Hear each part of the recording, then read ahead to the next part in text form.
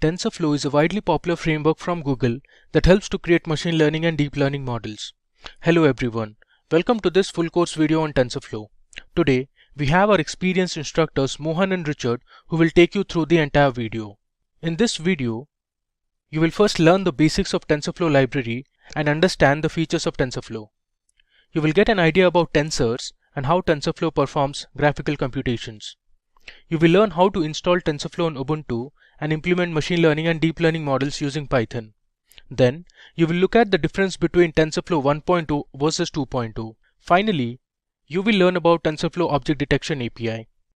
Over to Mohan now. Let's get started. So what is deep learning? Again, this video is not about deep learning, but there are other videos we have created in detail about what is deep learning. In this video, we'll just touch upon the basics so that's like a nice segue into TensorFlow. So deep learning is in a way a subset of machine learning, and we use primarily neural networks in deep learning, and the underlying technology behind artificial intelligence is deep learning. And here we teach them how to recognize, let's say, images or voice and so on and so forth. So it is a learning mechanism, but here, unlike traditional machine learning, the data is far more complicated and far more unstructured. Like it could be primarily in the form of images or audio files or text files. And one of the core components of deep learning is neural network. And a neural network somewhat looks like this. There is something known as an input layer, and then there is an output layer, and in between there are a bunch of hidden layers. So typically there would be at least one hidden layer, and anything more than one hidden layer is known as a deep neural network. So any neural network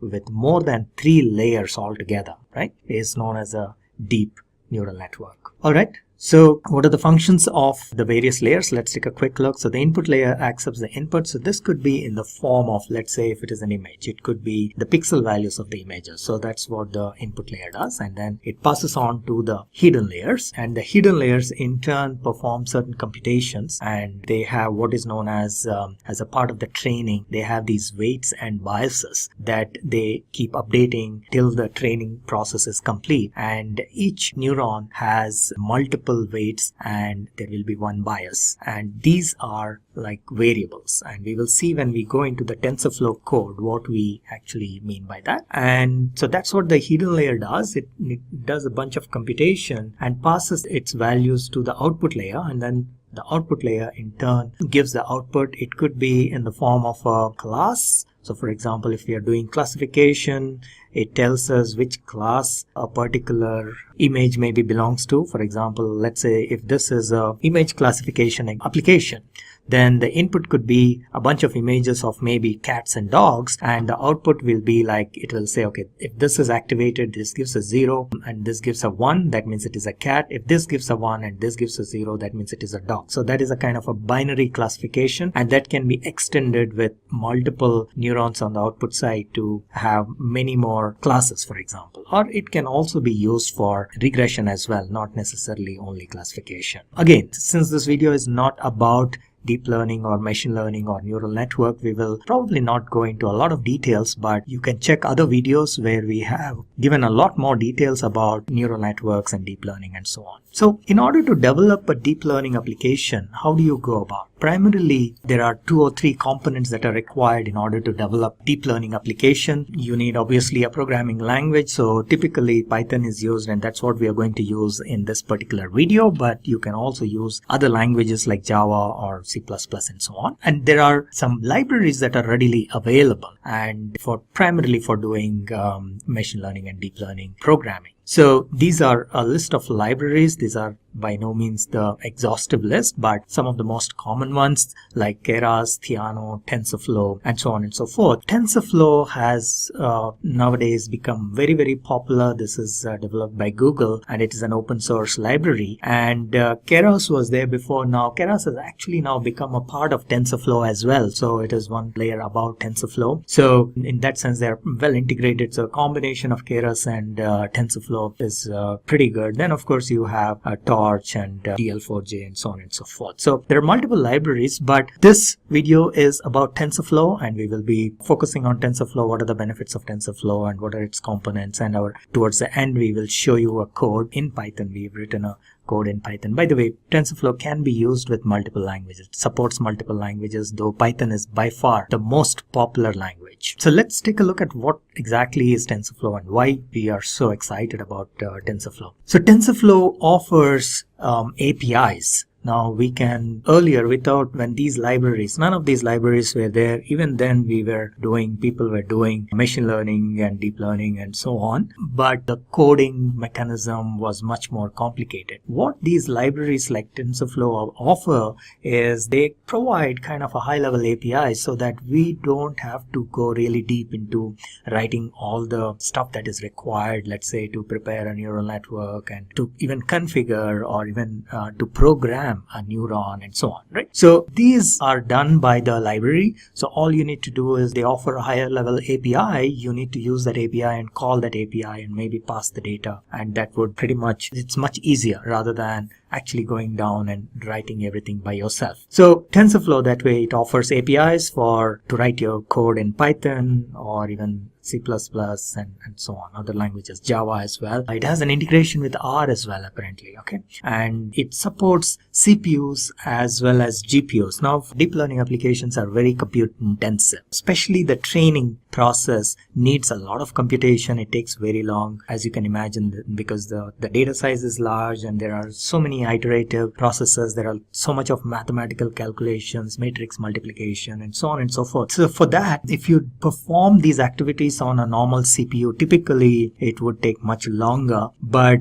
GPUs are graphical processing units. You must have heard GPUs in the context of games and so on, because where the screen needs to be of high resolution and the images need to be of high resolution and so on. So GPUs, as the name suggests, graphical processing unit, were originally designed for that. But since they are very good at handling this kind of iterative calculations and so on, now they are being used or leveraged rather for doing or developing deep learning applications. And TensorFlow supports GPUs as well as CPUs. So I think that's one of the major advantages of TensorFlow as well. Now, again, what is exactly TensorFlow? It's an open source library developed by Google and open source, and primarily for deep learning development. But TensorFlow also supports traditional machine learning, by the way. So if you want to do some traditional machine learning, we can do it. However, it is probably a bit of an overhead to use TensorFlow for doing traditional machine learning, and this is really good for performing deep learning activities. And again, if you want to get into more details about what's the difference between machine learning and deep learning, there is another video about it. You can probably take a look at that video. What else? It is developed originally for large numerical computation. So originally when TensorFlow was developed, they never thought of it as keeping deep learning in mind, but ultimately it so happened that it's really very good for deep learning development, and therefore Google has open sourced it. And TensorFlow, as the name suggests, the data is in the form of what is known as tensors. These are like multi-dimensional arrays, and they are very handy in handling large amounts of data, and we will see that as well as we move forward. And then of course the execution mechanism is in the form of graphs, so that makes it much easier to execute this code in a distributed manner across a cluster of computers and also using GPUs and so on and so forth, right? So that's a quick overview about what is TensorFlow. We will see a little bit more detail the two major components, that is basically the tensors and the graphs. Let's take a look at what they are. So what are tensors? Tensor is, as I mentioned earlier, it is like a multi-dimensional array in which the data is stored. Now when we are doing deep learning, especially the training process, you will have large amounts of data, and the data is typically in a very complicated format, and it really helps when you are able to use this or store it in a compact way. And so tensors actually offer a very nice and compact way of storing the data, handling the data during computation. This is not really for storing on your hard disk or things like that, but in memory when you're doing the computation, tensors are really very handy in terms of keeping the data compact, because they are like multi-dimensional arrays. So the data is stored in tensors, and then it is fed into the neural network, and then you get the output. Alright, so there are some terms associated with tensors. Let's get ourselves familiarized. One is the dimension and another is the rank. So what is dimension? Typically, dimension is like the number of elements in a way. So for example, this is a 5 by 4 dimension tensor, and then you can have again multi dimensions, right? So this can be like 3 by 3 by 3. So that is the dimension. And then you have ranks. What are tensor ranks? Ranks are basically, traditionally we would have thought of as dimensions. That is actually, in this case, it is called rank. So it becomes easier when we see examples. So a tensor's rank is supposed to be 0 when there is only one element. We also call this as scalar. So just one element, and this is not really a vector, it's just an element like 200. It's also known as a scalar. So such a tensor is supposed to be having a rank of 0. Then you have, let's say, a one-dimensional array. This is a vector with a row of elements. This has rank of 1. Now if you have traditionally what we call as two-dimensional, like a matrix for example, then the rank is 2, and in this case the rank is 3. And it can have more ranks as well. As I mentioned, it is like a multi-dimensional array, so you can have rank 5, 6 and so on. Okay, so those are the terminologies in TensorFlow terms, dimensions and ranks. So this is just to make sure that we are speaking the same language, so whenever we talk about a rank of a tensor, you understand what exactly is meant by that. Now, in addition to tensors in which the data is actually stored, all right, so the data is stored in the tensors, and then once you have the data, there is a computation that needs to be done. Now, the computation happens in the form of graphs. So what we typically in a TensorFlow program, what we do is, it's not like traditional programming where you just write a bunch of lines and then everything gets executed in sequence. Here we prepare graphs, various nodes, and then these are executed in the form of a session, and they use the data from these tensors. Now, I know this is a slightly new concept for a lot of you, so it may be a little difficult to probably understand in the first cut, but when we look at the code, when we go into the tutorial, the code walkthrough, I think that time it will become much clearer as well. But to start with, just we need to keep in mind that we have to first prepare a graph, and when you're preparing the graph, none of the code is actually getting executed. You write the code to prepare the graph, and then you execute that graph. So that's the way, by creating a session, that's the way TensorFlow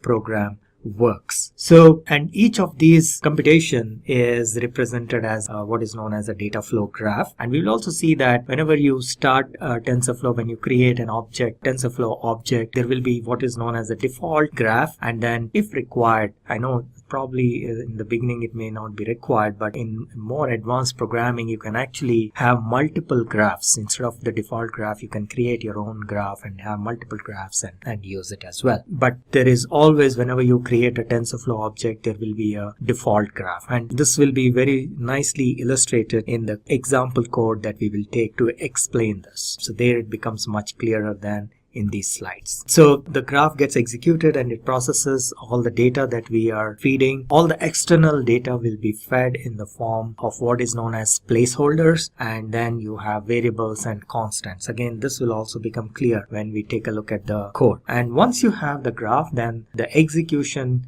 can be enabled either on regular CPUs or on GPUs, and also in a distributed mode, so that the processing becomes much faster. As I mentioned, the training of the models in deep learning takes extremely long because of the large amount of data, and therefore using TensorFlow actually makes it much easier to write the code for GPUs or CPUs and then execute it in a distributed manner. So this is how the TensorFlow program looks. So there is you need to build a computational graph. That's the first step, and then you execute that graph. So the first step is to write the code for preparing the graph, and then you create what is known as a session, and then in that session you ask the session to execute this graph. So this will again become much clearer when we look at the code. Before we can see the differences between these platforms, we first need to know what exactly each of these platforms are.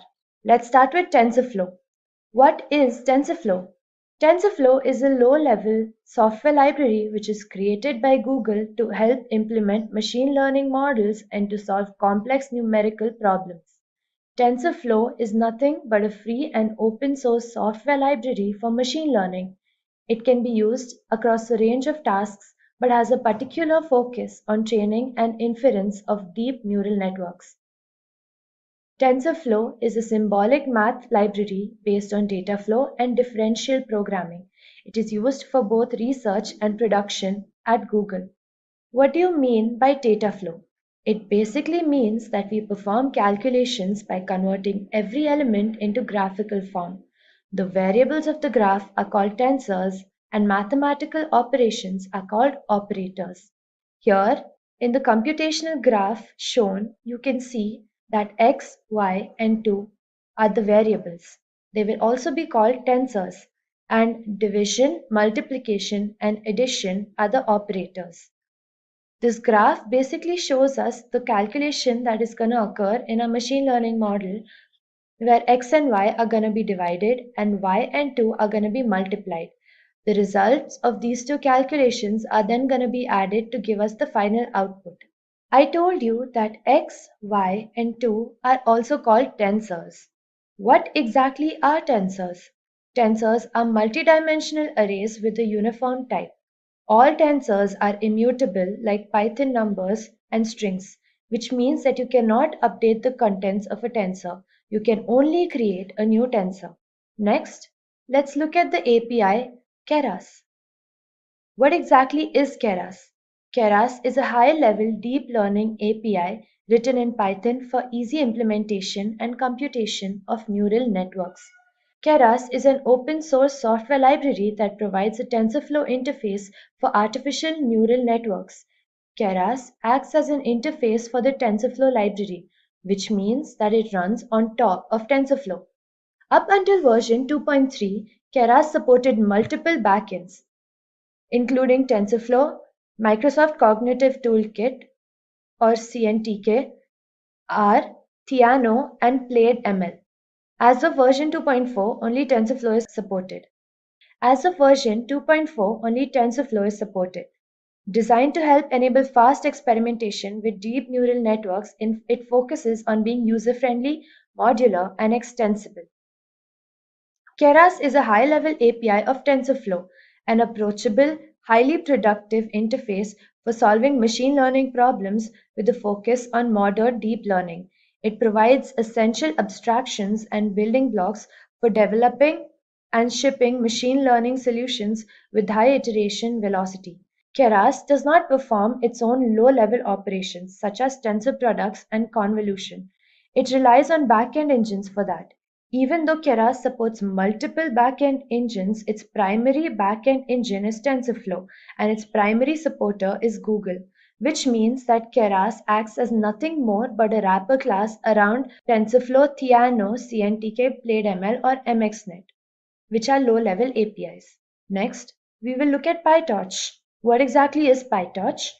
PyTorch is a low-level API which is developed by Facebook for natural language processing and computer vision. It is a more powerful version of NumPy.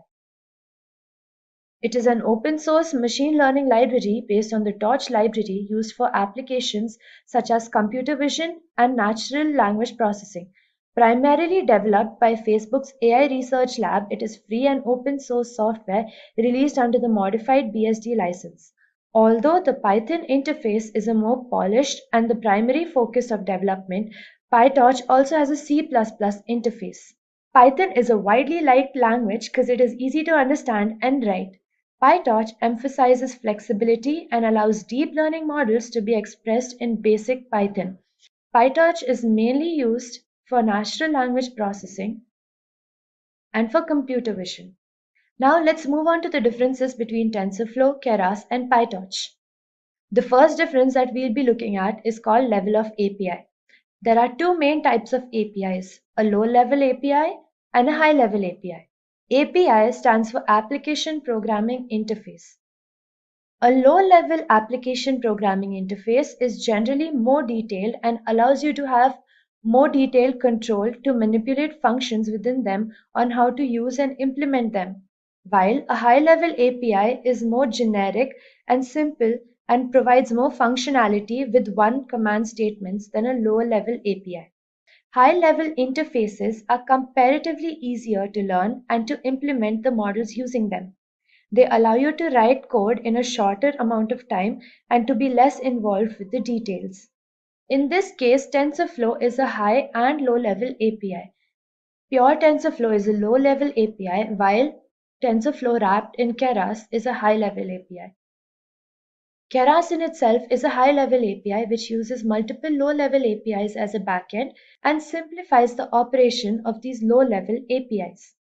PyTorch is a low-level API. The next criteria that we'll be looking at is speed. TensorFlow is very fast and is used for high performances. Keras is slower as it works on top of TensorFlow.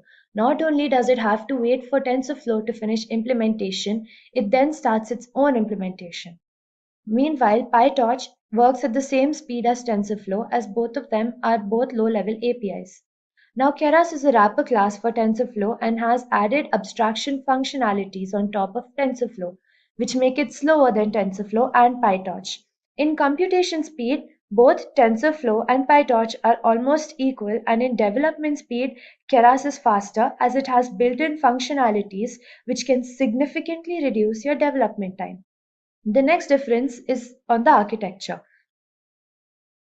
TensorFlow is not very easy to use, and even though it provides Keras as a framework that makes it work easier, TensorFlow still has a very complex architecture which is hard to use. Meanwhile, Keras has a simpler architecture and is easier to use. It provides a high level of abstraction which makes implementation of programs in Keras significantly easier. PyTorch, on the other hand, also has a complex architecture and the readability is less when compared to Keras. TensorFlow uses computational graphs which makes it very complex and hard to interpret, but it has amazing computational ability across platforms. PyTorch is a little hard for beginners, but is really good for computer vision and deep learning purposes. Datasets and debugging. TensorFlow works with large datasets due to its high execution speed, and debugging is really hard in TensorFlow due to its complex nature. Meanwhile, Keras only works with very small datasets as its speed of execution is low. Programs do not require frequent debugging in Keras as they are relatively simpler, and PyTorch can manage high-level tasks in higher dimension datasets and is easier to debug than both Keras and TensorFlow. Next, we'll be looking at ease of development. As we said before, TensorFlow works with many hard concepts such as computational graphs and tensors, which means that writing code in TensorFlow is very hard. It is generally used by people when they are doing research work and really need very specific functionalities. Keras, on the other hand, provides a high level of abstraction which makes it very easy to use. It is best for people who are just starting out with Python and machine learning. PyTorch is easier than TensorFlow but is still comparatively hard than Keras. It is not very easy to learn for beginners but is significantly more powerful than just plain Keras. Ease of deployment. TensorFlow is very easy to deploy as it uses TensorFlow serving. TensorFlow Serving is a flexible, high-performance serving system for machine learning models designed for production environments. TensorFlow Serving makes it easy to deploy new algorithms and experiments while keeping the same server architecture and APIs. TensorFlow Serving provides out-of-the-box integration with TensorFlow models but can be easily extended to serve other types of models and data. In Keras, model deployment can be done with either TensorFlow Serving or Flask, which makes it relatively easy but not as easy as it would be with TensorFlow and PyTorch. PyTorch uses PyTorch Mobile, which makes deployment easy, but again, for TensorFlow, deployment is way easier as TensorFlow Serving can update your machine learning backend on the fly without the user even realizing. There's a growing need to execute ML models on edge devices to reduce latency, preserve privacy, and enable new interactive use cases. In the past, engineers used to train models separately.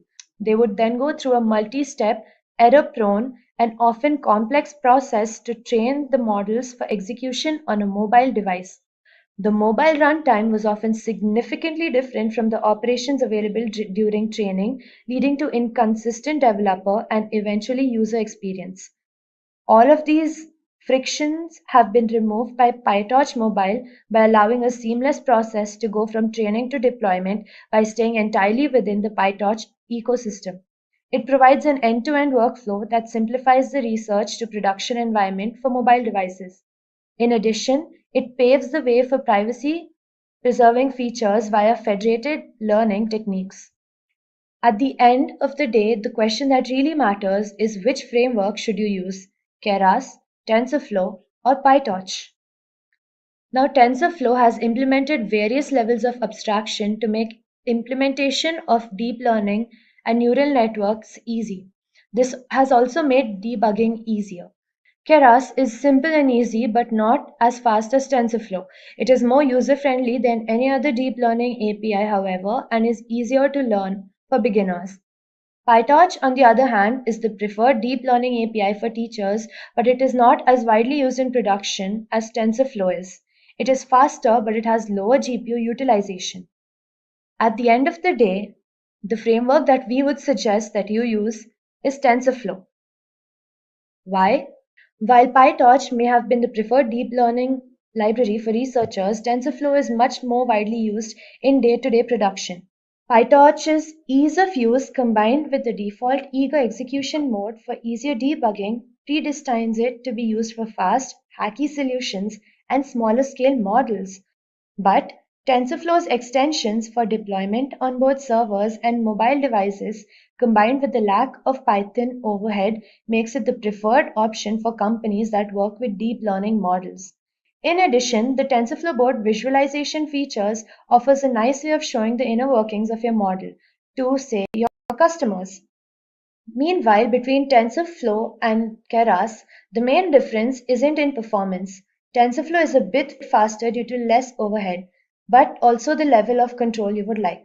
Keras is much easier to start with than plain TensorFlow, but if you want to do something with Keras that doesn't come out of the box, it will be harder to implement that. TensorFlow, on the other hand, allows you to create any arbitrary computational graph, providing much more flexibility. So if you're doing more research type of work, TensorFlow is the sure route to go due to the flexibility that it provides. Welcome to the session on installing TensorFlow. My name is Mohan and I'm going to take you through the process of setting up this TensorFlow development environment. As some of you may be aware, it's not that easy to set up the TensorFlow environment. There are several components, there are several possibilities. For example, you can set up on Windows, you can set up on Ubuntu. Now Ubuntu has multiple versions, which version to use, and then you have Python, which release of Python to use, whether to do a pip install, whether to do install using Anaconda, and how do you then link it up with Jupyter Notebook. These are multiple possibilities and it takes up a lot of time to try all of these. So today what I'm going to do is show you a tried and tested method of setting up the TensorFlow environment. And this will help primarily those who are starting with TensorFlow so that they don't have to waste so much time on setting up the environment and experimenting with the installation and setting up of the environment. Now, what we are going to do is I will show you a method by which it is a tried and tested method. And of course, TensorFlow homepage has an install page and it shows you some ways to install. But again, the challenge is the same. There are multiple versions, multiple methods shown there. So it's highly confusing for somebody who is new as to decide which path to take. So in today's session, what we are going to do is we will set up TensorFlow on Ubuntu, and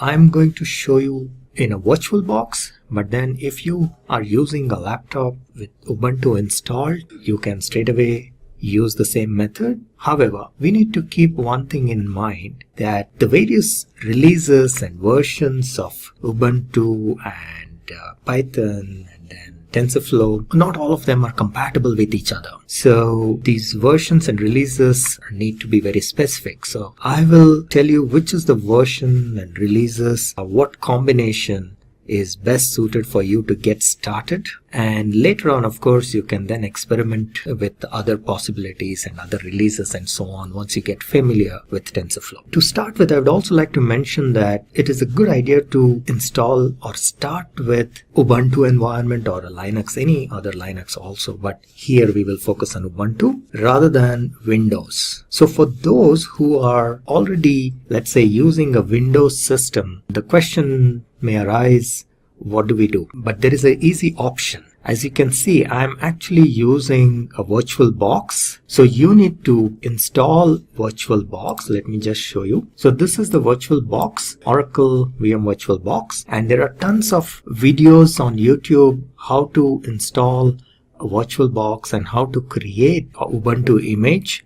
I think we will not spend time on that. But if you're using Windows, and my preference would be to set up a VirtualBox and set up your environment in Ubuntu image. So we will start by assuming that you have an Ubuntu environment, especially release 14.04 LTS. There are multiple Ubuntu versions, and again, we will not try to get the latest and the greatest versions or latest and greatest releases, but the focus here is to take the releases and versions which are working and where you will not waste time. So the setup process will be smooth if you stick to these releases. You can of course experiment later on with other versions and try out, but here we will be working with Ubuntu 14.04 LTS, and we will use Python 3.4, and we will use TensorFlow 1.5. This is a tried and tested combination, and I would also recommend that you use the same if you want a smooth start. And so let's get started with that. Let me log in to my Ubuntu system. Okay, so we have the Ubuntu system running here. Now, if you go to tensorflow.org, there is a page which mentions how to install TensorFlow, and as you can see, there are multiple possibilities. You have Ubuntu, you have Windows and Mac OS and so on and so forth. And if you go to Ubuntu, for example, further you will get multiple options, whether you want CPU or GPU, and whether you want to do pip install or using a virtual native pip, virtual env, Anaconda, and so on and so forth. So all these options are very complicated, or rather they're very confusing, I would say, not complicated, depending on whether you're expert or, of course, I am talking about beginners here. But if you click on some of these options, they may look very easy. So for example, if we go back and if you select, for example, native pip, it may appear like, oh, this is just, one single or two steps and that's about it. Everything gets installed. You see here, it should be just one step install. If you say pip3 install TensorFlow and everything gets installed. Unfortunately, it doesn't work that way. So it's not as easy as, so don't get kind of fooled by the simplicity of the documentation here. Again, it's not their fault because of the multiple combinations of releases and so on and so forth. It is not that easy. So what we will do is we will take a slightly roundabout method, which is using Anaconda, which has a few more steps, but you're sure that this is going to work. So that is what we are going to do, and that's what I'm going to show you. So what are the steps involved? Of course, I will not go exactly by what they have mentioned here. As I said, I will show you the steps which are again sure shot to work, whereas here again, if you follow just this document, there will be some variations which they have kind of not documented. So that's the reason I will show you the steps separately. All right, so these are the main 4 steps. You need to download and install Anaconda, and then create a virtual environment with Python, and the release, as I mentioned, is Python 3.4, and we will install TensorFlow version 1.5, and then we will install and configure Jupyter, which will be our development environment. Alright, so let's get started. This is our Ubuntu, and let's get a terminal started here. And okay, yes, so alright, so we started the terminal, and then what we'll also do is we'll go to the Anaconda website because we need to install Anaconda. We need to download and install Anaconda. So for that, you need to go to the Anaconda website. So you can just open a browser and Google, and you will find Anaconda website. So this is the site, anaconda.org. Click on this link and it will take you to the Anaconda website. You don't have to sign up or anything like that. Just look for the download Anaconda. So just click on that. It will take you to the download pages and it automatically recognizes that you're on Ubuntu. So it will show you the links to download. Alright, so as you can see, it has recognized that you're on a Linux operating system. So you can just click on this download and it will start the download. There are two versions, of course, Python with Python 3.6 and 2.7. I recommend you start with Python 3.6. Now just want to clarify that we will be actually using Python 3.4. This is just for the initial installation, but subsequently when we set up the virtual environment, you will see there is one more step there where we set up the virtual environment. There we will actually be using Python 3.4, so just that you're not confused. Alright, so it has started the download. We just say no thanks for this and it is downloading. While it is downloading, you can click on this link saying how to install Anaconda. So there are a couple of steps mentioned there that we will be using. So let me just in the meanwhile click on this. For some reason the network is a little slow, so it is taking time. Alright, so once the download is done, we will be using the options that are mentioned here. Now the first step, of course, is we are already doing the first step, which is downloading the installer for Linux. The second step is not mandatory, so it's an optional step. Most often you can actually skip that. And third step is what we are going to do. And since we are using, at this point, we are using Python 3.6, we should use this command. So basically the terminal we have opened here is to use or to run this command. That's the reason I opened this terminal. However, make sure that the download is complete before you run this command. So we'll just wait for a couple of minutes and we'll come back once the download is done. Alright, so as you can see, the download is done. This is a fairly large file, so if you're on a slow internet or low internet bandwidth, then it might take quite a while. It's about 578 MB, and so this is the file. Now what you need to do is you need to go back to this installation steps, and let me minimize this, and yeah. So this is the command that you need to run. So you can just directly copy and paste this command from here. Okay, so I do copy, right mouse click.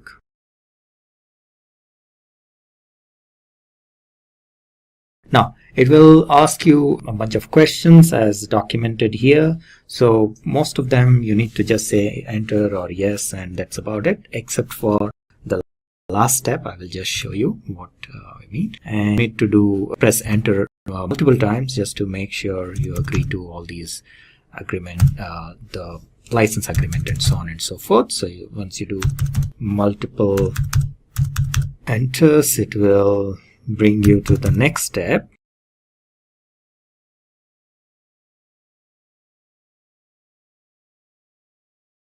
Alright, so now here again they say do you accept the terms. You just say yes and then press enter, and here it will ask you a couple of questions, and pretty much you need to just go for the default version. Press enter to confirm. You just say press enter, and this is primarily when it will pretty much start the installation process of Anaconda. This might take a little while depending again on your internet speed, so you need to have some patience. We will also probably come back once this installation is done, or if it asks for any further questions.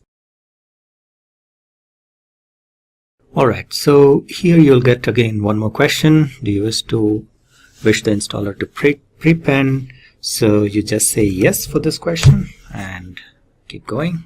Now the last question, I think we are pretty much at the end, and that is about Microsoft VSS, I guess.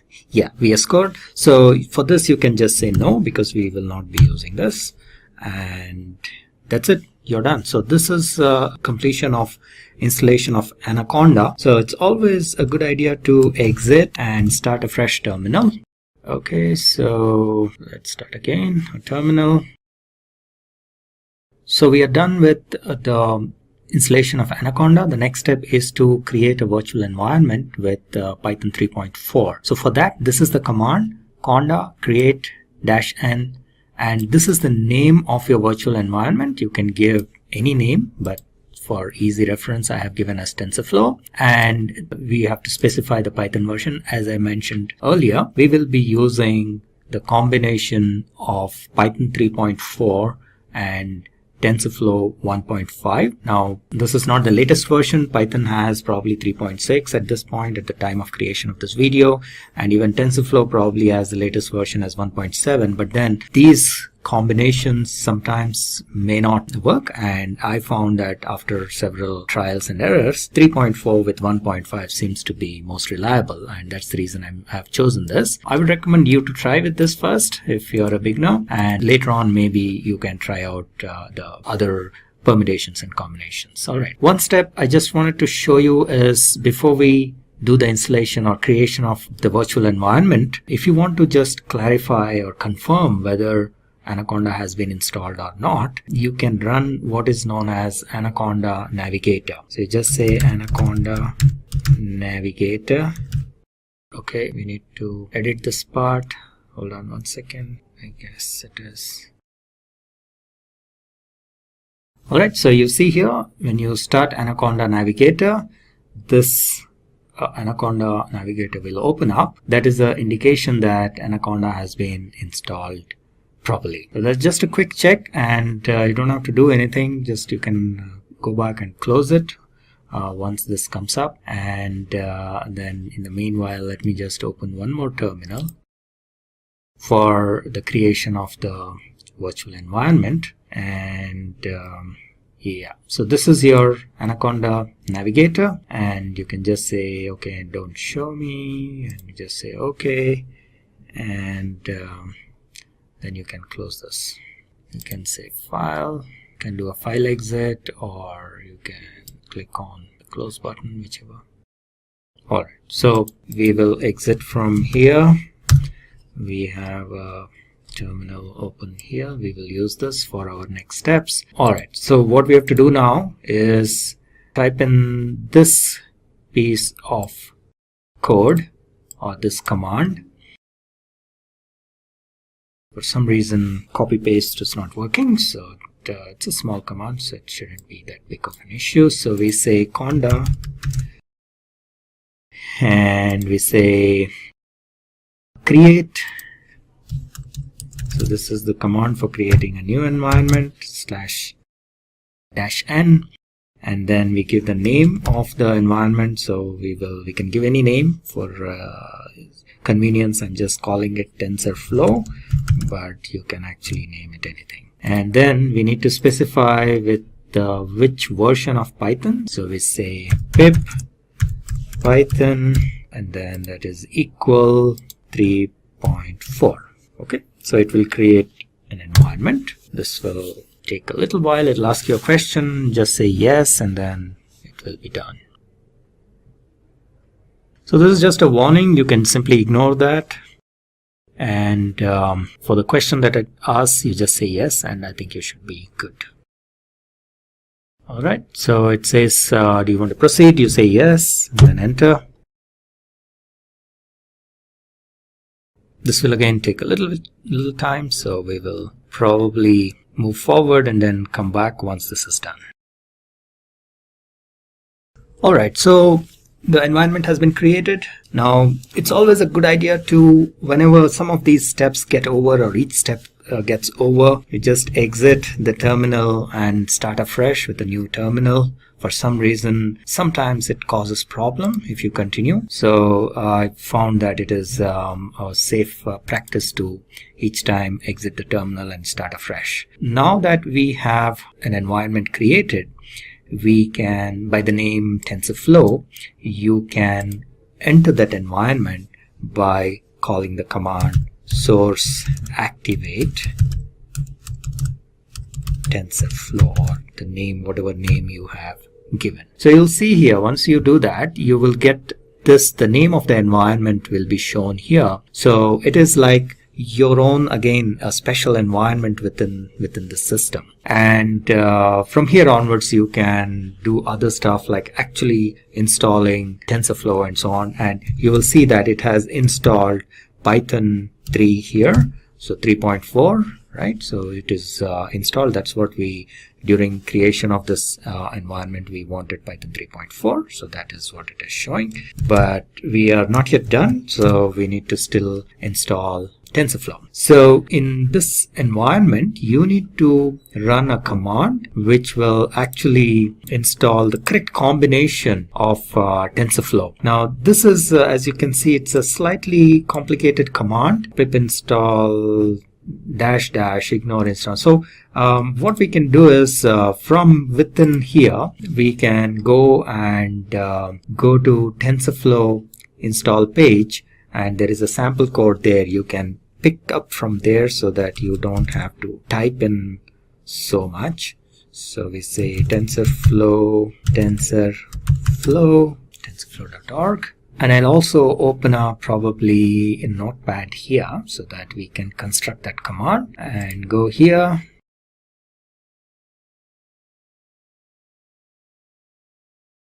We say Ubuntu.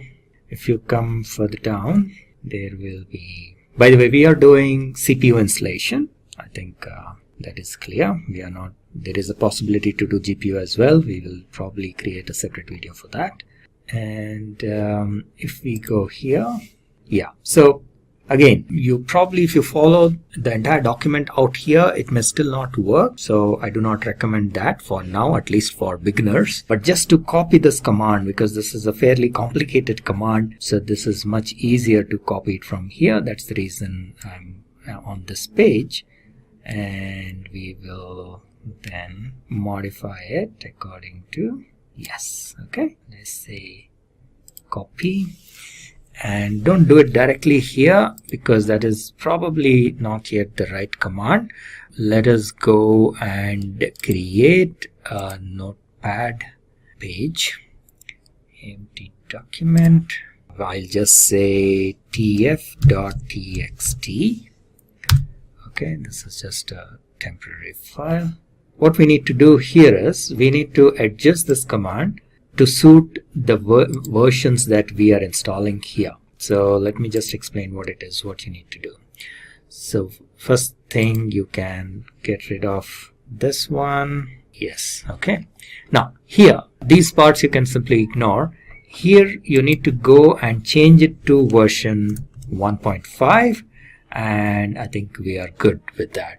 Okay, so the CP34 indicates your Python 3.4. So later on, when you're trying to experiment and if you want to do other combinations of TensorFlow and Python version, then you can change this. For example, you can change this to 3.6. Both these places you need to change this to 3.6 if you're using with Python 3.6. And similarly, if you want the latest version, which is of TensorFlow, which is 1.7, you need to change this to 1.7 and so on. But at this point, to start with, if you're a beginner, I would recommend that you stick to this TensorFlow 1.5 with Python 3.4. This is tried and tested and it works. Okay, just a word of caution that just by changing these versions, the whole thing will not work. There may be other places where you may have to, some of the steps may change. So just a word of caution that just by changing this, if you want to try out with a different version, some of the steps may also change. So you don't think that just by changing this, just one particular command, you will be fine. Okay, so that's been my experience. So to start with, I would recommend use this particular combination. All right, so it looks good. TensorFlow 1.5, and let me just reconfirm with my notes, and I think it looks good. So this is install, ignore, 1.5, CP34, and so on. Okay, so let's hit enter. So it started the process. Again, this might take a little while, so we will pause the recording and then get back when the installation is done. Okay, so looks like this installation is done, and as always, let us exit and then come back. Now, you are currently in the environment. virtual environment. And it's a good practice before you exit out of the terminal to come out of the virtual environment. So just like you did source activate, you need to do source deactivate and the name TensorFlow. Okay, you will come back to the original command prompt, and then from here you can do an exit. Now we need to validate whether the TensorFlow installation has gone through properly or not. So the way to validate is to first start Python and then import TensorFlow library, see if it imports without error. So that's the best way to validate. So we'll open a terminal, and whenever you want to get into the environment, this is how you have to do. Come to environment and then say source, and obviously you can also use existing. So source activate TensorFlow. Okay, so we do this, and you need to run Python from here. And remember, you should say Python 3 because you have installed Python 3.4. Now here when you say import TensorFlow as TF, when you get back a prompt like this without any errors, that means TensorFlow installation has been successful. If TensorFlow was not installed properly, you will get an error saying TensorFlow is not available or module doesn't exist or something like that. So TensorFlow installation is done, but now we will go through the process of installing Jupyter Notebook so that you can do your development. So let me just exit, and in order to install your Jupyter Notebook, which is going to be your development environment, we will first install IPython using conda. So conda install IPython and then pip install Jupyter. So let's first do the IPython. Conda install IPython. Again, it will ask you a question saying these are the components. Do you want to install? You just say yes. Alright, you say yes. And then once again, it will take a little while, so we might pause the recording and come back once it is done. Great, so that did not take much time anyways. So we will, as usual, we will exit, which is source deactivate TensorFlow, exit, and then we will start a fresh terminal in order to install Jupyter. Now in some places they may say install Jupyter using pip3, but in my experience it did not work with pip3, and that's the reason we will use pip. However, just keep in mind you need to first go to the environment. So source activate TensorFlow, and you need to use this command, which is pip install Jupyter. Usually when you're on Python 3 you use pip3, but as I said, it did not work. So in my experience it works with pip install and not pip3. So pip install Jupyter. I hope you already noticed that it is JUPYTER and not JUPI. So again, it's probably taking a little while. We will pause the recording and come back once it is done. Okay, so Jupyter installation is also done. Once again, you need to, it's a good idea, not you need to, but it's a good idea to come out of this terminal session and then start afresh. So we exit, and we have a fresh terminal already available here, and we will once again go to TensorFlow and we say Jupyter Notebook. That's how you start your Jupyter Notebook. So this looks good. Now only thing is, since we are running for the first time, what you need to do is, if you come back to your command prompt, it will show you that if you are running it for the first time, it will say that you need to copy paste this link.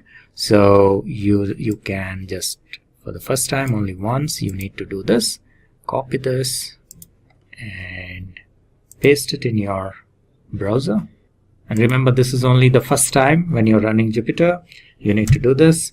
Subsequently, you don't have to. It will automatically open up.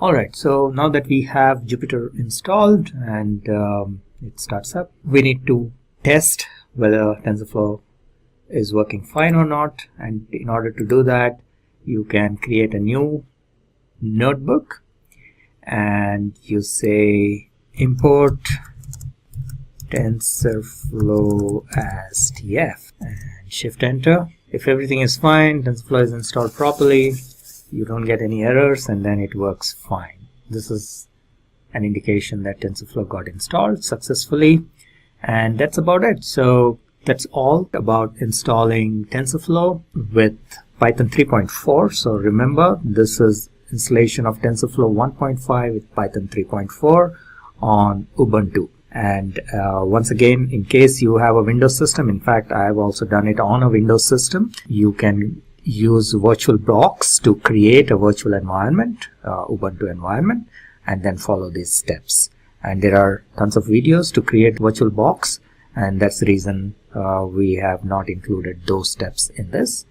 And if there are any comments, there are better ways to do this, please mention it in the comment section below, or if you need any further help, just mention it, and with your email we will respond to you. Now, what are the various elements of a TensorFlow program? As I mentioned, TensorFlow program is slightly different from regular programming that we do. So even if you're familiar with Python, this may still be new for you. The way you write a TensorFlow program is different from the regular Python programming that you would have done, or even machine learning program. You would have written some machine learning program using scikit-learn or regular Python libraries. This is different from even that. So let us see what are the various elements. So first of all, the way we handle data inside of a program itself is a little different from how we normally do. In a normal programming language, a variable is a variable in your program, right? So you have anything that can keep changing, you just create as a variable, or even constants in fact are actually created as variables. But in TensorFlow, the storage in the program consists of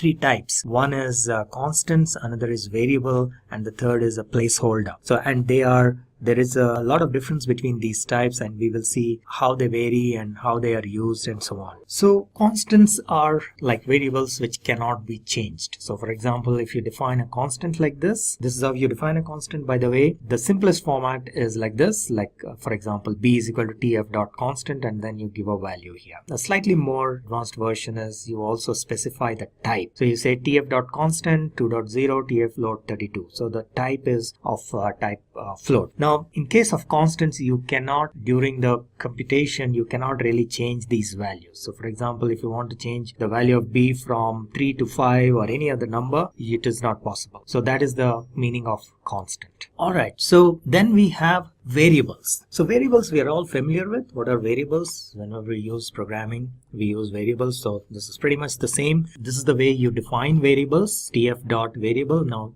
one thing you need to note is this is the only type in which we have v capital. Okay, constant has c, small c, and placeholder as small p, but variable has capital V. And tf dot variable, and then you give the value, and then you can specify what is the type, and then you can use the variable, change the variable at any point in time with a different value and so on. You can update the variable and so on. So we will see all of this in the code. I will illustrate how a variable is defined and how it can be changed, whereas a constant cannot be changed, and so on and so forth. And then we have placeholders. Placeholders are really a special type, and this may be something completely new for many of us who have been doing programming, but in TensorFlow this is a completely new concept. So this is very important to understand this. Placeholders are like variables, but only thing is that they are used for feeding the data from outside. So typically when you're performing some computations, you need to load data from a file or from an image file or from a CSV file or whatever. So there is a provision with this special kind of variables which can be fed in a regular basis, because one of the reasons for having this kind of provision is that if you get the entire input in one shot, typically it may be very difficult to handle the memory and so on. So I think that was the reason they came up with this mechanism where you can feed in batches. And there is a certain way of populating the placeholder. We call this feed dict, feed underscore dict, and this is a parameter name, by the way. And you feed the placeholders, right? That is the meaning here. So there is a certain way of feeding the placeholders, and we will again see this in the example code as we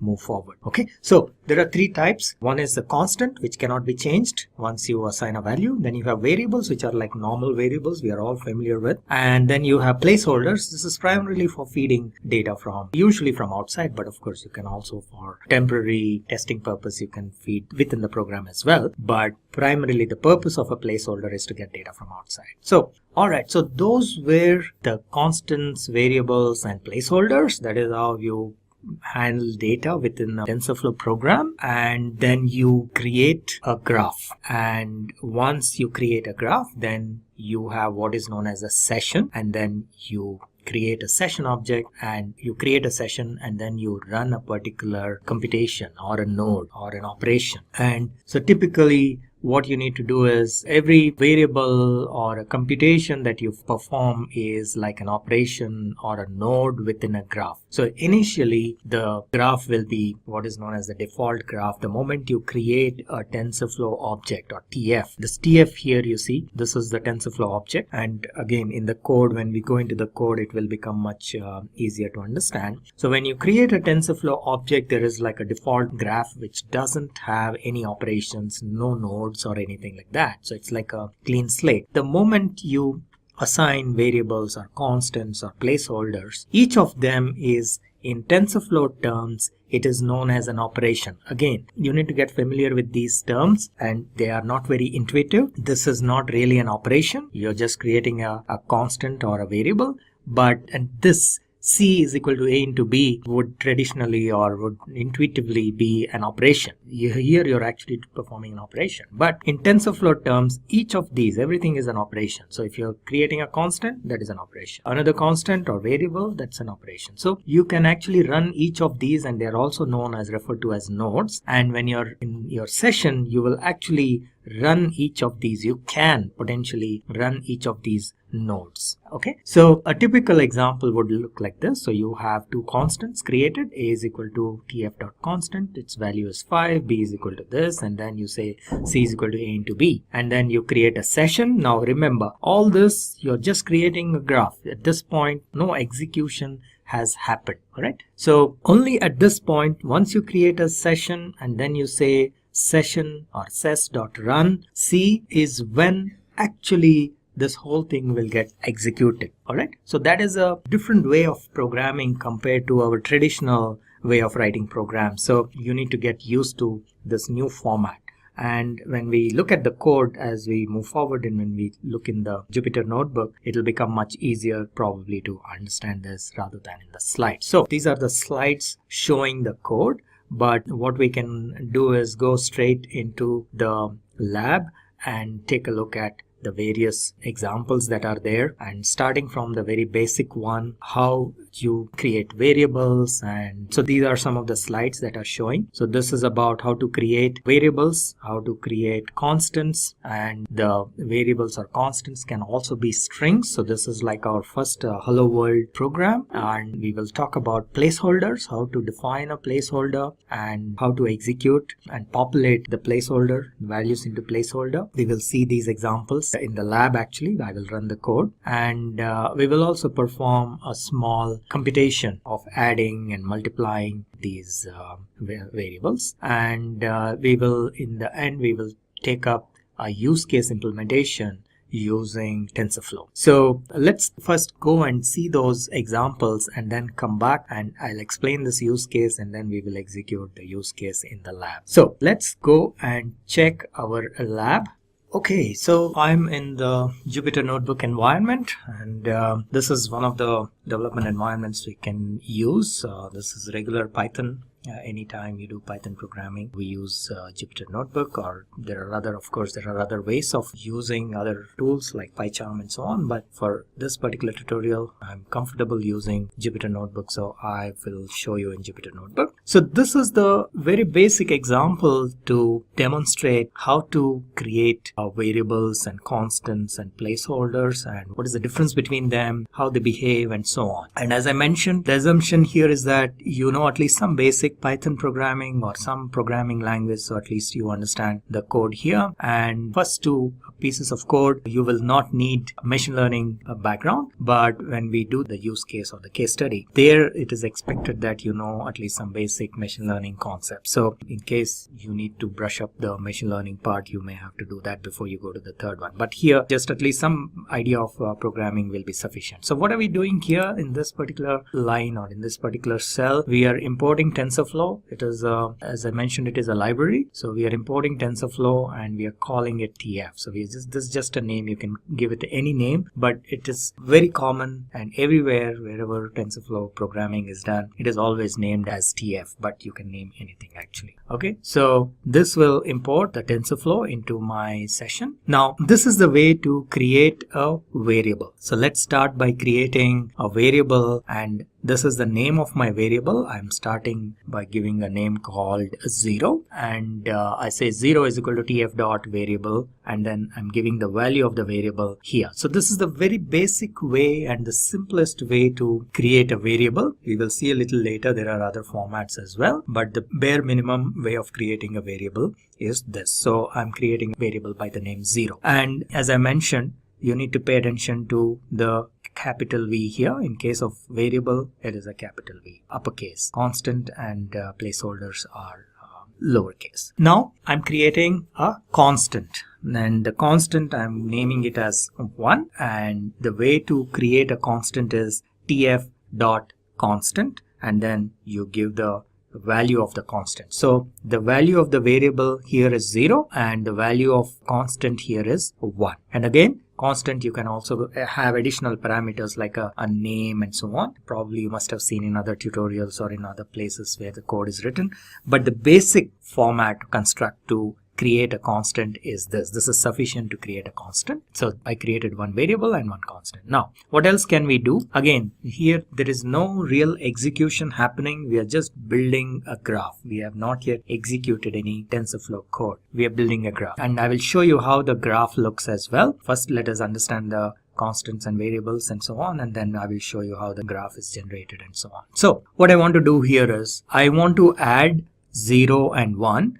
and put it into a new variable called new value. So what I do here, TensorFlow offers these methods like add, assign, multiply, or you have matrix multiplication, matmul, and so on, right? So I will use one of those methods, which is tf.add, and then pass these two as parameters. So we can add a variable and a constant. There are no restrictions on that. So this is a variable and this is a constant. So if I do this, it will be okay. I did not execute this code, so it is giving an error. Now we are good. Okay, so what it has done is new value will be equal to tf.add 0, 1. So then we have one variable and one constant. Now let's say I want to change the value of the variable, because that is possible, right? So we want to change the value of the variable to something, some new value. So we have, in this case, new value has 1 because we added a 0 and a 1. So new value has 1. Now I want to assign this to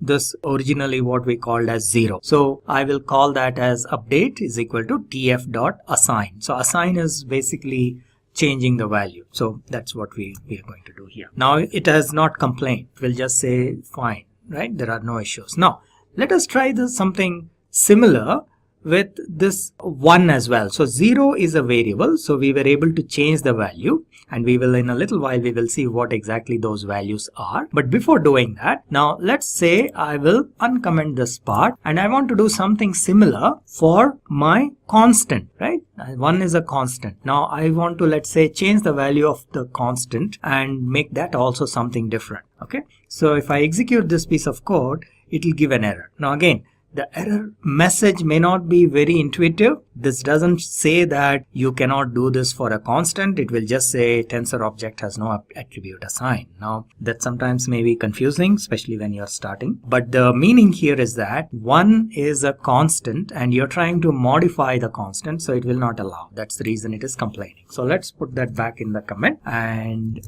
okay, so that is done. So only variables you can modify. Now what you have to do, let's skip this piece of code. I'll come back to this in a bit, but let's say we start by creating, you remember I told you we need to create a session. So the way to create a session, there are a couple of ways of creating a session, but this is for beginners, this is the easiest way. All you need to do is assign a variable called ses, or you can give any name, and that is equal to tf.session. That is the session method here, and you create a session object by the name ses. Now what I'll do is I'll skip this as well. There is a purpose behind that. Now let's go ahead and run this piece of particular operation. You remember I mentioned that everything you need to run. So as of now, the code has not really got executed. TensorFlow code has not got executed. You only created the graph. So only when you run through the session is when actually the program gets executed. So when you do this,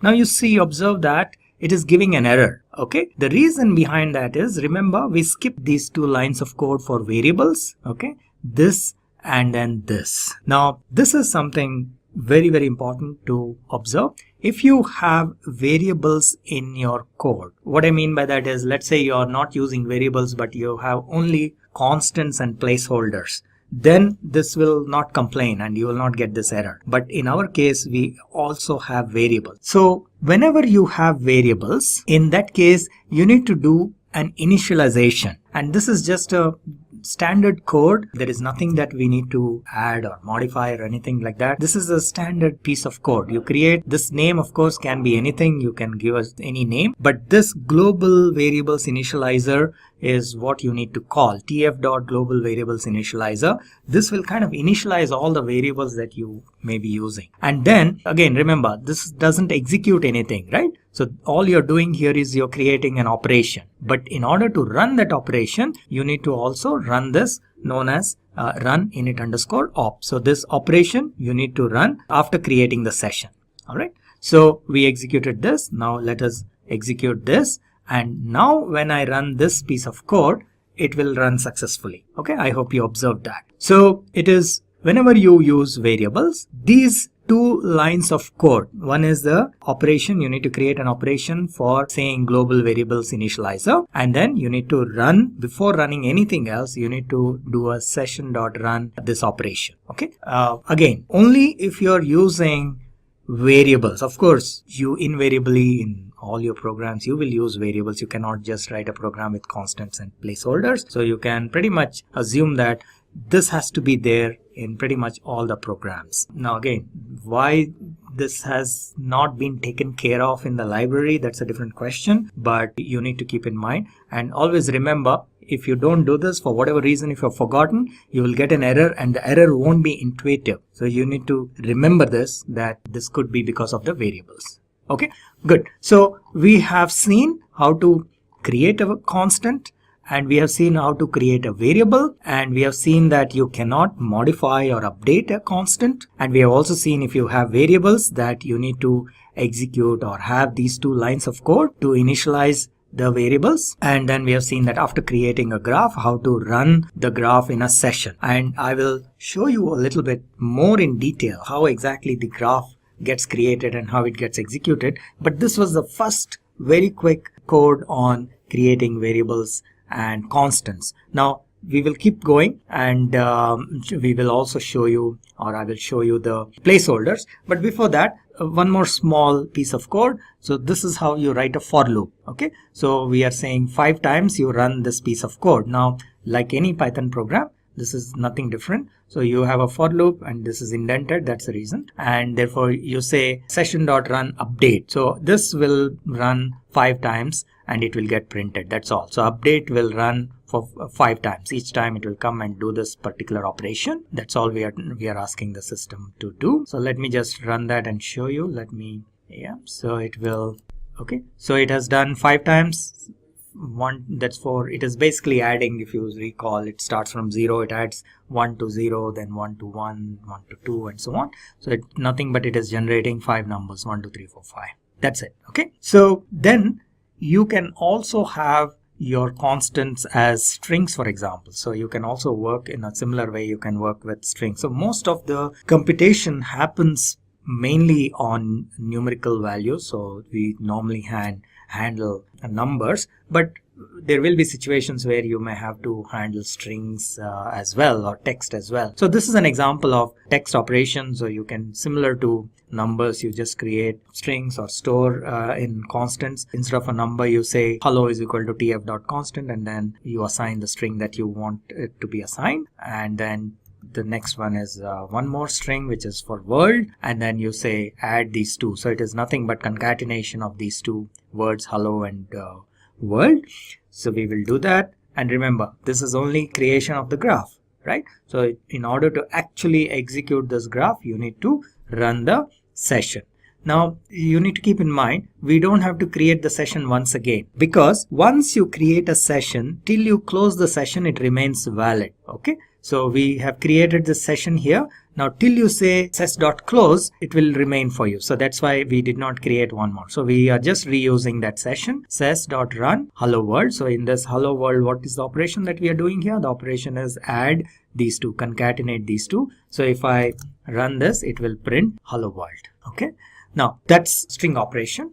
Now we will take a look at placeholders. So this is slightly more complicated and something new even for people who have been writing programs. So, but I'll just explain it with a quick example. First of all, how do you declare or create a placeholder? You just do tf.placeholder, and the p is lowercase. Only in case of variables, the v is uppercase, but otherwise constant and placeholders, it is lowercase. And you just say, because as I mentioned, this is a placeholder that doesn't have any value. So you, unlike a constant or your variable, you will not specify any value. You just say what type of placeholder you want. And very often, most of the cases, it is a floating point. So we just say placeholder of type float32. So this tf.float32 tells the system that it is a floating point. Okay, and then, so let me just run this, and then you can do some or define some computation, like for example, b is equal to a into 2.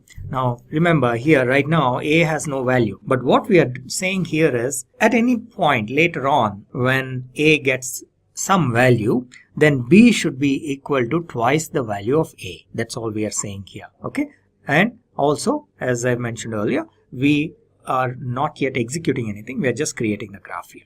Okay, so now you have that. Now how do you feed the value or populate the placeholder? There is a certain syntax in which you can populate the placeholder, and you do that using what is known as a dictionary. You're all probably familiar, those with Python especially must be familiar with dictionaries. So you need to create a dictionary and then pass that in order to feed the placeholder. So in this particular example, if I want to run something, if I want to calculate or compute b, obviously I need to feed the value of a. So the value of a I'm feeding using this dictionary, and I'm saying that a is equal to 3. Now there are multiple ways of populating the value of a, because typically this won't be just a scalar value, like in this case, right? Remember scalar? So it's just one value, one number. Typically it would be a vector or a tensor. Very often it is a tensor. So we will see step by step. So we can start with the very basic example where a can be a scalar. So in this case, a is equal to 3. That's what we are saying. Feed underscore dict. In this case, feed underscore dict is the name of a variable, by the way. So you can't give anything else here. So if you just say feed is equal to this, it will give you an error. Alright, so keep that in mind. Either you specify feed underscore dict is equal to and give the dictionary, pass the dictionary, or you straight away, like in this case, this is another format. So let's see. First, let me execute this. It has given 6. Okay, I think let me see if I can clear out this particular cell so it becomes easier to understand. Okay, so it is giving you 6. Let me do that once again. Clear out this and then, okay, and let me change the format. So this is one way of doing it. Another way is you don't even have to specify the name of this parameter feed underscore dict. You just pass the dictionary and it will execute.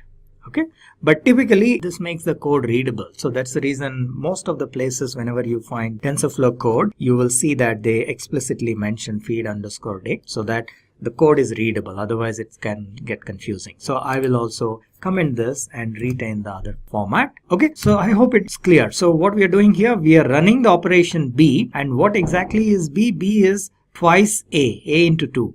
So therefore what we are doing, and a has not been doesn't have any value out here, right? So that's why we are feeding the value of a, and then the operation gets completed. So a gets a value of 3, and then it gets multiplied by 2 because that's what we said here. Therefore, b gets a value of 6, and that's what is being fed into result, and that's what is getting printed here.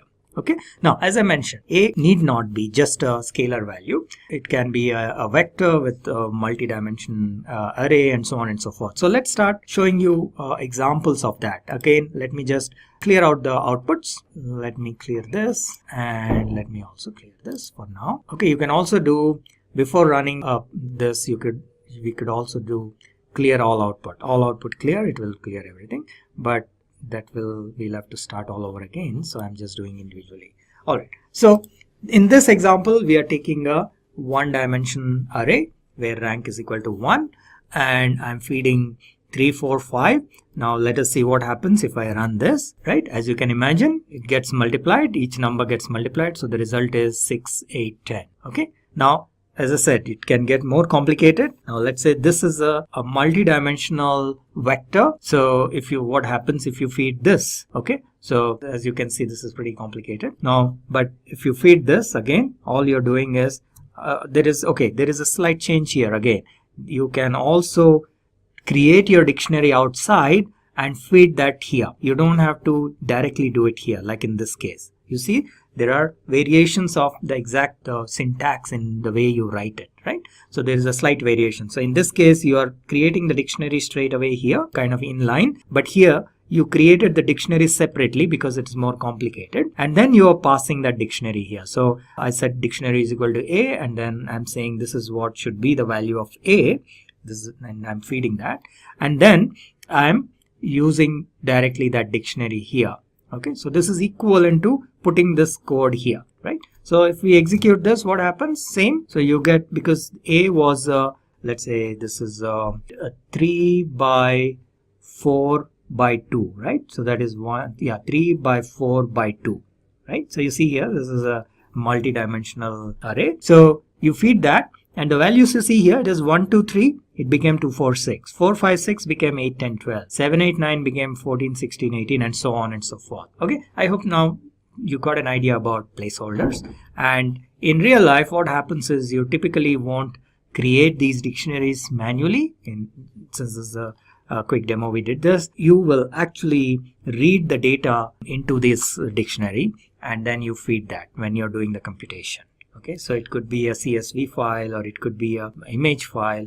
So input is basically read and fed in. Usually it is also done in batches, so you don't read the entire thing because there can be a large amount of data. So that is the idea behind having these placeholders, and the way we feed these placeholders, there is a provision, deliberately there has been made a provision for this kind of getting data into the program in chunks. Okay, now in this particular example, we will close the session here, and then I will show you what is the other way of creating a session, right? So now if I close the session here, now if I try to do anything with the session, it will give us an error. So I will probably not do that right now. Now there is another way or another format, and this is a very common way of using the session, but I didn't want to start off with this because this could get a little confusing. A simpler way was to create session saying ses is equal to tf.session, but typically you will do it in what is known as a with block. This is a very common way of creating session. So once you have the graph, you would execute the graph in a session using a with block, and this is the syntax. So you say with tf.session as ses, all right, and then you put all your code here. So what will happen is you don't have to explicitly close the session. The moment this with block gets completed, the session gets closed. Okay, so let's just take a quick look at this example. Now, if we let me clear this current output, we clear. Okay, so this is the hello world example. A little bit earlier we did that. So I'm doing with tf.session as session result is equal to ses.run hello plus world, and then I say print result. Okay, so within this with block, I'm doing all my computation, and this gets executed. Now let's say I try to run. Remember, I created a session here. Now if I want to, let's say, do something like run ses.run a, it is giving an error because the session is no longer valid, right? So you cannot, either you have to run this. If you want to run this, you have to run this in this with block, or you shouldn't have closed the session here, right? You remember this, we said session.close. So since we have closed the session, there is no active session, therefore it is giving an error. Okay, now there is a third way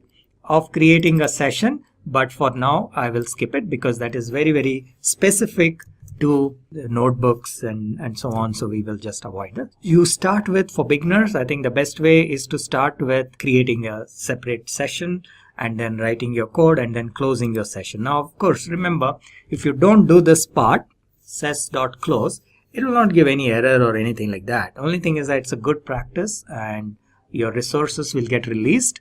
Otherwise, if you do multiple of these programs, if they are running, then your resources will get blocked. That's the only thing. And to start with, it is simpler to do it this way. So initially when you're doing, you start with this. But as you move forward, as you become familiar with TensorFlow programming, I would recommend all of you to get into this model. Most of the programming, TensorFlow programming, is done like this with tf.session as says. Okay. All right. So that was one book or one page of code that we have done explaining about variables, constants, and placeholders. Now let me explain how the graph works. So in this example, we are going to see how the graph is created, how the graph gets executed, and so on. Okay, now that we got a understanding of constants and variables and placeholders. Okay, so we will start as usual by importing our library, and as I said, whenever you create a TF or TensorFlow object, there will be what is known as a default graph, and you can get a handle of that by saying get default graph. So let's do that, and you can display the operations. Remember, every node in the graph is considered as an operation, right? So as of now, as you can see, we have not done anything. We have not created a constant or variable or nothing, right? So there is no operation. So by the way, let's do one thing. Let's start with all output clear so that I don't have to again do individually. So I'll just run these two lines of code. Okay. Now, so we have the default graph. And as of now, there are no operations. So there is a method called get_operations, which will kind of display or show what are the various operations that have been performed on the graph. So as I said, to start with, there have no operations being performed. So when I try to display, it's empty. There are nothing is there, no operations. Okay. Now let's see what happens when we slowly, step by step, start writing or building the graph. So my first step may be to create a constant. Okay. Remember, in the previous example, I have shown you how to create a constant in the most simple or the simplest way, which is like constant and then the number, right? Now, a small extension of that is you can actually give a name to your constant. Now again, this need not be the same. I can say a is equal to name and xyz. I can give anything here. Okay, this is just for your reference, but here for simplicity, because there is a purpose why I'm using the same name as the name of the variable, and there are other reasons as well why you would give a name again to a constant or a variable. This is again useful when we are using what is known as tensor board. Otherwise it doesn't have much value. This additional name doesn't have much value. In this our case also, we will be seeing the graph, and that's why I'm using this, but otherwise this having additionally a name usually doesn't add much value. All right, so let's create a constant. I created a constant. Now let us see what's going on in the graph. So I will just say operations is equal to get operations, and if you see here, now you remember here it was blank. Now you see the first operation is showing up, and this a, that's the reason I put here, so it is showing as a, and it says that okay, you have performed an operation and there is a constant. You have created a constant. Okay, all right, so let's move on. Let's say we want to create a second constant, and this is b. So if I see what are the operations, list of operations that have been performed, you see here there are two of them. So you have operation a, which is a constant, then you have an operation b, another constant.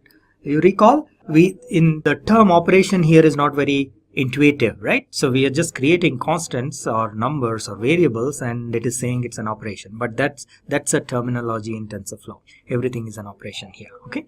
All right. So then what else? Let's say I want to create a third operation, and that is basically adding, this is a real operation in normal sense as well. So let's say I'm creating C, which is adding A and B, and the C value obviously will be A plus B. Okay. Now, if we want to see what is in C, and we say C, you see here, it is not showing 30. It just says it is a tensor and it is of type int32, right? Because we have not executed the graph. We are still only building the graph. I hope this makes it easy to understand. Okay. So we are just building the graph. We have till we do a session and run a particular operation, you're not actually executing anything. Okay, you're just building the graph. All right. So now let us see what are the operations. We have done A, B, and now C. So you will see there are 3 of them, A, B, and C. Okay. Now let's do one more operation, which is D. And here I am doing multiplication. You remember we did a tf.add. Now I'll do tf.multiply. And I'm multiplying A and B, and I'm calling this operation as D. So A has, I think, 10 and B has 20. So D will be actually 200 when we execute it. Right now it is just a tensor and it is of shape int32. Okay. And once again we can see what are the operations: A, B, C, D. And let's do one last operation here, which is E, which is once again multiplication of C and D. Now that C has 30, which is A plus B, and D has 200, which is A into B. So now C into D will be 30 into 200, which is equal to 6000. But as we have seen earlier, that multiplication will not happen right now. So now you have built a fairly simple but operation graph, which consists of A, B, C, D, E, 1, 2, 3, 4, 5 operations. Okay, so you built a small, it's not a very complicated one, but a simple graph. Now you need to execute these operations. So what you need to do, you need to create a session. Okay, so ses.tf is equal to session, and then you can run these session, print ses.run e. Now, am I missing something? Do I have to initialize the variables? That's a question for you. Think and tell me. Do I have to initialize the variables there? Remember, I ran one piece of code. I think you must have got the answer. I don't have to, because I'm just using all constants here. I have not used any variable here, right? So I don't have to execute that piece of code to initialize the variables. So I can just create a session and run any of the operations that I want to run. So in this case, I'm running session E, operation E, right? This operation E. Now I can actually run individually. Instead of doing directly E, I could have run only A, or I could have run B, and so on and so forth. But in this case, I have run E, which in turn will do all the required computations, which is, for example, assigning the value to A and B and C, doing the multiplication and so on. All those operations will be performed, which are required to do the computation of E. Okay. Now, there is a small piece of code that you can use to find out what are the various operations that are there in this particular graph. In this case, of course, it was very easy, very straightforward. I have created A, B, C, D, E. But in normal programming, in real life, this can sometimes help to see what is there in your graph, what kind of operations are going on in your graph. So you can write this piece of code, and it may sometimes help debugging as well. Okay. All right. So I finished my session. What do we have to do? We need to close the session, right? Because I did not use the with block. So I need to close the session as a good practice. So I close the session. Good. So that's how the graph works. I hope it was helpful in understanding how variables and constants and placeholders are created. In the previous example we saw, and how exactly you create a graph and then you actually execute that graph. That's the way TensorFlow program works. That's the structure of TensorFlow program. Okay, so now that we understood the structure of TensorFlow programming, let's take an example, and a classification example, and take some real data from outside, external data CSV file, and try to solve a classification problem. For that, let's first go back to the slides and understand what is the problem statement, and then we will come back. Okay. So what is the case here? We have some census data and which has all these features or variables like the age of a person, what class, work class, what is his education, what is his marital status, gender, and so on and so forth. So there are a bunch of features that are available, and we have to basically classify, or not classify, we have to build a model for classifying whether the income of this person is above 50K or below 50K. Okay, so there is actually a label data available. We will then try to build a model and then see what is the accuracy. So that this is a typical machine learning problem actually, but as I said, TensorFlow can be used for doing machine learning as well. So we will, as a simple example, we will take machine learning. So this is how the high level the code looks, and in TensorFlow programming we also take help of regular Python libraries, like for example it could be NumPy, or it could be scikit-learn, or it could be pandas in this case. And because before you actually develop or before you train your model, create your model, you need to prepare the data into a certain format.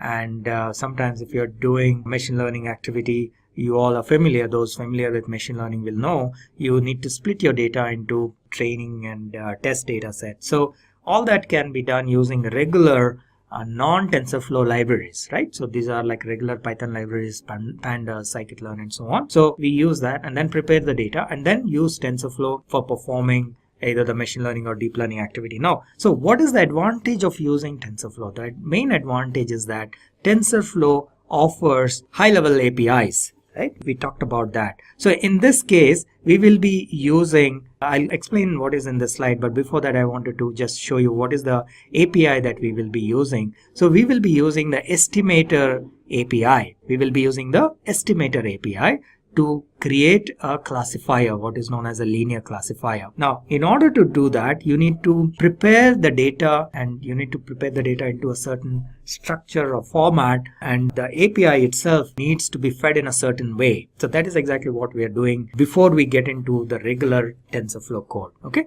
so these slides will quickly show you what exactly is happening, but I will take you into Jupyter Notebook and run that code and show you. So here we are importing the data. The data is, the name of the file is census_data.csv. It's a CSV file, and then there is income bracket is one of the columns, which basically is our target. That is what is used. That is the label rather. But this doesn't have numeric values, so it has the income. So we need to convert that into binary values, either 0 or 1.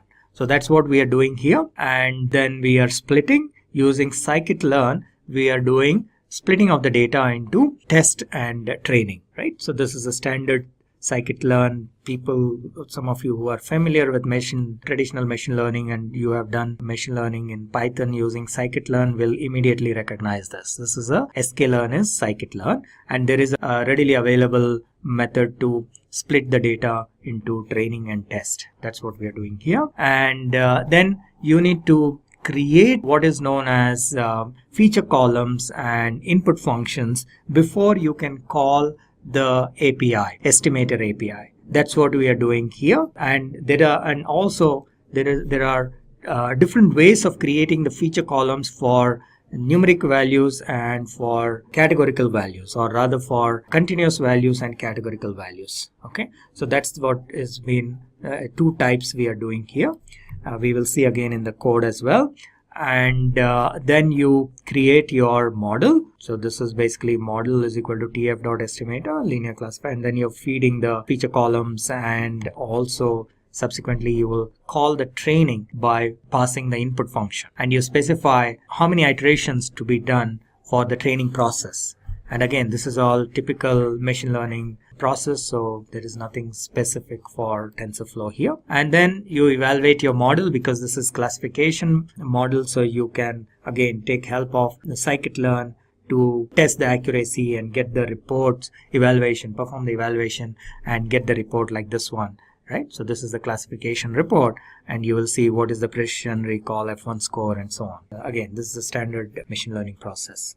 All right, so that's pretty much as far as the code here is concerned. Once again, let me take you into our lab, and we will get started with this particular code. Now let me clear out the outputs so that you can step by step you can see the output. So this is our data, and we will actually this is just a display here. The code starts from here. So before even we start with our TensorFlow part of it, as I mentioned, we now remember in the previous examples the data was kind of cooked up. Internally we created some data and we were using it, right? The constants, variables, and so on.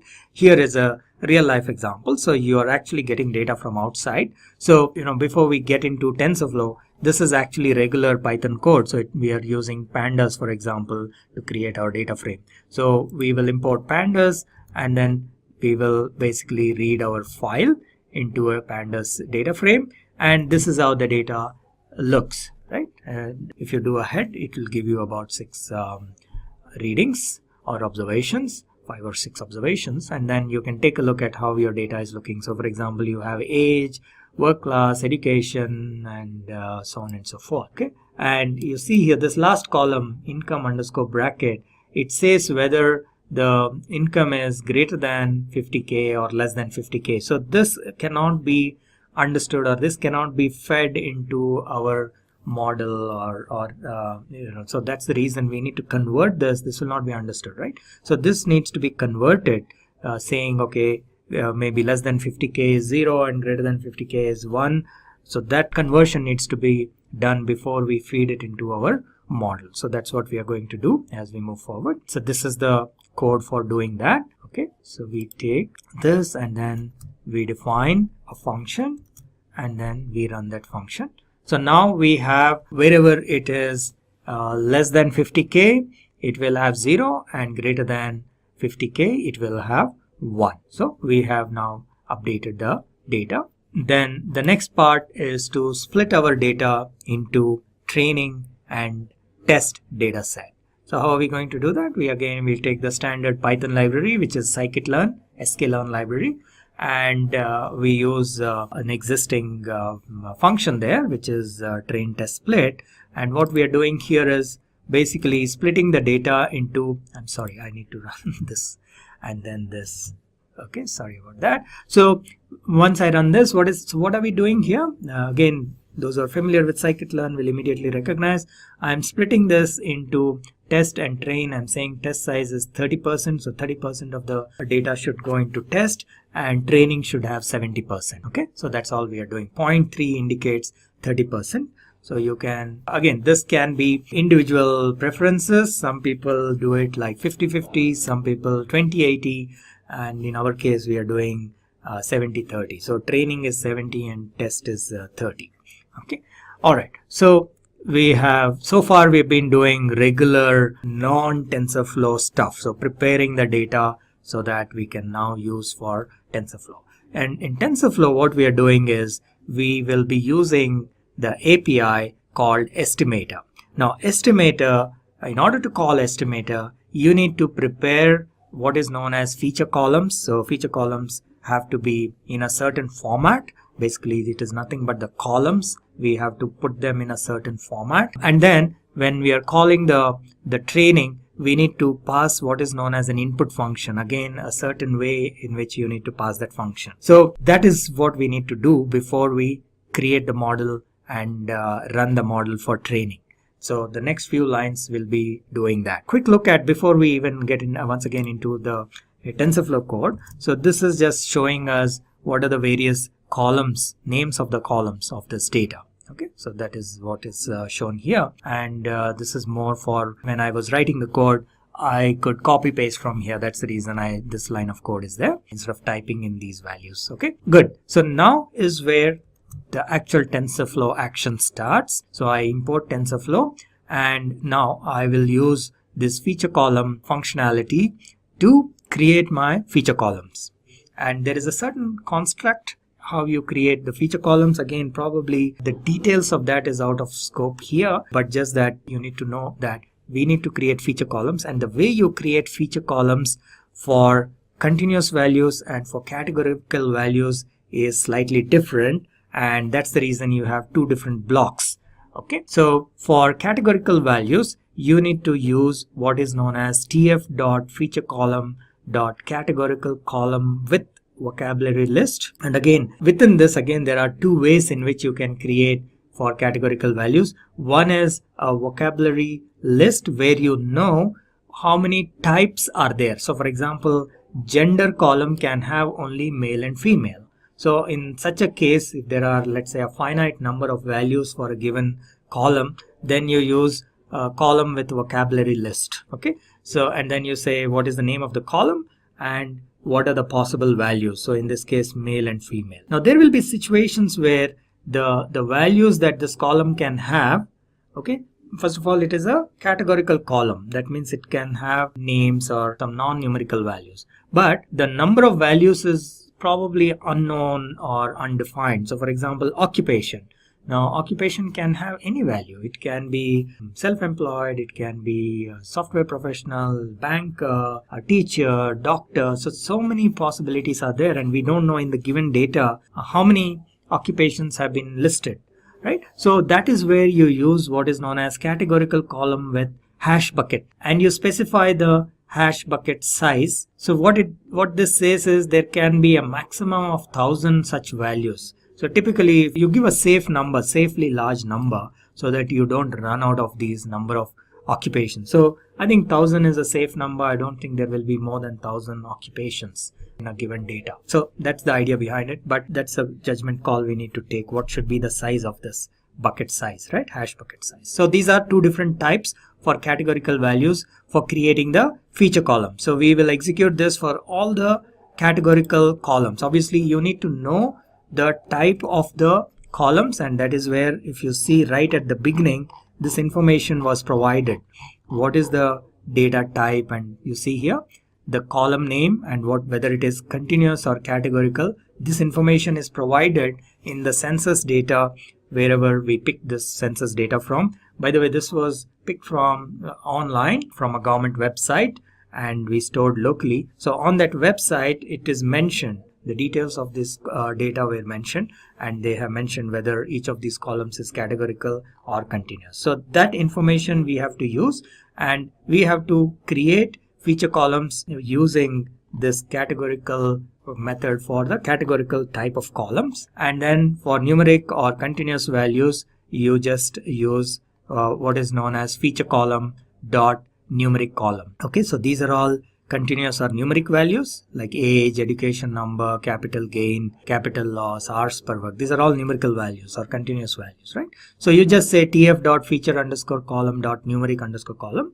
and then give the name of the column. So once you do that, I think I have executed the previous one. Yeah, this one. Now, so your feature columns are ready, and you need to basically create a vector of all these columns, and we call that as feat_calls, which is like a short form for feature columns. Now, as you have seen, I've mentioned earlier also, there are two things that are needed. One is the feature columns and the another is the input function. So feature columns to first create the model, and then to train the model you need to create an input function. So now we have the feature columns ready. Next is to create an input function, and there is a certain way in which you need to, this construct is pretty much a very common construct, so we will use that. So the input function takes these x and y values for training and tests. You remember these are, the x train is the x values of the training data set, and y train is the labels of the training data set. So that's what we are using here, x train, y train, and then we specify what is the batch size. Batch size, you remember I mentioned, this is what will say how many records need to be read each time, right? So typically when we are doing the training process, we don't get the entire data in one shot. We do it in batches. So what size you specify here. Number of epochs, in this case we just say none, but number of epochs is again probably the definition is not required here, but at a very high level, how many times the entire data has to be passed through the model, right? So if you have 1000 records and you pass all the 1000 records 3 times for training purpose, then you call that as 3 epochs, right? So there is a difference between the batch size and epochs. So when, let's say we have 1000 records and you're saying batch size is 100, that means there will be 10 batches, right? So if you take 10 batches, then that is 1 epoch gets completed. Okay, then the training obviously doesn't get completed in one round. Okay, so you need to pass this data again, maybe a second time or a third time, till you get the right accuracy.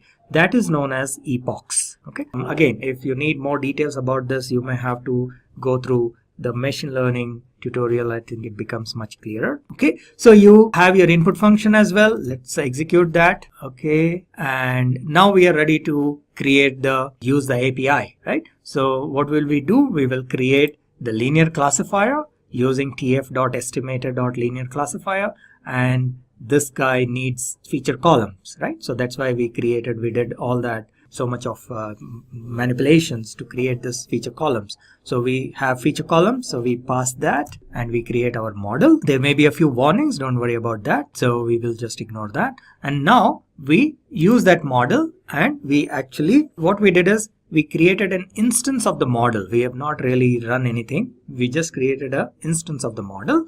Now we will create the node for training. So model.train, and this needs the input function. Remember, we created the input function, so we need to pass the input function, and then we say this steps is now telling how many iterations this training has to be run.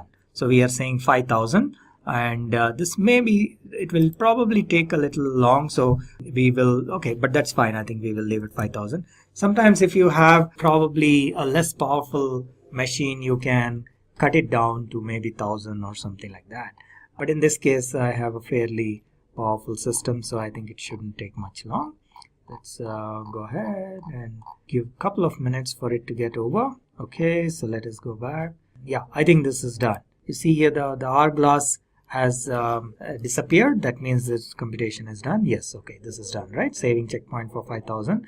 That means it is done. So training is done. So now what we have to do? We need to do the evaluation. So again, this is a standard machine learning method. So methodology rather. So training has been done with the training data set. Now you need to evaluate using your test data set. So that's what we are doing here. For example, you see here x_test is the test data set. Remember, we used scikit-learn to split the data into training and test data set. So x_test. And a quick question, why are we not using y_test here like we did in case of training? Obviously, we are expecting the model to predict the values, y values, right? So that's why we don't pass the y values here. All right.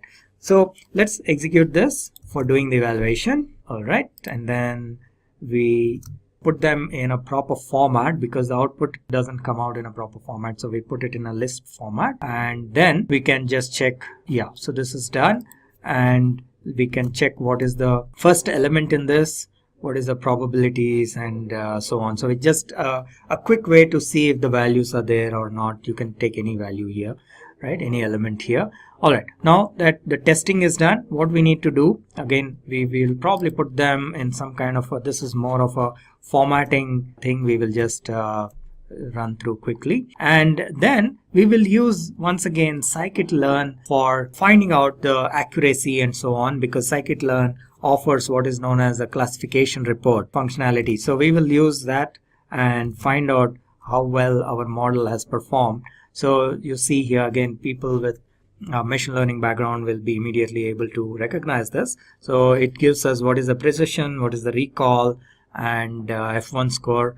This is pretty much like you're getting like almost 85% accuracy, which is pretty okay. And there are other ways to increase the accuracy. For example, you can run the training for more iterations. That is one way, get more data and so on and so forth, or use this is a linear classifier. We could have used a non-linear classifier and so on. So again, multiple ways of doing it to increase the accuracy. But the idea here was to quickly show you a piece of TensorFlow code, and that's what we have done here. We had the original TensorFlow release of 1.0, and then they came out with the 2.0 version. And the 2.0 addressed so many things out there that the 1.0 really needed.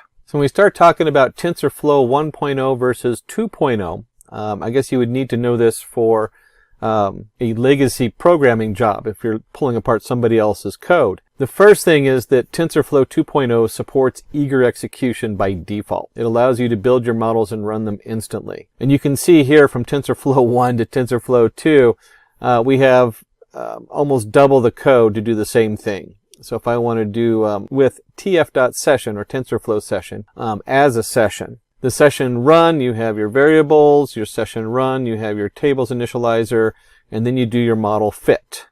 X train, Y train, and then your validation data, your X value, Y value, and your epochs and your batch size. All that goes into the fit. And you can see here where that was all just compressed to make it run easier. You can just create a model and do a fit on it, and you only have like that last set of code on there. So it's automatic. That's what they mean by the eager. So if you see the first part and you're like, what the heck is all this session thing going on? That's TensorFlow 1.0. And then when you get into 2.0, it's just nice and clean.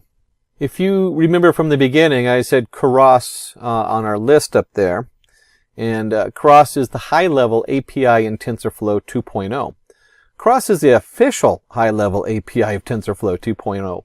It has incorporated Keras as tf.keras. Keras provides a number of model building APIs such as sequential, functional, and subclassing, so you can choose the right level of abstraction for your project. And we'll hopefully touch base a little bit more on this, sequential being the most common form. That is, your layers are going from one side to the other. So everything's going in a sequential order. Functional is where you can split the layers. So you might have your input coming on one side. It splits into two completely different models, and then they come back together. And one of them might be doing classification. The other one might be doing just linear regression kind of stuff, or a basic reverse propagation neural network. And then those all come together into another layer, which is your neural network reverse propagation setup. Subclassing is the most complicated, as you're building your own models, and you can subclass your own models into Keras. So very powerful tools here. This is all the stuff that's been coming out currently in the TensorFlow Keras setup. A third big change we're going to look at is that in TensorFlow 1.0, in order to use TF layers as variables, you would have to write TF variable block. So you'd have to predefine that. In TensorFlow 2, you just add your layers in under the sequential, and it automatically defines them as long as they're flat layers. Of course, this changes a little bit as the more complicated tensor you have coming in, but all of it's very easy to do, and that's what 2.0 does a really good job of. And here we have a little bit more on the scope of this, and you can see how TensorFlow 1 asks you to do these different layers and values. If you look at the scope and the default name, you start looking at all the different code in there to create the variable scope.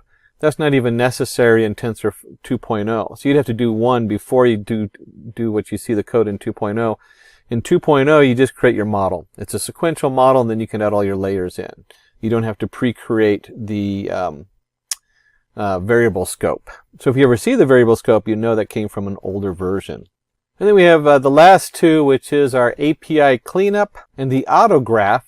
In the API cleanup, TensorFlow 1, you could build models using TF-GANs, TF-app, TF-contrib, TF-flags, etc. In TensorFlow 2, a lot of APIs have been removed.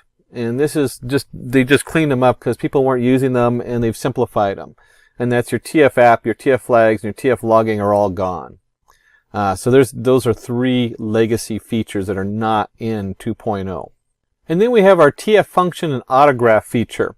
In the old version, TensorFlow 1.0, the Python functions were limited and could not be compiled or exported, re-imported.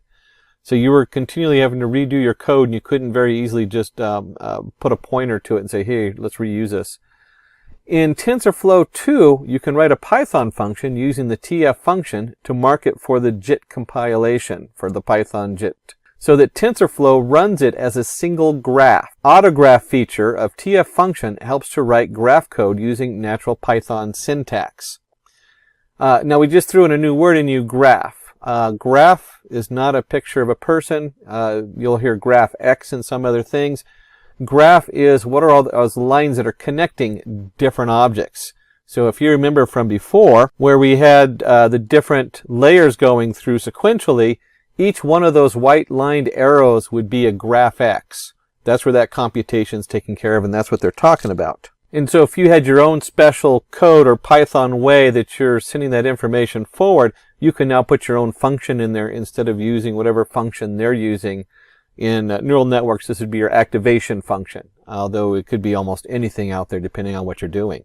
Next, let's go for hierarchy and architecture, and then we'll cover 3 basic tools in TensorFlow before we roll up our sleeves and dive into the example. So let's just take a quick look at TensorFlow toolkits and their hierarchy. At the high level, we have our object-oriented API. So this is what you're working with. You have your TF Keras, you have your estimators. This sits on top of your TF layers, TF losses, TF metrics. So you have your reusable libraries for model building. This is really where TensorFlow shines, is between the Keras, running your estimators, and then being able to swap in different layers. Your losses, your metrics, all of that is so built into TensorFlow. It makes it really easy to use. And then you can get down to your low-level TF API. You have extensive control over this. You can put your own formulas in there, your own procedures or models in there.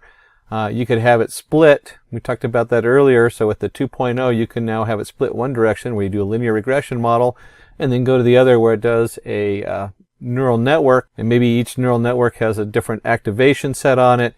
And then it comes together into another layer, which is another neural network. So you can build these really complicated models. And at the low level, you can put in your own APIs. You can move that stuff around.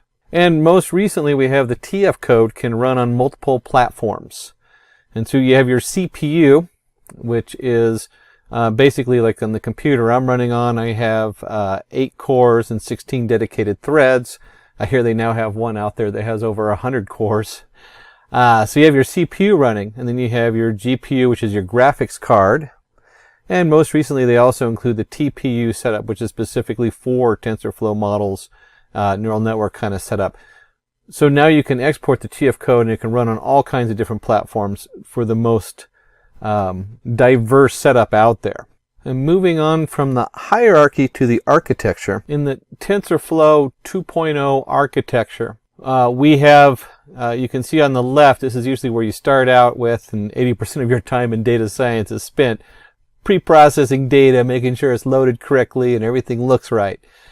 So the first level in TensorFlow is going to be your read and pre-processed data, your TF data feature columns. This is going to feed into your TF Keras or your pre-made estimators, and kind of you have your TensorFlow hub that sits on top of there so you can see what's going on. Once you have all that set up, you have your distribution strategy. Where are you going to run it? Are you going to be running it on just your regular CPU? Are you going to be running it with the GPU added in? Like I have a pretty high-end graphics card, so it actually grabs that GPU processor and uses it. Or do you have a specialized TPU set up in there that you paid extra money for? It could be if you're later on, when you're distributing the package, you might need to run this on some really high processors because you're processing at a server level for let's say you might be processing this at you're distributing it, not the distribution strategy, but you're distributing it into a server where that server might be analyzing thousands and thousands of purchases done every minute.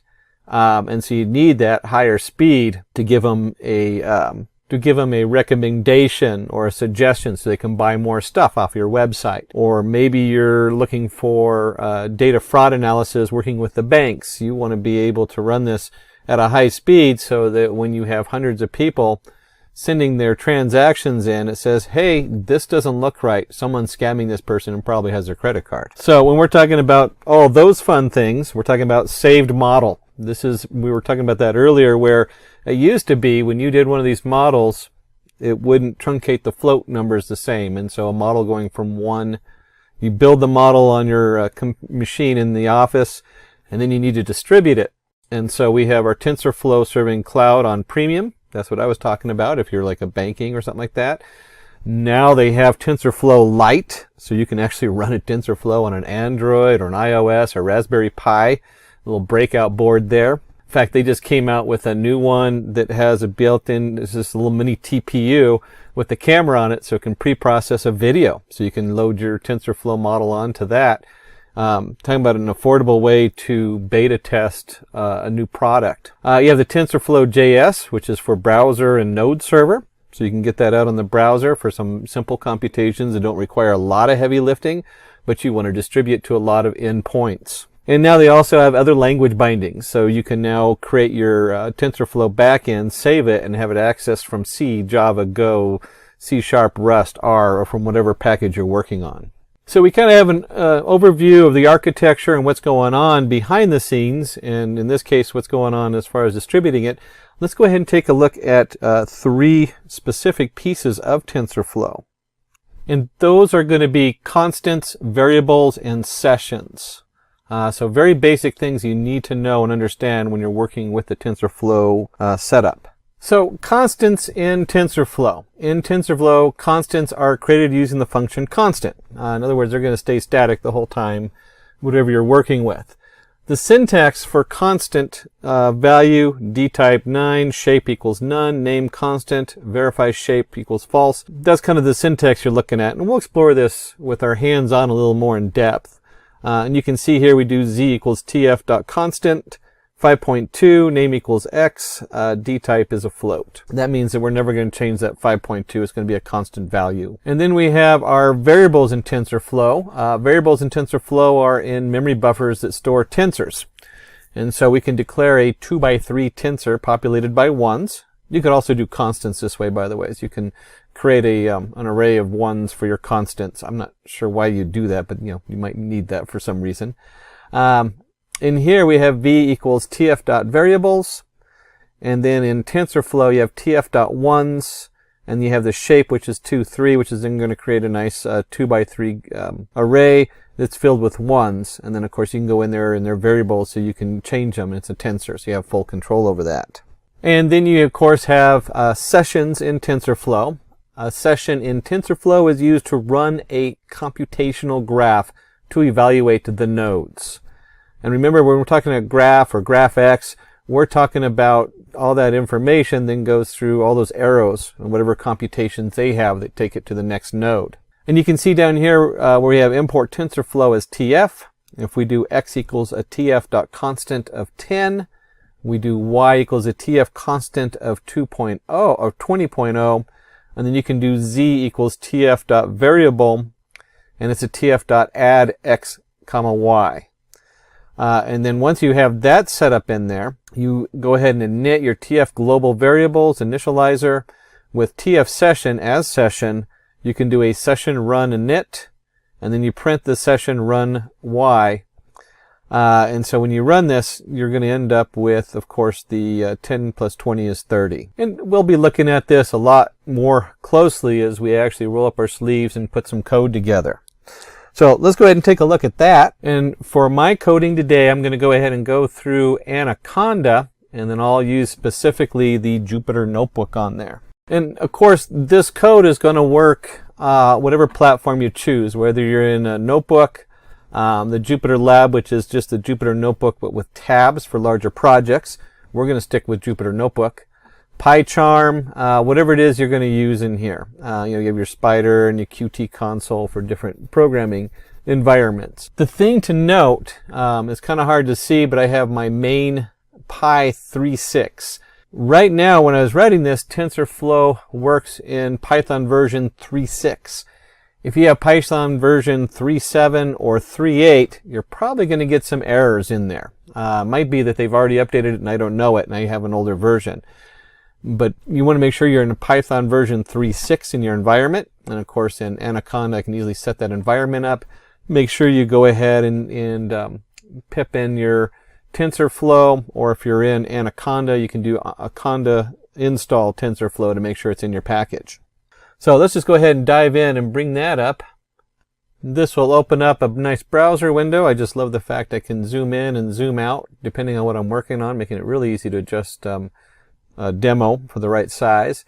Go under New, and let's go ahead and create a new Python. And once we're in our new Python window, this is going to leave it untitled. Let's go ahead and import. Import TensorFlow as TF. At this point, we'll go ahead and just run it real quick. No errors. Yay! No errors.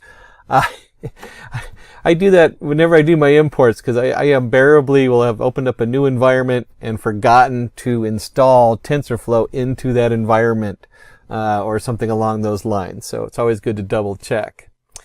And if we're going to double check that, it's also good to know what version we're working with. And we can do that simply by using the version command in TensorFlow, which you should know is probably intuitively the tf dot underscore underscore version underscore underscore. And you know, it always confuses me because sometimes you do tf dot version for one thing, you do tf dot underscore version underscore for another thing. This is a double underscore in TensorFlow for pulling your version out. And it's good to know what you're working with. We're going to be working in TensorFlow version 2.1.0. And I did tell you we were going to dig a little deeper into our constants, and you can do an array of constants.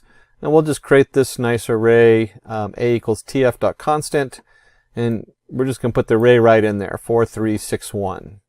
We can run this, and now that is what a is equal to. And if we want to just double check that, remember we're in Jupyter Notebook, where I can just put the letter A, and it knows that that's going to be print. Otherwise, you'd surround it in print. And you can see it's a TF tensor. It has the shape, the type, and the array on here. It's a 2x2 array. And just like we can create a constant, we can go ahead and create a variable. And this is also going to be a 2x2 array. And if we go ahead and print the v out, we'll run that. And sure enough, there's our TF variable in here. Then we can also, let's just go back up here and add this in here. I could create another tensor, and we'll make it a constant this time. And we'll go ahead and put that in over here. We'll have b tf constant. And if we go ahead and print out v and b, we go ahead and run that. And this is an interesting thing that happens in here. You'll see right here when I print them both out, what happens is it only prints the last one unless you use print commands. So important to remember that in Jupyter Notebooks. But we can easily fix that by go ahead and print and surround v with brackets. And now we can see with the two different variables we have the 3152, which is a variable, and this is just a flat constant, so it comes up as a TF tensor shape 2 kind of 2. And that's interesting to note that this label is a TF.tensor and this is a TF variable. So that's how it's looking in the back end when you're talking about the difference between a variable and a constant. The other thing I want you to notice is that in variable we capitalize the V, and with the constant we have a lowercase c. Little things like that can lose you when you're programming and you're trying to find out, hey, why doesn't this work? So those are a couple little things to note in here. And just like any other array in math, we can do like a concatenate the different values here. And you can see we can take AB concatenated. You just do a tf.concat values, and there's our AB axes on 1. Hopefully you're familiar with axes and how that works when you're dealing with matrices. And if we go ahead and print this out, you'll see right here we end up with a tensor. So it's put it in as a constant, not as a variable. And you have your array 4378 and 6145. It's concatenated the two together. And again, I want to highlight a couple things on this. Our axes equals 1. This means we're doing the columns. So if you had a longer array, like right now we have an array that is like, has a shape 1, whatever it is, 2, 2. Axes 0 is going to be your first one, and axes 1 is going to be your second one. And it translates as columns and rows. If we had a shape, let me just put the word shape here. So you know what I'm talking about, and it's very clear. And this is, I'll tell you what, I spend a lot of time looking at these shapes and trying to figure out which direction I'm going in and whether to flip it or whatever. So you can get lost in which way your matrix is going, and which is column, which is rows. Are you dealing with the third axis or the second axis? Axis 1, 0, 1, 2, that's going to be our columns. And if you can do columns, then we also can do rows, and that is simply just changing the concatenate. We'll just grab this one here and copy it. We'll do the whole thing over. Control copy, Control V, and change this from axis 1 to axis 0. And if we run that, you'll see that now we concatenate by row as opposed to column. And you have 4, 3, 6, 1, 7, 8, 4, 7. So it just brings it right down and turns it into rows versus columns. You can see the difference there, your output. This really, you want to look at the output sometimes just to make sure your eyes are looking at it correctly and it's in the format. I find visually looking at it is almost more important than understanding what's going on, because conceptually your mind just too many dimensions sometimes. The second thing I want you to notice is this says a NumPy array. So TensorFlow is utilizing NumPy as part of their format as far as Python's concerned. And so you can treat this output like a NumPy array because it is just that. It's going to be a NumPy array. Another thing that comes up more than you would think is filling one of these with zeros or ones. And so you can see here we just create a tensor tf.zeros. And we give it a shape. We tell it what kind of data type it is. In this case, we're doing an integer. And then if we print out our tensor, again, we're in Jupyter, so I can just type out tensor. And I run this, you can see I have a nice array of with shape 3, 4 of zeros. One of the things I want to highlight here is integer 32. If I go to the TensorFlow data types, I want you to notice how we have float 16, float 32, float 64, complex. If we scroll down, you'll see the integer down here, 32.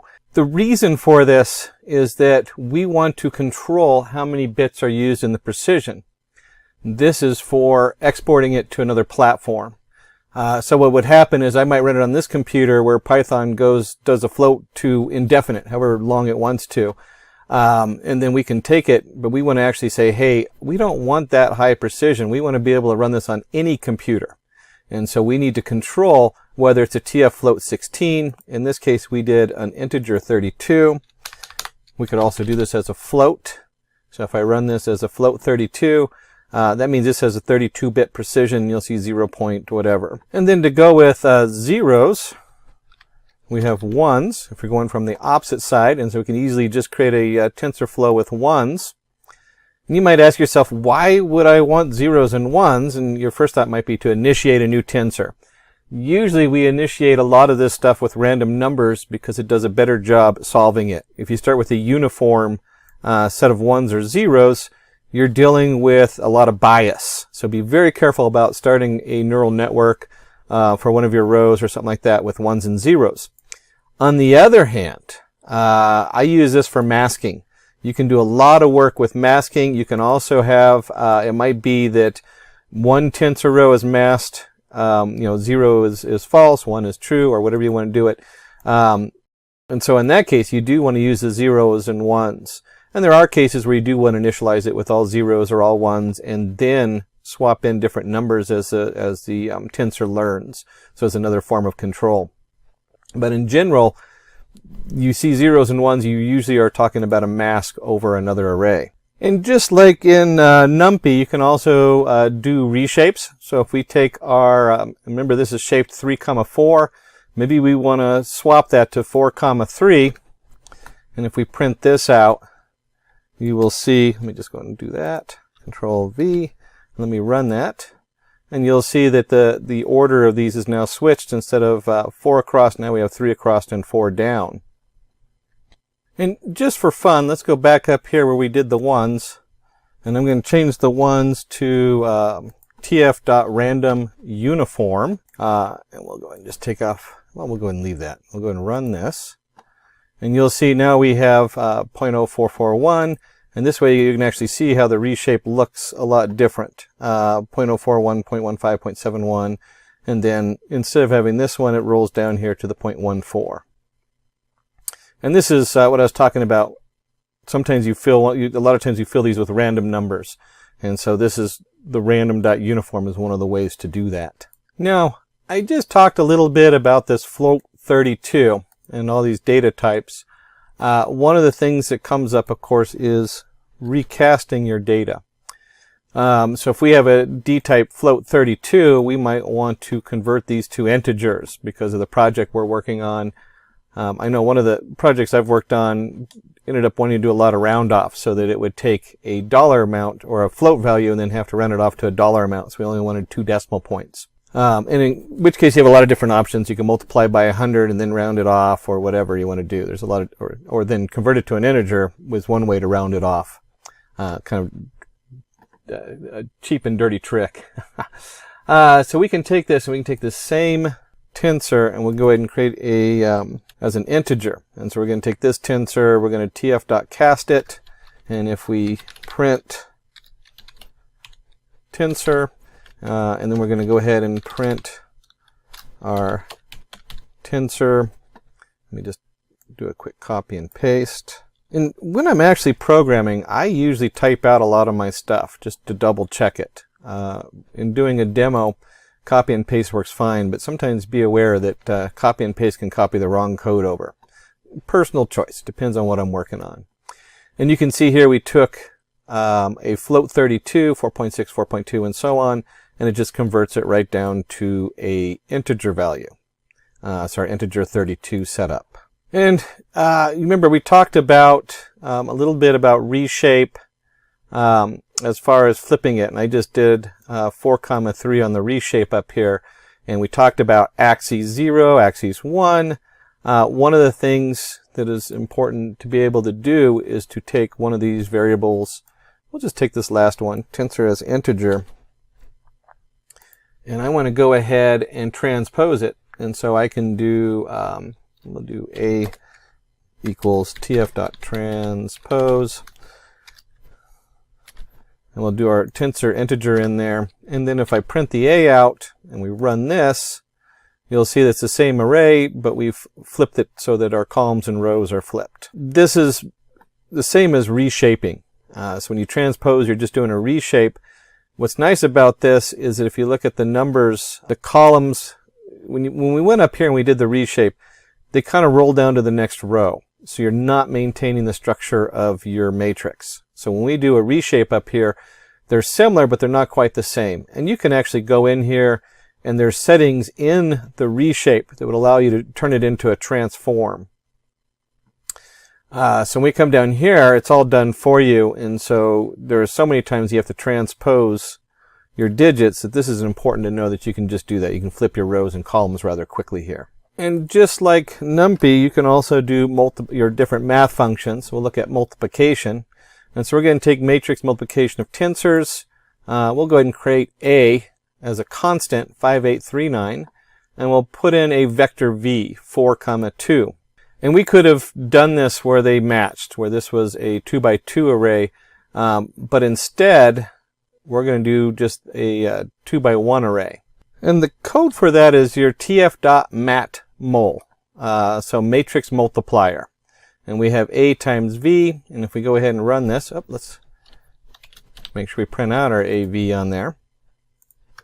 And if we go ahead and run this, you'll see that we end up with 36 by 30. And if it's been a while since you've seen the matrix math, this is 5 times 4 plus 8 times 2. 3 times 4 plus 9 times 2. And that's where we get the 36 and 30. Now, I know we're covering a lot really quickly as far as the basic functionality. So the matrix, or your matrix multiplier, is a very commonly used back-end tool as far as computing different models or linear regression, stuff like that. One of the things is to note is that just like in NumPy, you have all of your different math. So we have our TF math, and if we go in here, we have functions, we have our cosines, absolute, angle, all of that's in here. So all of these are available for you to use in the TensorFlow model. And if we go back to our example, and let's go ahead and pull, let's do some multiplication. That's always good. We'll stick with our AV, our constant A and our vector V. And we'll go ahead and do some bitwise multiplication, and we'll create an AV, which is A times V. Let's go and print that out.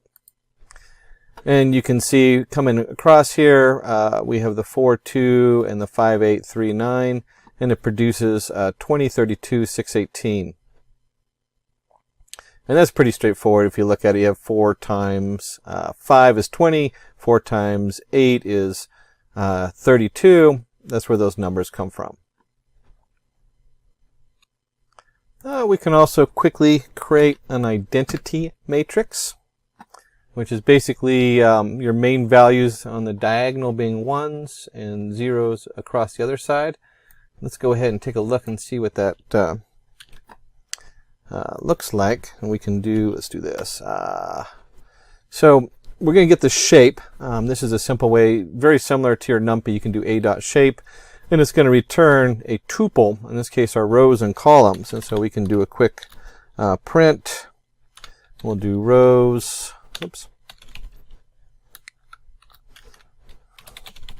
And we'll do columns.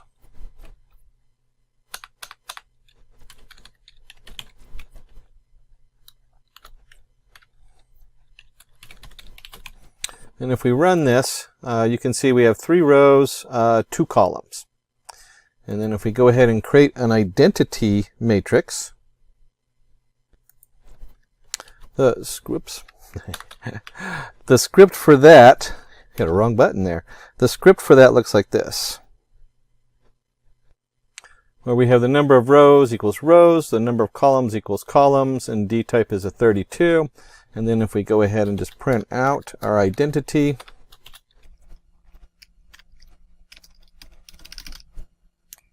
you can see we have a nice identity column with our ones going across here. Now, clearly we're not going to go through every math module available, but we do want to start looking at this as a prediction model and seeing how it functions.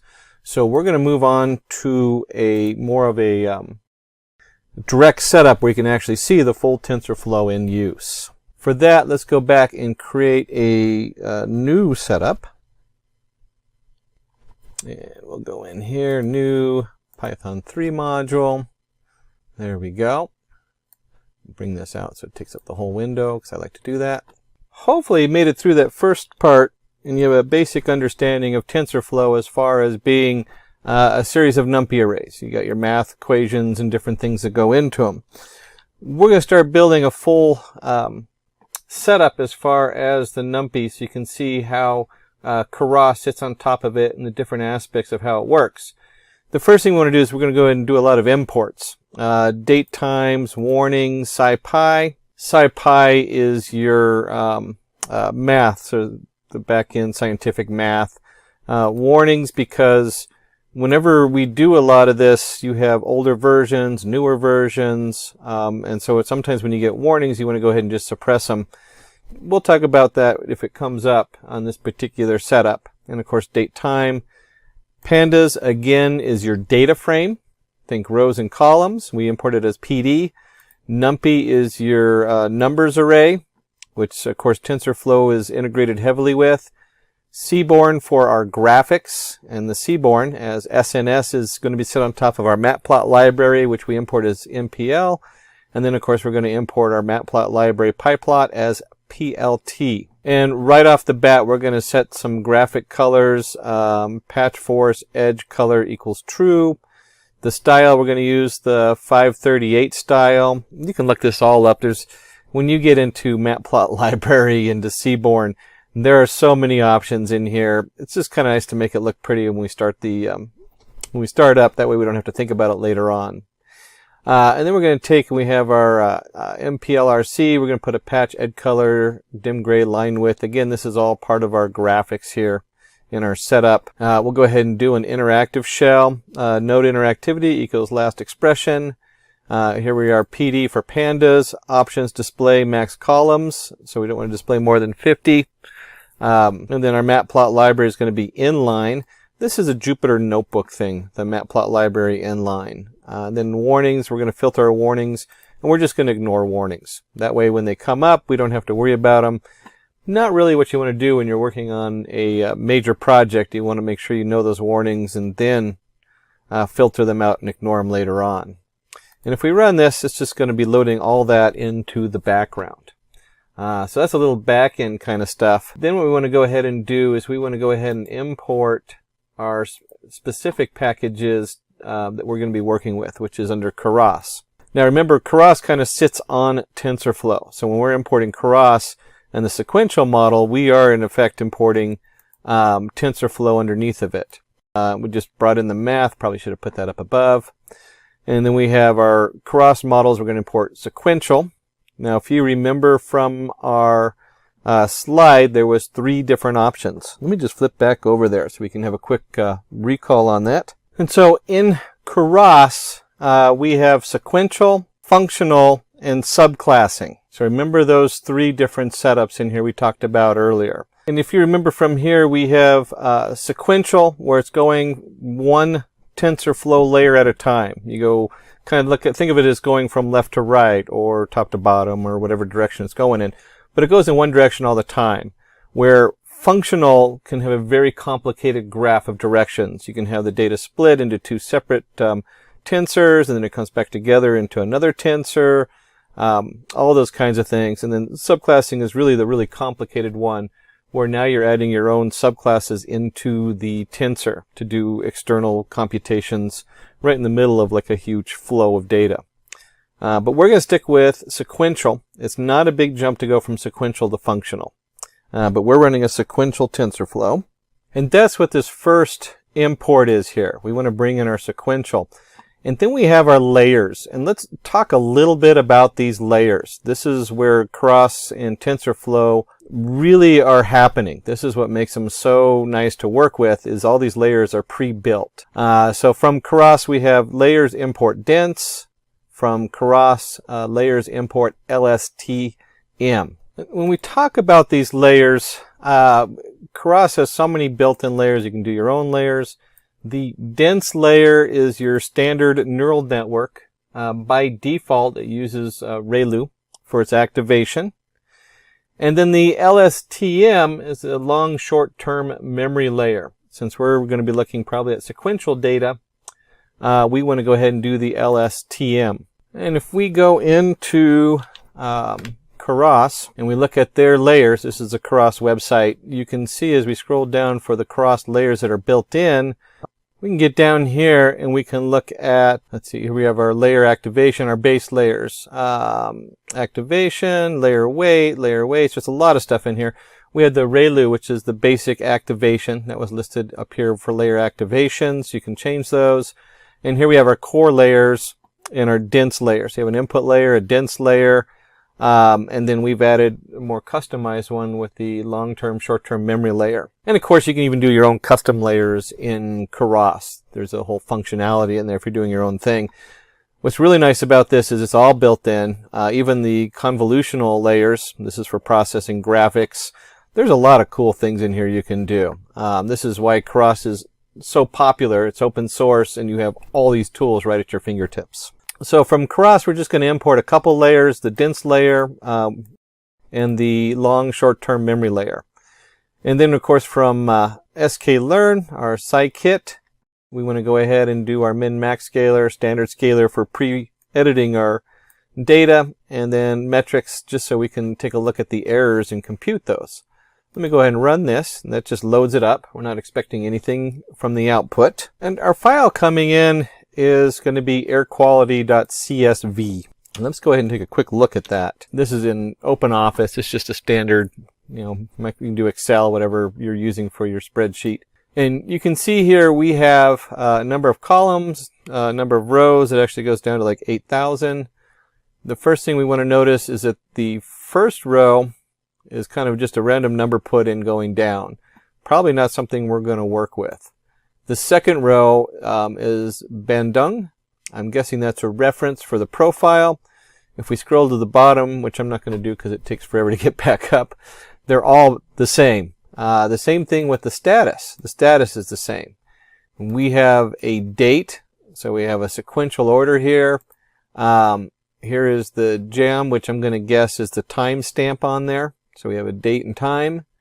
We have our O3, CO, NO2 reading, SO2, NO, CO2, VOC, and then some other numbers here, PM1, PM2.5, PM4, PM10. Without actually looking through the data, some of this I can guess is like temperature, humidity. I'm not sure what the PMs are. But we have a whole slew of data here. So we're looking at air quality as far as an area and a region, and what's going on with our date timestamps on there. And so code-wise, we're going to read this into a pandas data frame. So our data frame, DF is a nice abbreviation commonly used for data frames, equals pd.read_csv, and then the path to it just happens to be on my D drive, separated by spaces. And so if we go ahead and run this, we'll print out the head of our data. And again, this looks very similar to what we were just looking at. Being in Jupyter, I can take this and go the other way. Make it real small so you can see all the columns going across, and we can get a full view of it.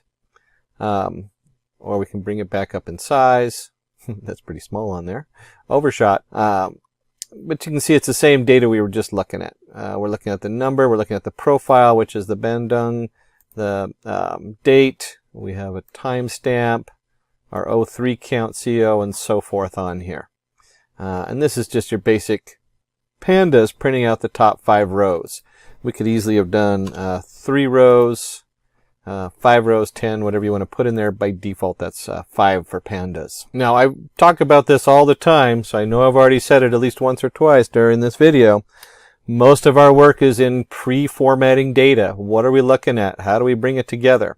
So we want to go ahead and start with our date time. It's come in 2 columns.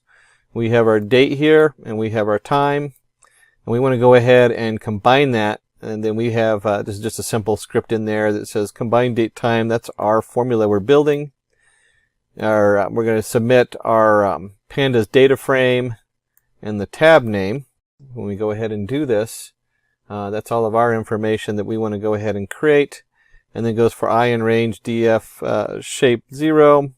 So we're going to go through the whole setup, and we're going to list tab append df location I.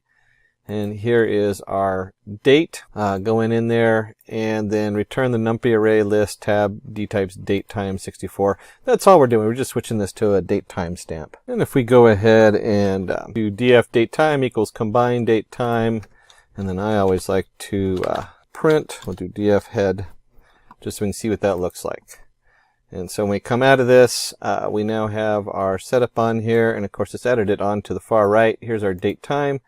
You can see the format's changed. So we've added in the date time column, and we've brought the date over, and we've taken this format here, and it's an actual variable with a 000 on here.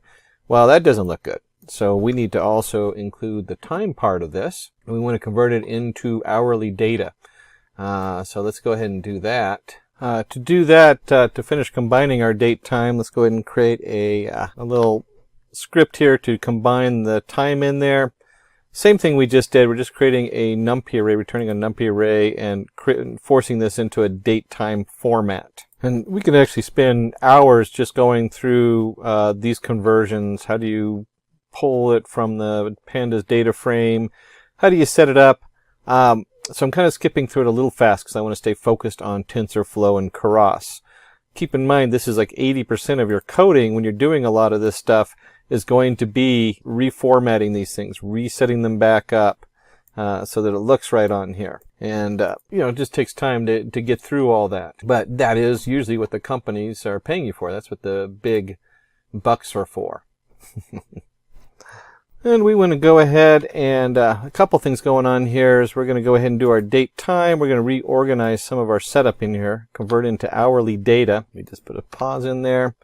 Now remember, we can select from DF our different columns we're going to be working with, and you're going to see that we actually dropped a couple of the columns. Those ones I showed you earlier, they're just repetitive data. So there's nothing in there that exciting. And then we want to go ahead and we'll create a second data frame here. Let me just get rid of the DF head. And DF2 is we're going to group by date time, and we're looking at the mean value. And then we'll print that out so you can see what we're talking about. We have now reorganized this, so we put in date time, O3, CO. So now this is in the same order as it was before. And you'll see the date time now has our 00, same date, 1, 2, 3, and so on. So it's grouped the data together so that it's a lot more manageable and in the format we want. And in the right sequential order. And if we go back to, there we go, our air quality, you can see right here we're looking at the these columns going across. We really don't need, since we're going to create our own date time column, we can get rid of those. These are the different columns of information we want, and that should reflect right here in the columns we picked coming across. So this is all the same columns on there. That's all we've done is reformatted our data, grouped it together by date, and then you can see the different data coming out set up on there. And then as a data scientist, first thing I want to do is get a description. What am I looking at? And so we can go ahead and do the df2 describe, and this gives us our describe gives us our basic data analytics information we might be looking for, like what is the mean, standard deviation, minimum amount, maximum amount. We have our first quarter, second quarter, and third quarter numbers also in there. So you can get a quick look at a glance describing the data, or descriptive analysis. And even though we have our quantile information in here, we're going to dig a little deeper into that. We're going to calculate the quantile for each variable. We're going to look at a number of things for each variable. And we'll see right here, Q1, we can simply do the quantile 0.25%, which should match our 25% up here. And we're going to be looking at the min, the max, and we're just going to do this. It's basically we're breaking this down for each different variable in there. One of the things that's kind of fun to do, we're going to look at that in just a second. Let me put the next piece of code in here. We got to clean out some of our, we're going to drop a couple things, our last rows and first row, because those usually they have a lot of null values, and the first row is just our titles. So that's important. It's important to drop those rows in here. And so this right here, as we look at our different quantiles, again, it's the same, we're still looking at the 25 quantile here.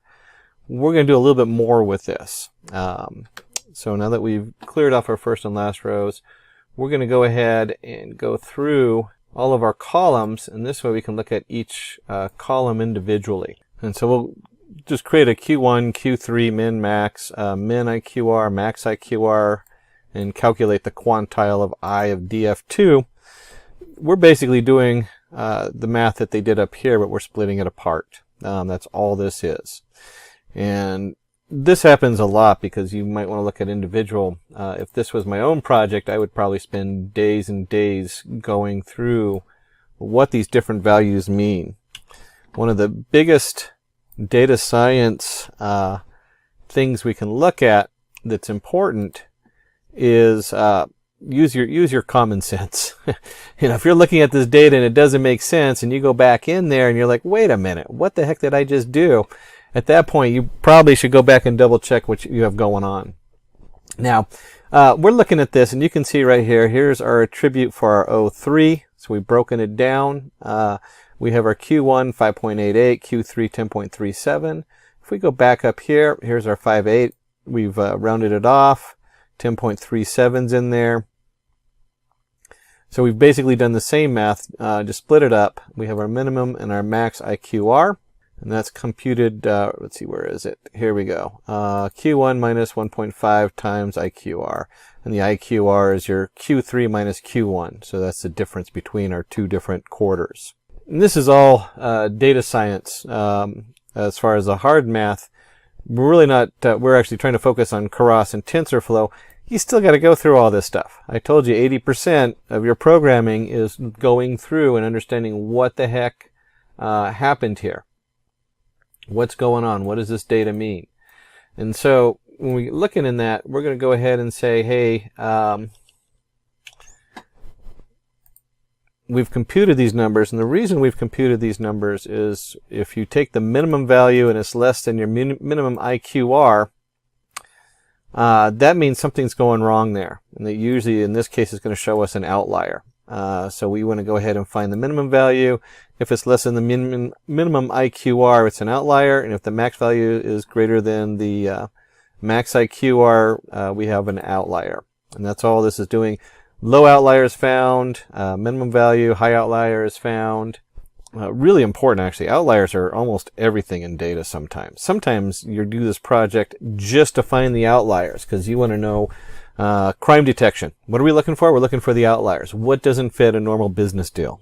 And then we'll go ahead and throw in, just throw in a lot of code. Oh my goodness. So we have, if your max is greater than IQR, print outlier is found. What we want to do is we want to start cleaning up these outliers. And so we want to convert, create a convert nan, x max IQR equals max underscore IQR, min IQR equals min IQR. So this is just saying this is the data we're going to send. That's all that is in Python. And if x is greater than the max IQR and x is less than the min IQR, x equals null. We're going to set it to null. Why? Because we want to clear these outliers out of the data. Now, again, if you're doing fraud detection, you would do the opposite. You would be cleaning everything else that's not in that series so that you can look at just the outlier. And then we're going to convert the nan hum. Again, we have x max IQR is 100%, min IQR is min IQR. If x is greater than max IQR and x is less than min IQR, again, we're going to return a null value. Otherwise, it's going to remain the same value x equals x. And you can see as we go through the code, if I equals our HUM, then we go ahead and do, that's a column specific to humidity. That's your HUM column. Then we're going to go ahead and run a map on there and convert the non-HUM. You can see here this is just cleanup. We found out that humidity probably has some weird values in it. We have our outliers. That's all this is. And so when we go ahead and finish this and we take a look at our outliers and we run this code here, we have a low outlier, 2.04. We have a high outlier, 99.06. Outliers have been interpolated. That means we've given them a new value. Chances are these days when you're looking at something like these sensors coming in, they probably have a failed sensor in there. Something went wrong. That's the kind of thing that you really don't want to do your data analysis on. So that's what we're doing, is we're pulling that out and then converting it over and setting it up method linear. So we interpolate method linear is it's going to fill that data in based on a linear regression model of similar data. Same thing with this up here with the df2i interpolate.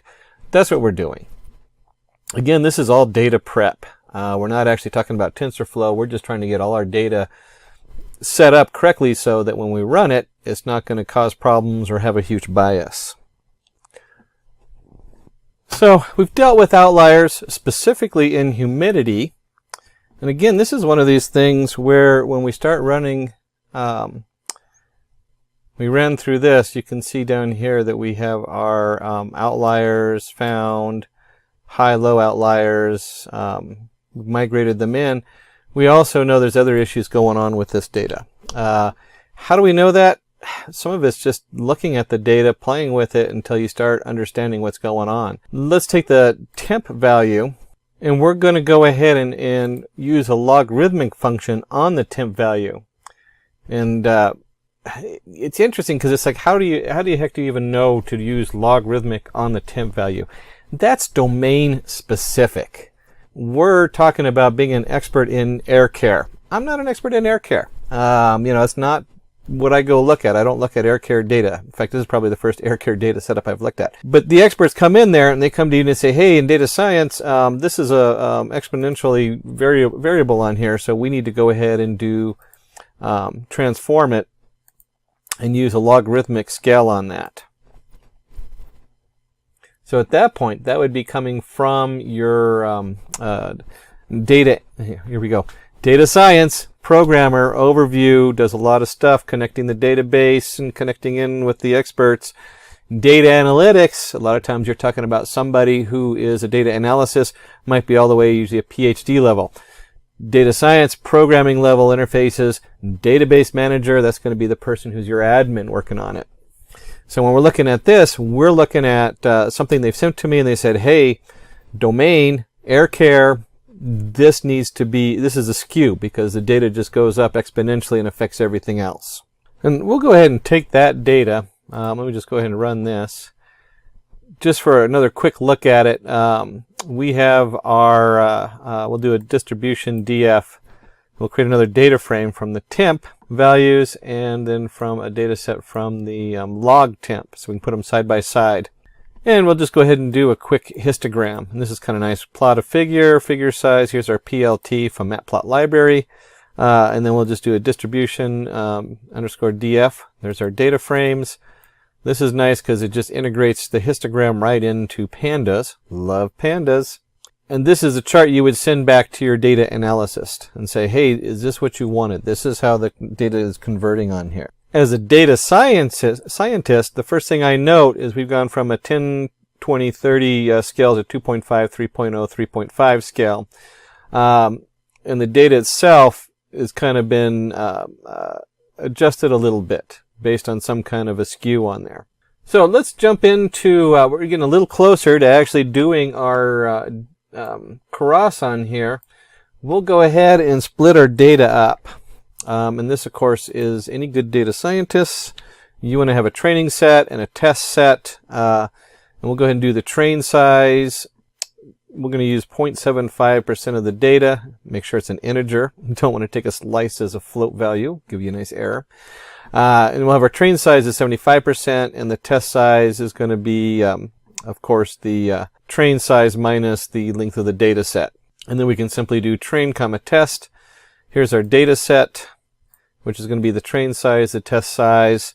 And then if we go ahead and print this, let me just go ahead and run this. We can see how these values split. It's a nice split of 1298 and then 433 points of value that are going to be for our setup on here. And if you remember, we're specifically looking at the data set. Where did we create that data set from? That was from up here. That was what we called the logarithmic value of the temp. That's where the data set came from. So we're looking at just that column with this train size and the test, with the train and test data set here. And let's go ahead and do convert an array of values into a data set matrix. We're going to create a little setup in here. We'll create our data set. Our data set's going to come in. We're going to do a look back of 1. So we're going to look back one piece of data going backward. And we have our data X and our data Y. For I in range, length of data set, look back minus 1. This is creating, let me just go ahead and run this. Actually, the best way to do this is to go ahead and create this data and take a look at the shape of it. Let me go ahead and just put that code in here. So we're going to do a look back 1. Here's our train X, our train Y. And it's going to be adding the data on there. And then when we come up here and we take a look at the shape, there we go. And we run this piece of code here. We look at the shape on this and we have a new, slightly different change on here, but we have a shape of X, 1296, 1, shape of Y, train Y, test X, test Y. And so what we're looking at is that the X comes in, and we're only having a single value out. We want to predict what the next one is. That's what this little piece of code is here for. What are we looking for? Well, we want to look back 1. That's the what we're going to train the data with is yesterday's data. Yesterday says, hey, the humidity was at 97%. What should today's humidity be at? If it's 97% yesterday, is it going to go up or is it going to go down today? If 97, does it go up to 100? What's going on there? And so we're looking forward to the next piece of data, which says, hey, tomorrow's is going to, today's humidity is this. This is what tomorrow's humidity is going to be. That's all that is. All that is stacking our data so that our Y is basically X plus 1, or X could be Y minus 1. And then a couple things to note is our X data. We're only dealing with the one column, but you need to have it in a shape that has it by the columns. So you have the two different numbers.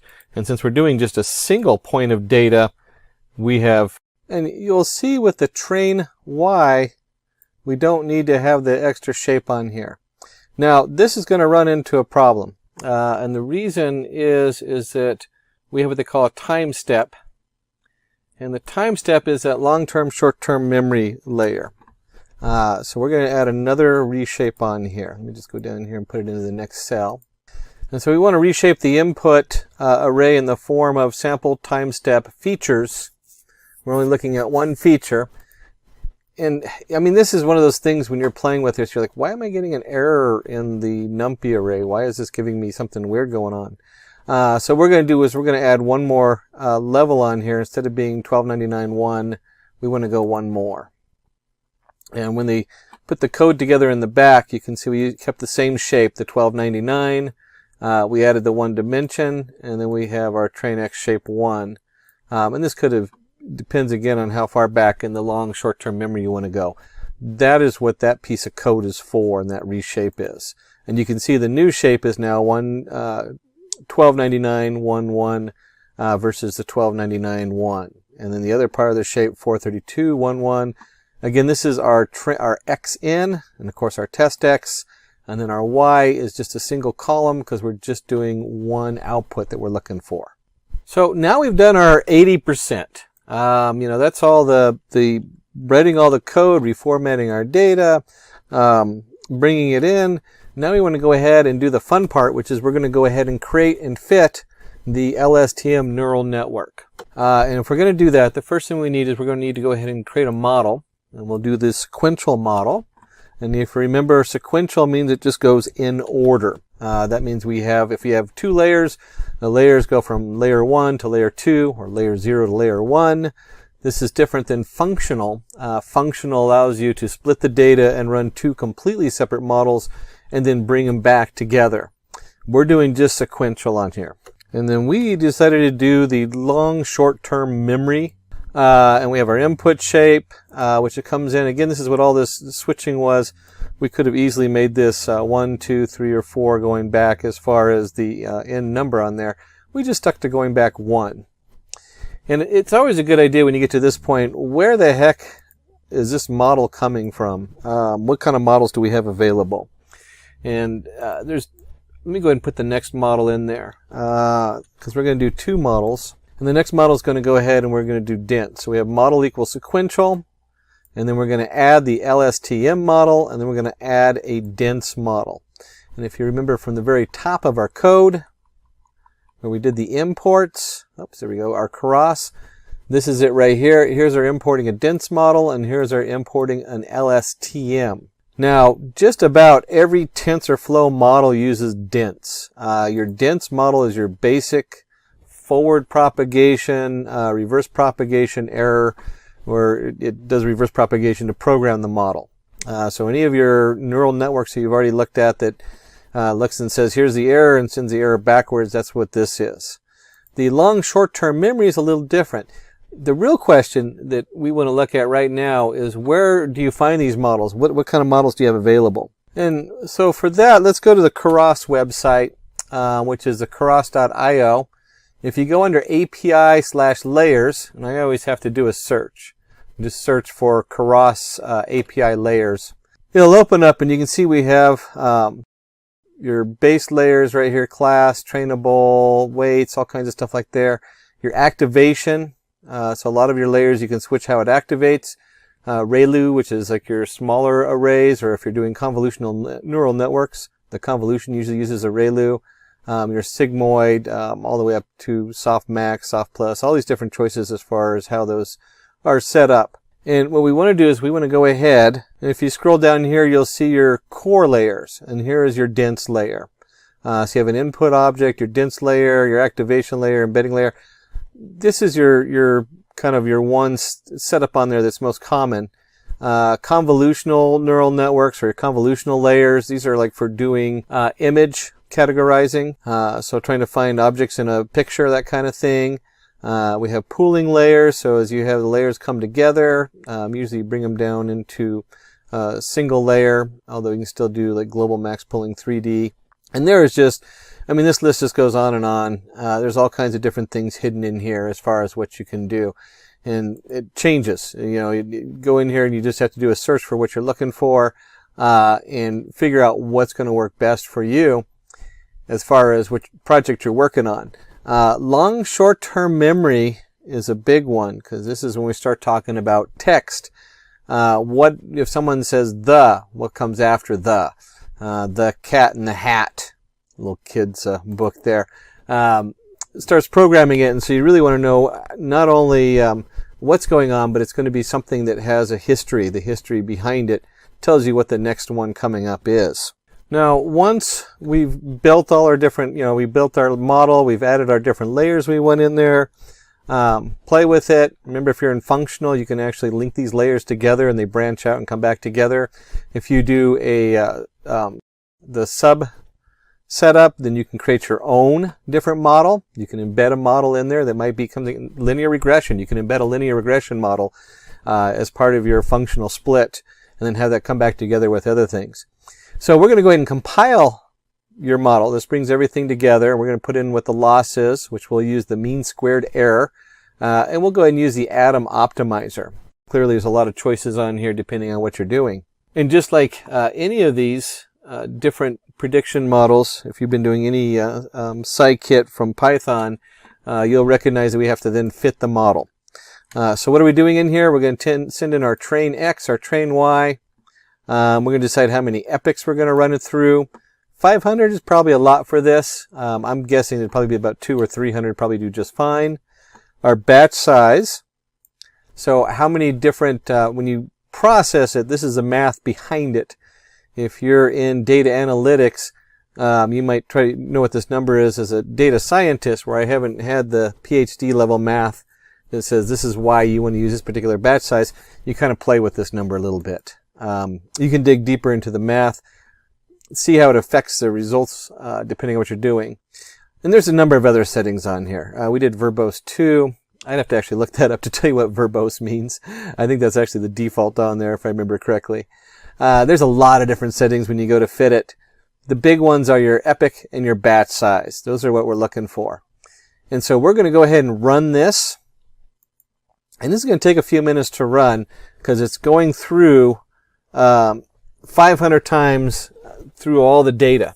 So if you have a huge data set, this is the point where you're kind of wondering, oh my gosh, is this going to finish tomorrow? If I'm running this on a single machine and I have a terabyte of data going into it, if this is my personal computer and I'm running a terabyte of data into this, this is running rather quickly through all 500 iterations. But yeah, at a terabyte of data, we're talking something closer to days, week, even with a 3.5 gigahertz machine in 8 cores, it's still going to take a long time to go through a full terabyte of data. And then we want to start looking at putting it into some other framework like Spark or something that will be able to process on there more across multiple processors and multiple computers. And if we scroll all the way down to the bottom, you're going to see here's our square mean error of 0.0088. If we scroll way up, you'll see it kind of oscillates between 0.0888 and 0.0089. It's right around 250 where you start seeing that oscillation where it's really not going anywhere. So we really didn't need to go through a full 500 epochs. If you're retraining this stuff over and over again, it's kind of good to note where that error zone is so you don't have to do all the extra processing. Of course, if you're going to build a model, we want to go ahead and run a prediction on it.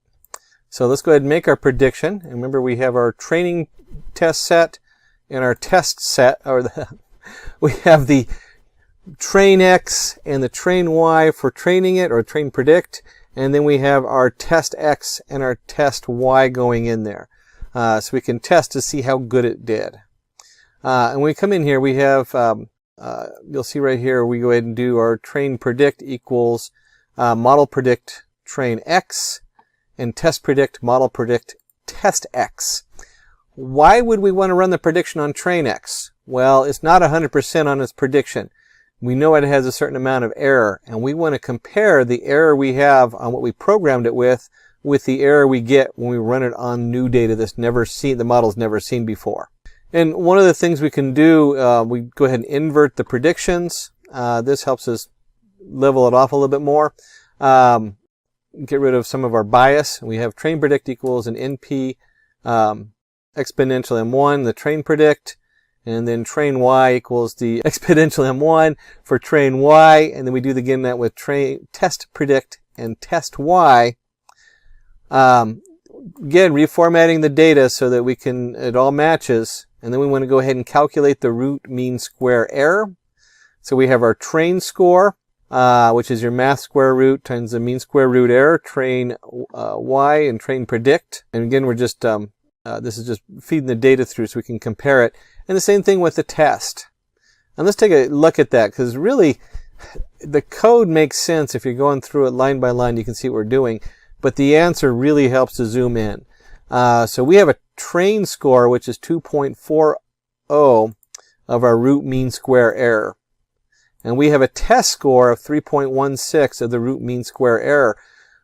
If these were reversed, if our test score is better than our training score, then we've overtrained. Something's really wrong. At that point, you got to go back and figure out what you did wrong. Because you should never have a better result on your test data than you do on your training data. And that's why we put them both through. That's why we look at the error for both the training and the testing. When you're going out and quoting your, publishing this, and you're saying, hey, how good is my model? It's the test score that you're showing people. This is what it did on my test data that the model had never seen before. This is how good my model is. And a lot of times you actually want to put together like a little formal code where we actually want to print that out. And if we print that out, you can see down here, test prediction and standard deviation of data set, 3.16 is less than 4.40. I'd have to go back, and we're up here. If you remember, we did the square means error. This is standard deviation. That's why these numbers are different. It's saying the same thing that we just talked about. 3.16 is less than 4.40. Model is good enough. We're saying, hey, this model is valid. We have a valid model here. So we can go ahead and go with that. And along with putting a formal print out of there, we want to go ahead and plot what's going on. And this, we just want a pretty graph here so that people can see what's going on. When I walk into a meeting and I'm dealing with a number of people, they really don't want these numbers. They don't want to say, hey, standard deviation, unless you know what statistics are. You might be dealing with a number of different departments. Head of sales might not work with standard deviation or have any idea what that really means number-wise. And so at this point, we really want to put it in a graph so we have something to display. And with displaying, you got to remember that we're looking at the data today going into it and what's going to happen tomorrow. So let's take a quick look at this. We're going to go ahead and shift the train predictions for plotting. We have our train predict plot, NP empty like data set, train predict plot, set it up with null values. You know, it's just kind of a weird thing where we're creating the data groups as we like them, and then putting the data in there is what's going on here. So we have our train predict plot, which is going to be our look back, our length, plus look back. Is going to equal train predict. So we're creating this, basically we're taking this and we're dumping the train predict into it. So now we have our nice train predict plot. And then we have the shift test predictions for the plotting. We're going to continue more of that. Oops, looks like I put it in here double. No, it's just, yeah, they put it in here double. Didn't mean to do that. We really only need to do it once. Oh, here we go. This is where the problem is because this is the test predict. So we have our training prediction, we're doing the shift on here, and then the test predict, we're going to look at that. Same thing, we're just creating those two data sets. Test predict plot, length prediction, set up on there. And then we're going to go through the plotting, the original data set, and the predictions. So we have a time axis. Always nice to have your time set on there. Set that to the time array, time axis lap. All this is setting up the time variable for the bottom. And then we have a lot of stuff going on here as far as setting up our figure. Let's go ahead and run that, and then we'll break it down. We have on here our main plot. We have two different plots going on here. The ISPU going up and the data, and the ISPU here with all these different settings on it. And so when we look at this, we have our AX1, that's the main plot. Our AX, that's the main plot, and we have our AX1, which is the secondary plot over here. So we're doing a figure PLT, or PLT.figure, and we're going to dump those two graphs on there. And so we take, and if you go through the code piece by piece, which we're not going to do, we're going to do the data set here, exponential, reverse exponential, so that it looks correctly. We're going to label it the original data set. We're going to plot the train predict plot. That's what we just created. We're going to make that orange, and we'll label it train prediction. Test predict plot, we're going to make that red and label it test prediction, and so forth. Set our ticks up. This actually just put ticks, time axes gets its ticks. The little marks there going along the axes, that kind of thing. And let's take a look and see what these graphs look like. And these are just kind of fun. You know, when you show up into a meeting and this is the final output and you say, hey, this is what we're looking at. Here's our original data in blue. Here's our training prediction. You can see that it trains pretty close to what the data is up there. I would also probably put a like a little timestamp and do just right before and right after, where we go from train to test prediction. And you can see with the test prediction, the data comes in red. And then you can also see what the original data set looked like behind it and how it differs. And then we can just isolate that here on the right. That's all this is just the test prediction on the right. And it's, you know, you'll see with the original data set, there's a lot of peaks we're missing and a lot of lows we're missing. But as far as the actual test prediction, it does pretty good. It's pretty right on. You can get a good idea of what to expect for your ISPU. And so from this, we would probably publish it and say, hey, this is what you expect, and this is our this is a range of error. That's the kind of thing I'd put out on a daily basis. Maybe we predict the cells are going to be this, or maybe weekly. So you kind of get you kind of flatten the data coming out, and you say, hey, this is what we're looking at. The big takeaway from this is that we're working with, let me go back up here. Oops, oh, too far. There we go. Is this model here. This is what this is all about. We worked through all of those pieces, all the TensorFlows, and that is to build this sequential model. And we're only putting in the 2 layers. This can get pretty complicated. If you get too complicated, it never verges into a usable model. So if you have like 30 different layers in here, there's a good chance you might crash it, kind of thing. So don't go too haywire on that. And that you kind of learn as you go. Again, it's domain knowledge, and also starting to understand all these different layers and what they mean. The data analytics behind those layers is something that your data analysis professional would come in and say, this is what we want to try. But I tell you, as a data scientist, a lot of these basic setups are common, and I don't know how many times working with somebody and they're like, oh my gosh, if I only did a tangent H instead of a ReLU activation, I worked for 2 weeks to figure that out. Well, as a data science, I can run it through the model in 5 minutes instead of spending 2 weeks doing the math behind it. So that's one of the advantages of data scientist, is we do it from programming side, and a data analytics is going to look for it. How does it work in math? And this is really the core right here of TensorFlow and Keras, is being able to build your data model quickly and efficiently. And of course, with any data science, putting out a pretty graph so that your shareholders, again, we want to take and reduce the information down to something people can look at and say, oh, that's what's going on. They can see what's going on as far as the dates and the change in the ISPU.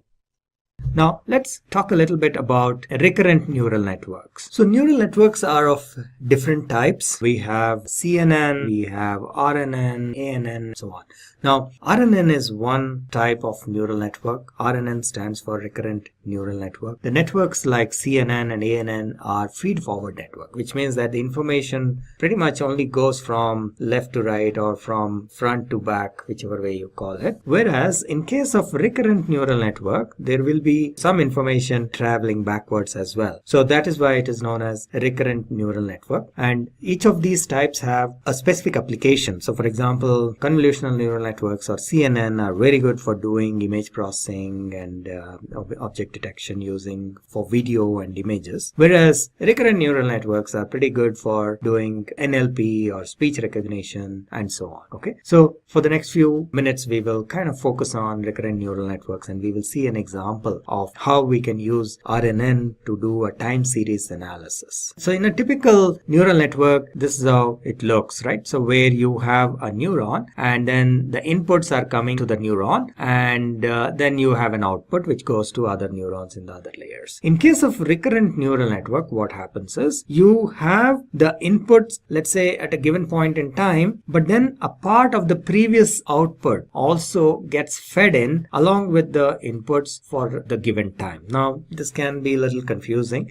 so let's see if we can take a little expanded view of this. So this is another view of one single neuron, which is what is known as in an unfolded manner. Okay, so if we are getting inputs or data over a period of time, then this is how the neuron will look. Remember, these are not three neurons. This is one neuron, and it is what is known as, it is shown in a unfolded way. Okay, we have unfolded this single neuron over a period of time. So at a given time, let's say t minus 1, an input of xt minus 1 is fed to the neuron, and it gets an output of yt minus 1. Then the next instant, which is xt at a time t, right, there is an input of xt, and then there is an output of yt. So this is a single neuron, but is displayed in an unfolded way. So this is like expanding it over a period of time. So let's start with this part here. This particular neuron gets an input at an instant t minus 1. Let's say time is equal to t minus 1. It gets an input of xt minus 1, and it gives an output of yt minus 1. Then when we go to the instant t, here it gets an input of xt, and it also additionally gets an input from this previous time frame t minus 1. So this yt minus 1 gets fed here, and that results in yt. All right, then when we go to the time t plus 1, there is an input of xt minus 1 at that given time, plus the input from the previous time frame, which is a time frame of t. That also gets fed in here, and then we get an output of yt plus 1. Okay, so let me explain once again. This is a single neuron. These are not three different neurons. A single neuron seen over a period of time from t minus 1 to t plus 1. And unlike a regular feed forward neuron which only gets x, in this case the input is x and also another input which is coming from the previous time frame, and that is what this loop is. In this, on the left hand side diagram, this loop is indicating that. Okay, so on the right hand side it is represented in an unfolded way. Okay, so the input, if we take a time frame t for example, is not only xt, which is the input, which is the normal input at the time frame t, but it is also getting an input from the previous time frame, which is this yt minus 1 is also being fed as an input.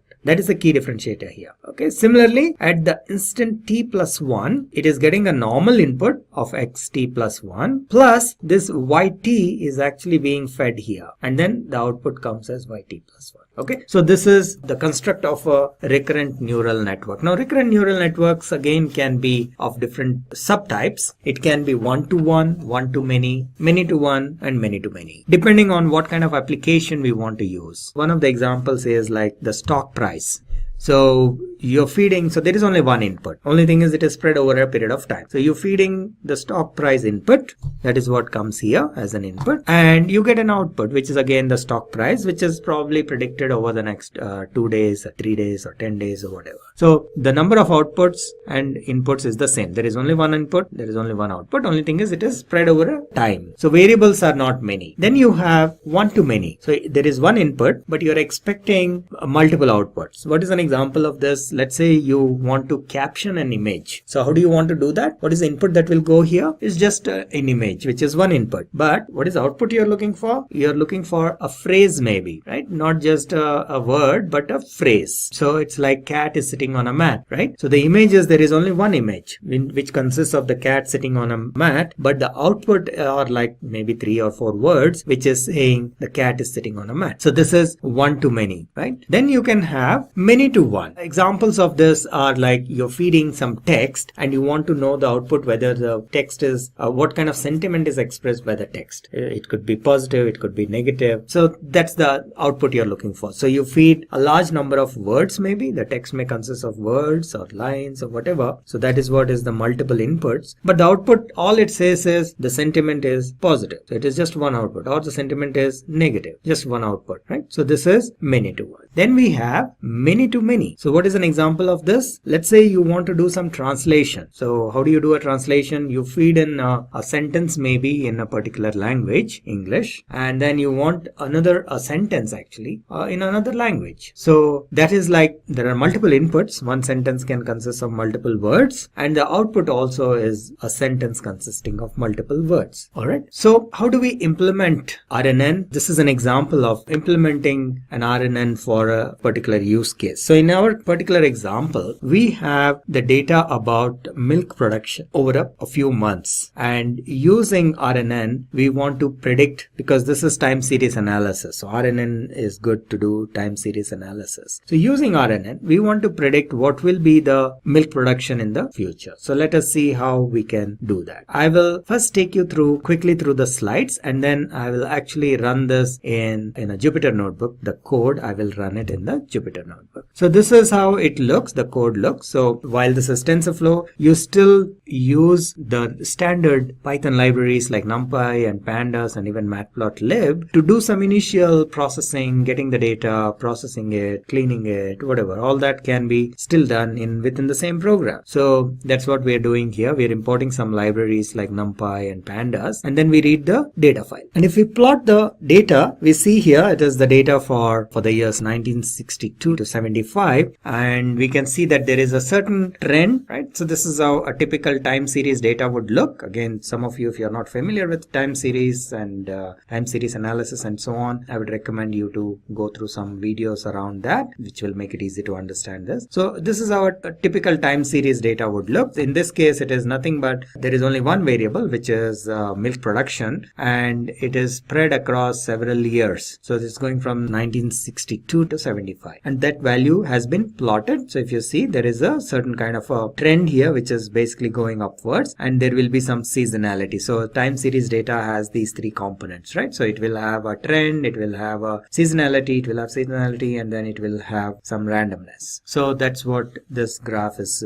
showing. And now if we want to perform analysis on this, time series analysis on this, first thing we need to do is split the data into train and test. And in this case, we will just use a straightforward method, which is taking the data for the first 13 years. So the idea here is we need to train our model, right? This is time series data. So and we want to predict for the future. So the way we need to use this is we have to take the data for a certain period of time and train our model. And then we use a part of the known data so that we can then ask our model to predict for that duration and compare it with the known information. So what do we mean by that? So here, if you see this data, I will show you in the notebook as well, Jupyter notebook as well. This has 13 years of data. So what we are doing is we are taking the first 12 years and using that as our training set, right? So 12 years we are doing, and this has about, I think, 14 years of data. So we are taking 13 years of data for training purpose, and then we are using the last 1 year, remaining 1 year of data for testing purpose. Because here what we can do is this 1 year data, we know the values, right? Because if we want to compare the accuracy or anything like that, we need to know the values. So in this case, we know the values of this one particular year. So we will use that. But at the same time, we train the model for 13 years of data. And for the 14th year, we will ask our model to predict and then compare it with this known value so that we know how accurate our model is. I hope that makes sense. Okay. So that's what we are doing here. 156 is nothing but 12 into 13. On a monthly basis, we get the data.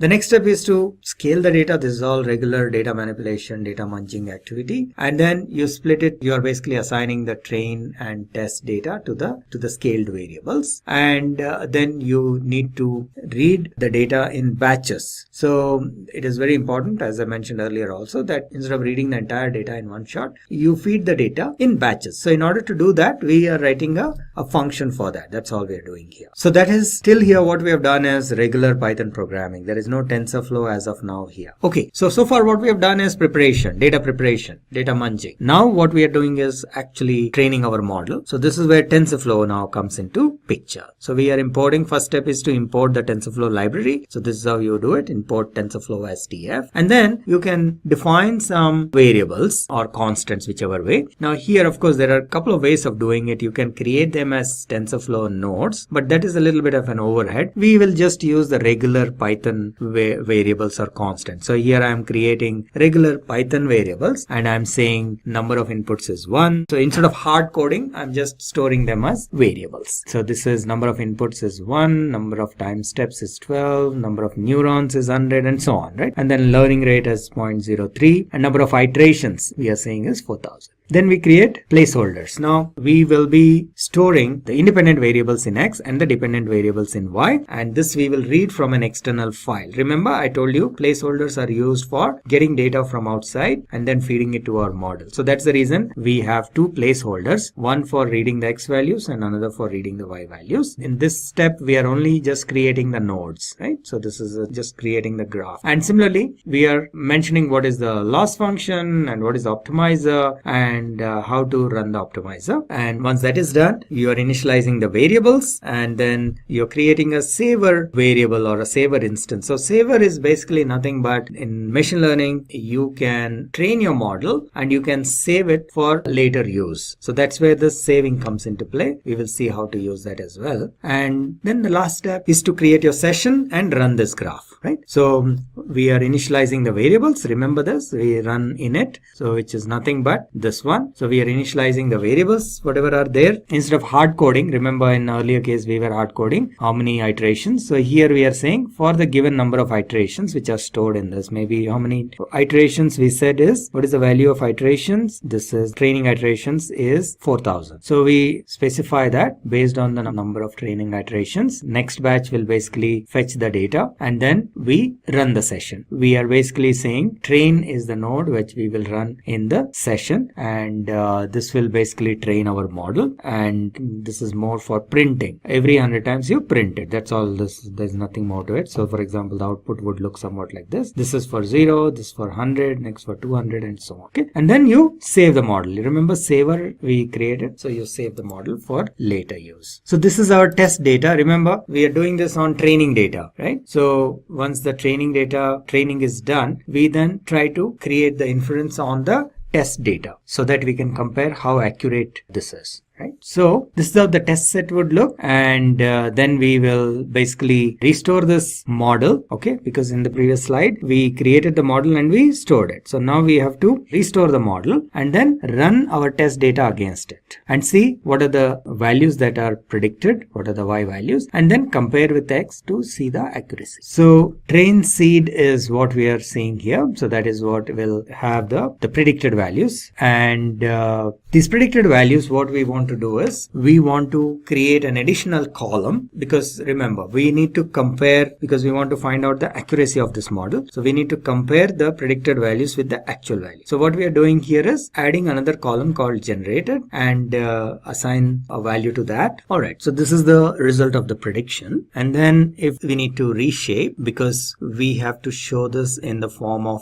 monthly results. So that's what we are doing here. And once we generate the results and then display it, we can actually see it month wise here, and the actual and the generated values. Okay, so we create a data frame which is a combination of the actual values and the predicted values from the test set. And then we can plot to see how the trend is. As you can see, pretty much the actual value is in blue color and the generated or predicted value, the curve is in yellow color. The trend is maintained. So it will probably, it's not 100% accurate, but the trend is maintained. All right, so let's do one thing. Let's go into the Jupyter notebook and take a look at how this works in TensorFlow environment. Actually, the code, I will walk you through the code. This is my Jupyter notebook, and the data data is taken from this particular link. In case you're interested, you can download it from there. And this is the data for the years 1962 to 75. The first thing we do is import these libraries, because before we start with the actual TensorFlow activity, we need to prepare the data and so on. So for that, you can use your regular Python libraries, which are like NumPy, Pandas, and so on. So that's what we are doing here. And then we read the data using Pandas into a data frame. So this is a data frame, milk is a data frame, and we will do some quick exploratory analysis just to see how our data is looking. Initial 5 records that we'll get, 1, 2, 3, 4, 5, that is the head. So it goes from 1962 January to 1962 May. Once we rechange, or basically we need to split this into month specifically separately. So that's what we are doing here, date to time. So we kind of do a little bit of a reindexing, and then if we plot this, this is how the data look. As you can see, there is a clear upward trend, and there is some seasonality and so on. But anyway, we will not break that up into those components. We will just use RNN to predict and test. Okay, so the next thing is to check some, if we can run like an info, it will tell us what is the information about this data set. So let us just run that. Okay, so it is just telling us how many total columns and what is the size of the file and so on and so forth. Again, in case you're interested in doing some exploratory analysis. So what we'll do next is we will take the 13 years of data for our training data set. So what are we going to do now? Let me step back. So what have we seen here? We have seen that there are 168 records, so which is nothing but 14 years of data. We now have to split this into our training and test data set. So how do we do that? I think in case of time series, we cannot do it like 80-20 like we do in normal splitting in normal machine learning process. Here it is time series data. So what we are going to do is we will take out of this 14 years, we will take the first 13 years of data and we will use that for training, and then we will test it with the last, which is the 14th year data. We will use it for testing. Okay, so that's what we are going to do here. So let's split that. So training set will consist of my 156 records, which is nothing but 13 into 12, right? My 13 years of data I'm taking for training, and then my test set will consist of the bottom 12 observations, which is last 1 year of data, which is the 14th year. Okay, so that's now done. Training and test splitting is done. The next step is to do some normalizing, which is basically we'll use our scaling, rather we will use min-max scaler, and we will just scale the data. And now we do it for both test as well as train. Now we are ready to create our RNN model. But before that, one quick thing, in order to fetch the data, we have to create a function. So that's what we are doing here. We create a function called next batch, and how you want to fetch the steps, they are all defined as our constants, if you remember, and that's what this function is all about. So we define that function. We will be calling that in our training method. All right, so from here onwards up to there, we are done with the preparation of the data and whatever functions or whatever are required. From here onwards is where the TensorFlow part starts. So the first thing we do is import the TensorFlow library. Typically, this is a very standard way of importing the library. We say import TensorFlow as TF. Now TF is nothing but a name, so you can change it to TF1 or ABC or XYZ, whatever. So this part you can change, but by and large everybody uses this, so I would rather recommend you also use the same syntax. So you say import TensorFlow as TF, so it's very easy for others to understand as well. And then you declare or define a bunch of constants. That's what we are doing here. Like for example, the number of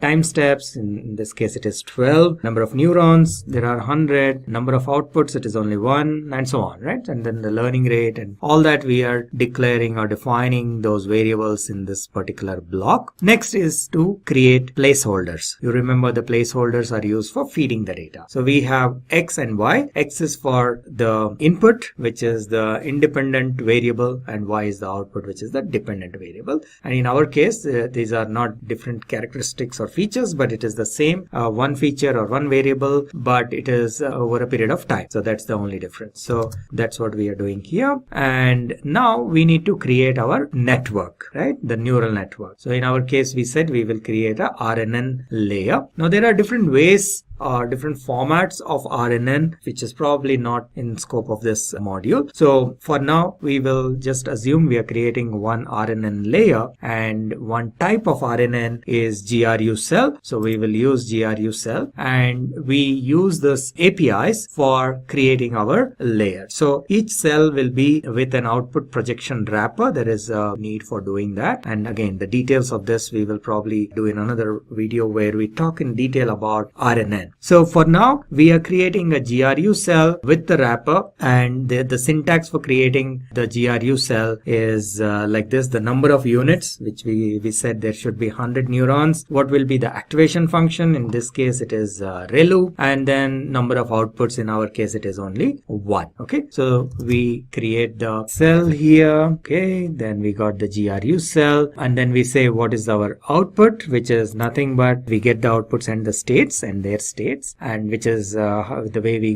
get that is tf.nnn.dynamic_rnn. So if we call this and we pass the cell and the data, which is basically in placeholder. So again, remember, all we are doing here is we are creating just the nodes for the graph. So nothing is actually getting executed from a TensorFlow perspective. Okay. All right. So once that is done, now we need to pass this, calculate the outputs and the states using the dynamic_rnn method, and we pass the cell as a parameter and then the x values as a parameter. And if we run that, we will have the outputs and the states, and this is where we actually run the training method.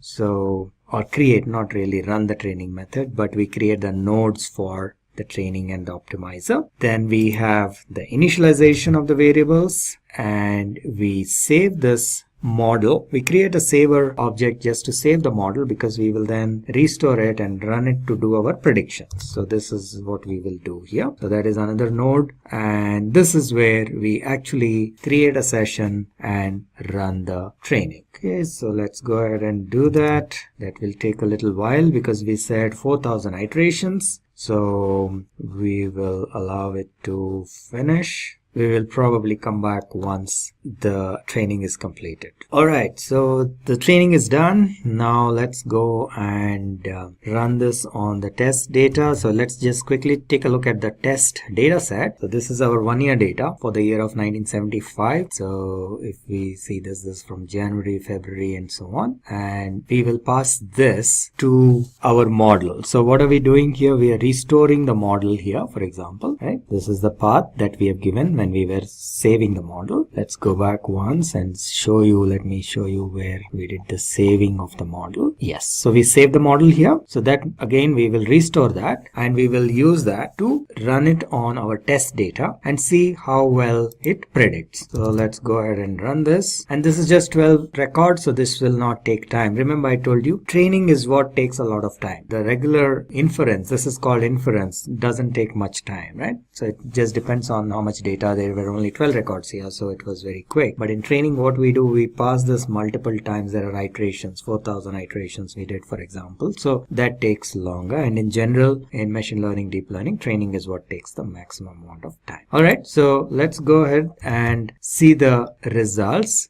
We will, in order to plot it, we will have to kind of adjust the format of the results. Otherwise, we will not be able to see it in a proper way. And then we will, so this is our, so what we have done is we created a data frame which consists of the predicted value and the actual value. So this is the data frame. So this is the actual value. This is 834, 782, and so on. This is what our model has predicted. So it may not be so easy to see in a tabular format. So let's go ahead and plot it so that we can compare these two. So when we plot it, you will see that the trend is more or less maintained, right? So we go from the blue color is the actual values, and the yellow color or the orange color, whatever is it, is the one which is generated by our model. So it pretty much is following the actual trend. So not bad for such a quick iteration and training. This tutorial is about object detection. We will walk you through a TensorFlow code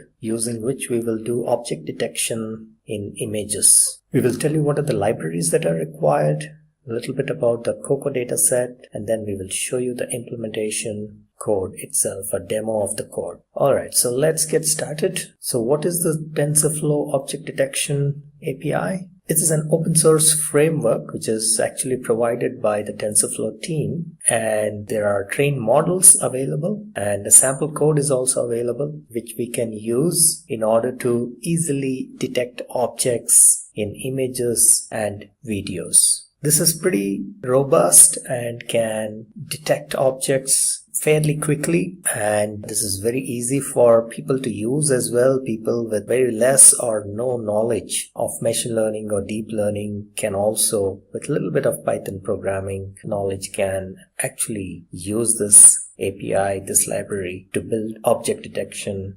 applications. This is a list of libraries that are required, and they have been shown in the code as well. The exact purpose of each of this library, why it is required, is out of the scope of this tutorial, but we will see in the code as we walk through some of these libraries how and why they are used. The COCO data set. COCO stands for Common Objects in Context. So this data set consists of 300,000 images of 90 most commonly found objects like chairs and tables and so on and so forth. So this model has been trained, or in fact a set of models have been trained on this data set, and this is pretty good to detect the most common objects in the images and videos. So with that, let's get into the code. Alright, so the first part is to import all these libraries, and this we have shown you in the slides as well. Again, a large part of this will be for doing some helper functions and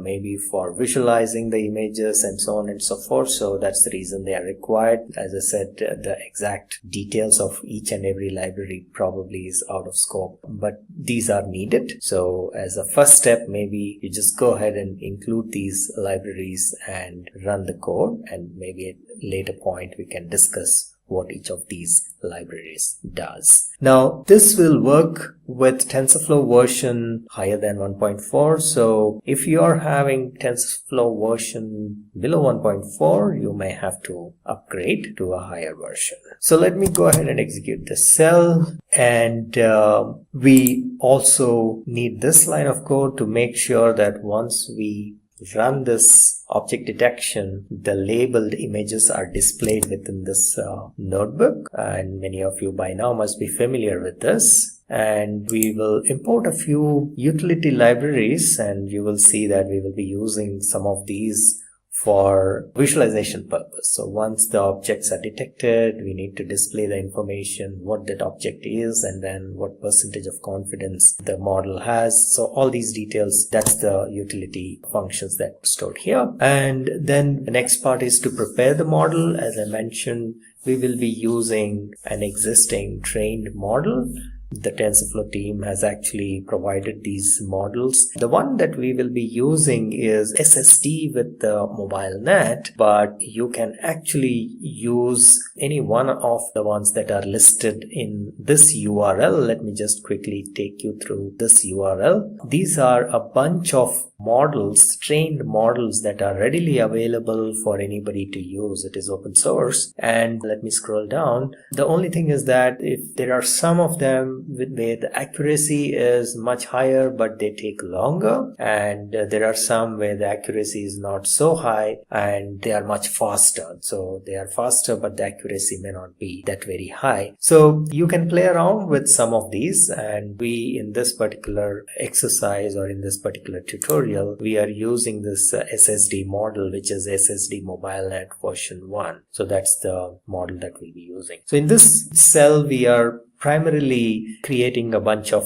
variables with the various, for example, the name of the model, the path, and so on and so forth, so that we will be using these names in the next step, which is to download this model and install it locally. These are also referred to as frozen models. So once they are trained, and then you kind of extract or you freeze the model. So that's the reason they are called frozen models, so that others can just use this without any further training. So this is where we download and extract our model locally. So this will take a little while. Let me see if I can wait or maybe pause the video and come back once it is done. Might take a little while. Let's see if it completes. I have a pretty high speed network, but even then it takes some time, so that's good. But this part is over. Now let us see this part, and yes, both are done. So once that is done, we need to load some label mapping.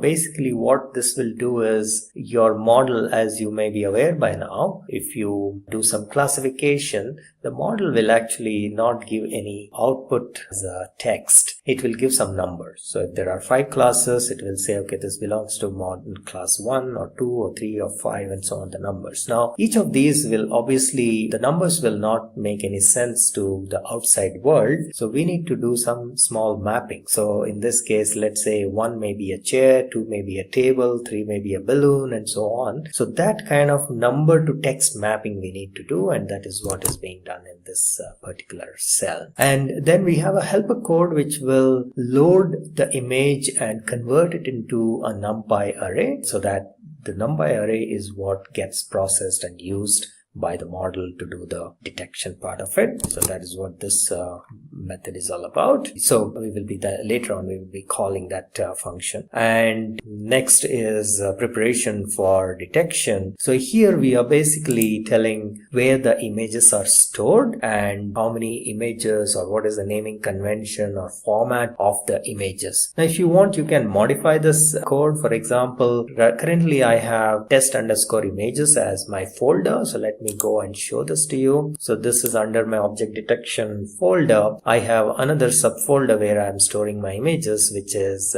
text_images. Now you can rename this folder and give some other name, and then in your code you can probably give that particular name for the subfolder. Similarly, the format of these files, what is the name and format of these files? Here it is in a very simple format, which is the names of the files are like beach 1, beach 2, beach 3, and so on. So I have taken beach as the theme. So I have images which are related to beaches. So this is beach 1, beach 2, and then beach 3. I have a few others, but we will use these 3 for our demo. And so that's what I'm saying here. The name of the images will be beach something.jpg, which is JPEG format, and in this curly braces basically will be filled with either 1, 2, or 3 based on in this particular for loop. Okay, so that is what this is doing. Alright, so the next step is to run inference on these images in a loop,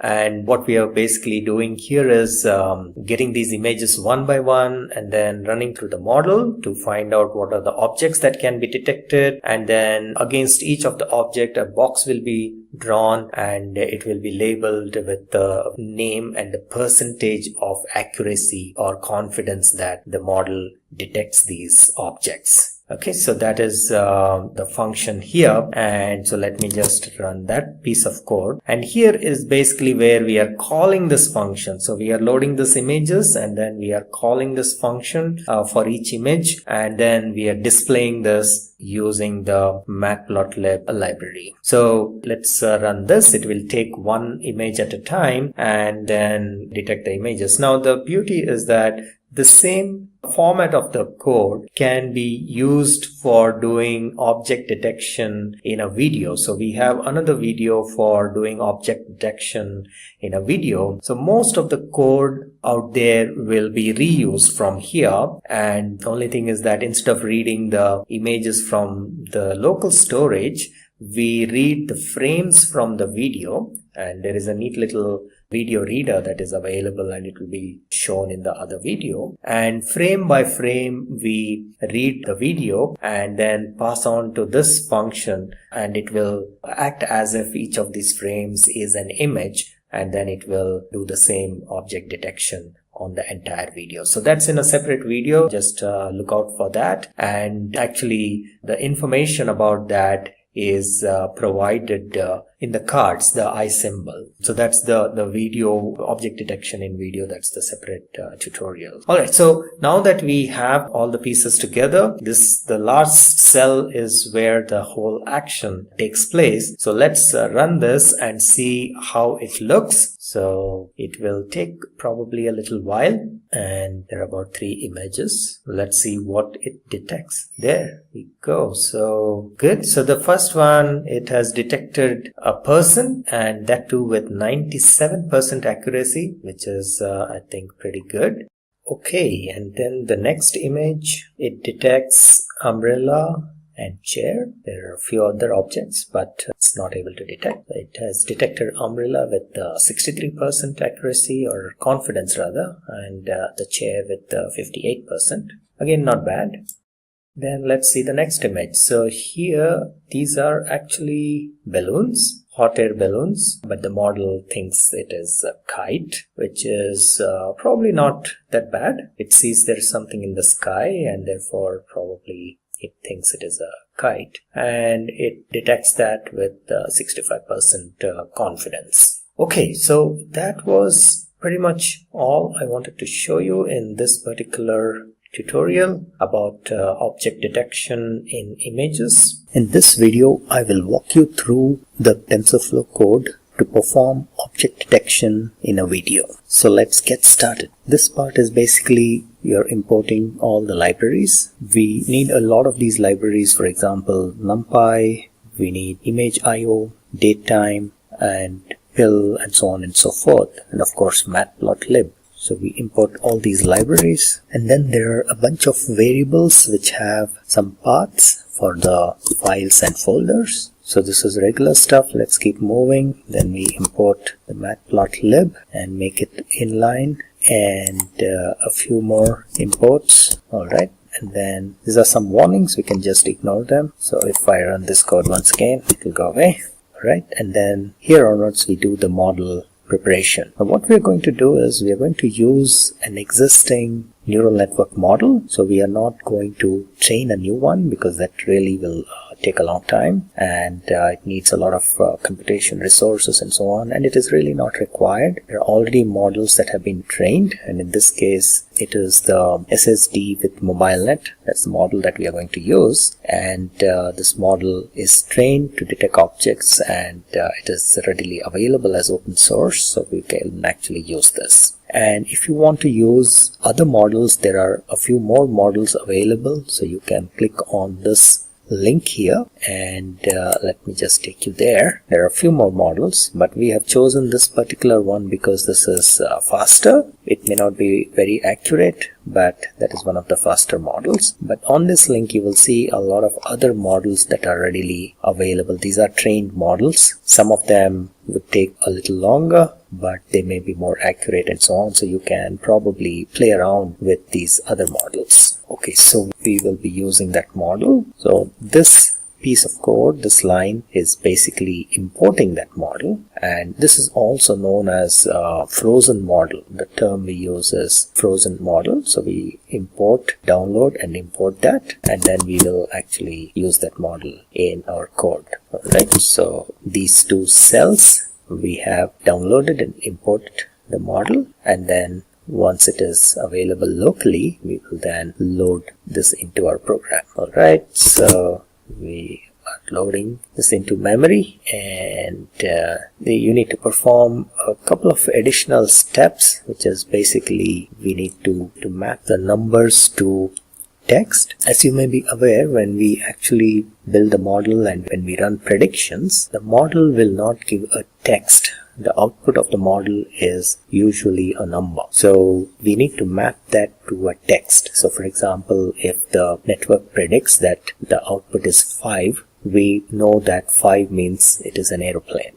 Things like that. So this mapping is done in this next cell. Alright, so let's keep moving. And then we have a helper code which will basically load the data or load the images and transform into NumPy arrays. This is also used in doing object detection in images. So we are actually going to reuse, because video is nothing but it consists of frames which in turn are images. So we are going to pretty much reuse the same code which we used for doing object detection in images. So this is where the actual detection starts. So here, this is the path for where the images are stored. So this is, here once again we are reusing the code which we wrote for detecting objects in an image. So this is the path where the images were stored, and this is the extension, and this was done for about 2 or 3 images. So we will continue to use this, and if we go down, I'll skip this section. So this is the cell where we are actually loading the video and converting it into frames, and then using frame by frame we are detecting the objects in the image. So in this code, what we are doing basically is, there are a few lines of code. What they do is basically, once they find an object, a box will be drawn around those each of those objects, and the input file, the name of the input video file is traffic. It is the extension is MP4, and we have this video reader. It's an excellent object which is basically part of this class called image.io. So we can read and write videos using that, and the video that we are going to use is traffic.mp4. You can use any MP4 file, but in our case I picked up video which has like cars. So let me just show you. So this is in this object detection folder. I have this MP4 file. I'll just quickly play this video. It's a little slow. Yeah, okay. So here we go. This is the video. It's a short one, relatively small video, so that for this particular demo. And what it will do is, once we run our code, it will detect each of these cars and it will annotate them as cars. So in this particular video, we only have cars. We can later on see with another video. I think I have cat here, so we can also try with that. But let's first check with this traffic video. So let me go back. So we will be reading this frame by frame, and no, actually we will be reading the video file, but then we will be analyzing it frame by frame, and we will be reading them at 10 frames per second. That is the rate we are mentioning here, and analyzing it and then annotating and then writing it back. So you will see that we will have a video file named something like this, traffic_annotated, and we will see the annotated video. So let's go back and run through this piece of code, and then we will come back and see the annotated video. This might take a little while, so I will pause the video after running this particular cell and then come back to show you the results. Alright, so let's go ahead and run it. So it is running now, and it is also important that at the end you close the video writer, so that it is similar to a file pointer. When you open a file, you should also make sure you close it so that it doesn't hog the resources. So it's very similar. So at the end of it, the last piece or last line of code should be video_writer.close. Alright, so I'll pause and then I'll come back. Okay, so I will see you in a little bit.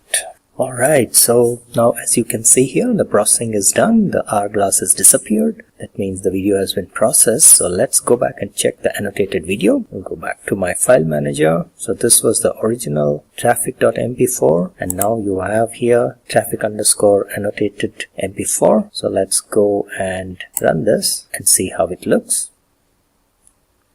You see here, it has got each of these cars are getting detected. Let me pause and show you. So we pause here. It says car 70%. Let us allow it to go a little further. It detects something on top. What is that? Truck. Okay. So I think because of the board on top, it somehow thinks there is a truck. Let's play some more and see if it detects anything else. So this is again a car, looks like. So let us, yeah. So this is a car, and it has confidence level of 69%. Okay, this is again a car. Alright, so basically till the end it goes and detects each and every car that is passing by. Now we can quickly repeat this process for another video. Let me just show you the other video, which is a cat. Again, there is this cat is not really moving or anything, but it is just standing there staring and moving a little slowly, and our application will, our network will detect that this is a cat, and even when the cat moves a little bit in the other direction, it will continue to detect and show that it is a cat. Okay, so yeah, so this is how the original video is. Let's go ahead and change our code to analyze this one and see if it detects, our network detects this cat. Close this, here we go, and I'll go back to my code.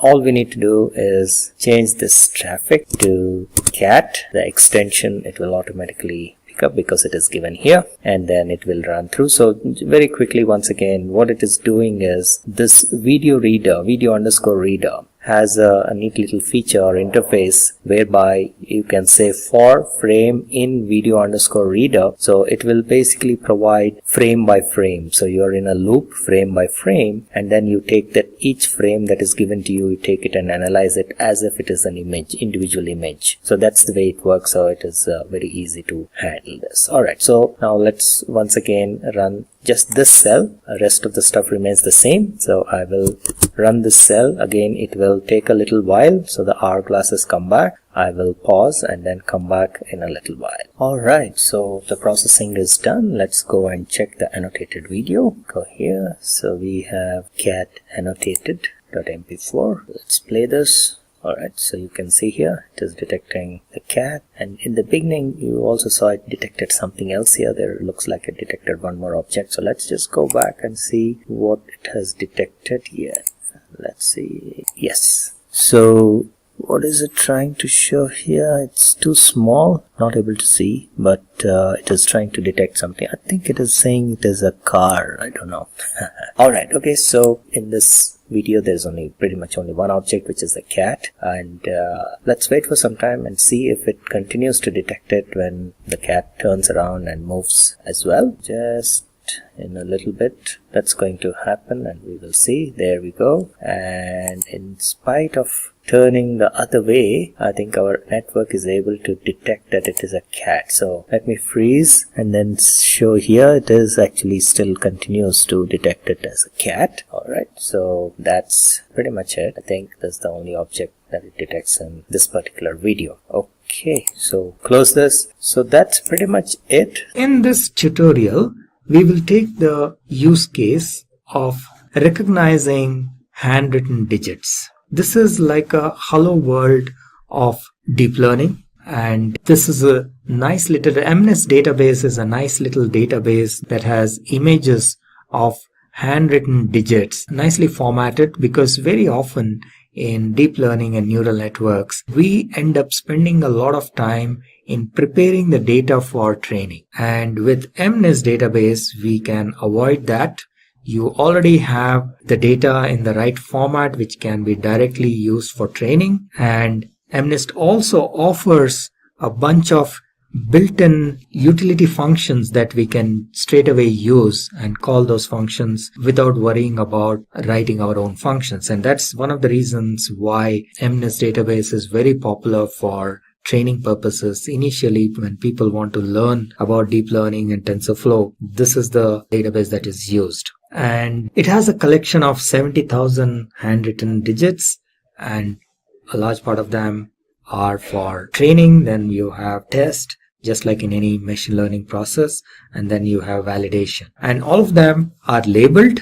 So you have the images and their label. And these images, they look somewhat like this. So they are handwritten images collected from a lot of individuals. People have, these are samples written by human beings. They have handwritten these numbers going from 0 to 9. So people have written these numbers, and then the images of those have been taken and formatted in such a way that it is very easy to handle. So that is MNIST database. And the way we are going to implement this in our TensorFlow is we will feed this data, especially the training data, along with the label information. And the data is basically, these images are stored in the form of the pixel information, as we have seen in one of the previous slides. All the images are nothing but these are pixels.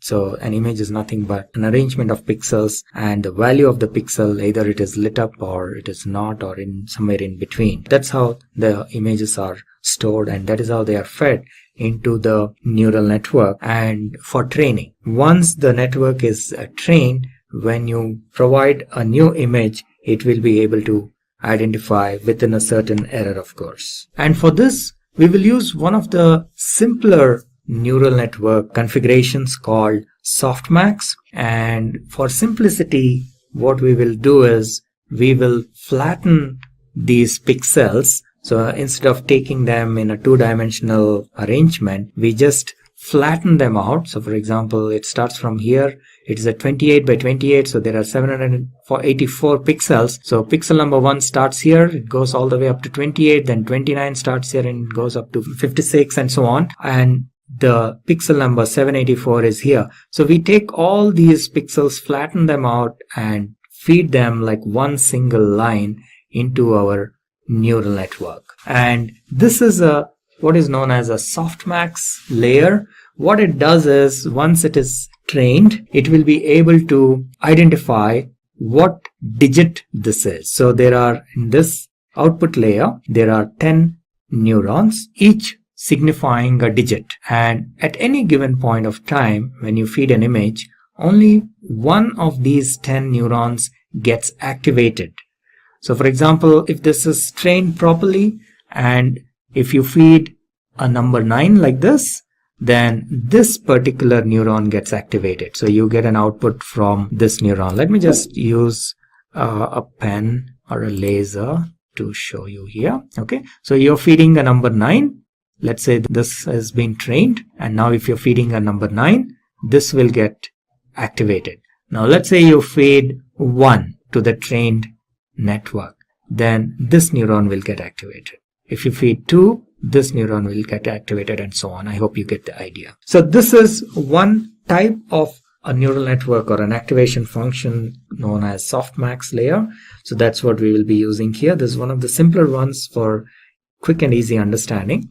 So this is how the code would look. We will go into our lab environment in the cloud, and we will show you there directly. But very quickly, this is how the code looks.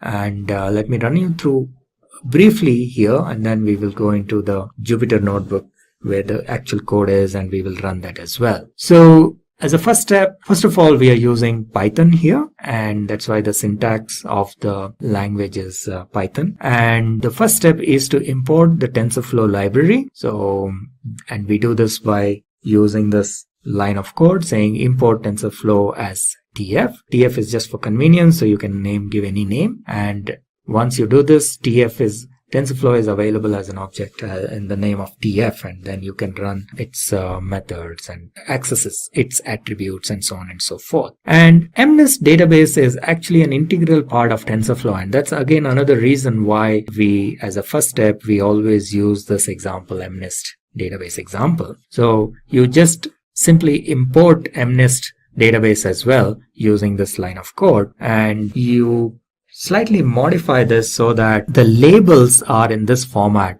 what is known as one hot true, which means that the label information is stored like an array. And let me just use the pen to show what exactly it is. So when you do this one hot true, what happens is each label is stored in the form of an array of 10 digits, and let's say the number is 8. Okay, so in this case, all the remaining values, there will be a bunch of zeros. So this is like array at position 0, this is at position 1, position 2, and so on and so forth. Let's say this is position 7, then this is position 8. That will be 1 because our input is 8. And again, position 9 will be 0. Okay, so one hot encoding, this one hot encoding true will kind of load the data in such a way that the labels are in such a way that only one of the digits has a value of 1, and that indicates. So based on which digit is 1, we know what is the label. So in this case, the 8th position is 1, therefore we know this sample data, the value is 8. Similarly, if you have a 2 here, let's say, then the labeled information will be somewhat like this. So you have your labels. So you have this as 0, the 0th position.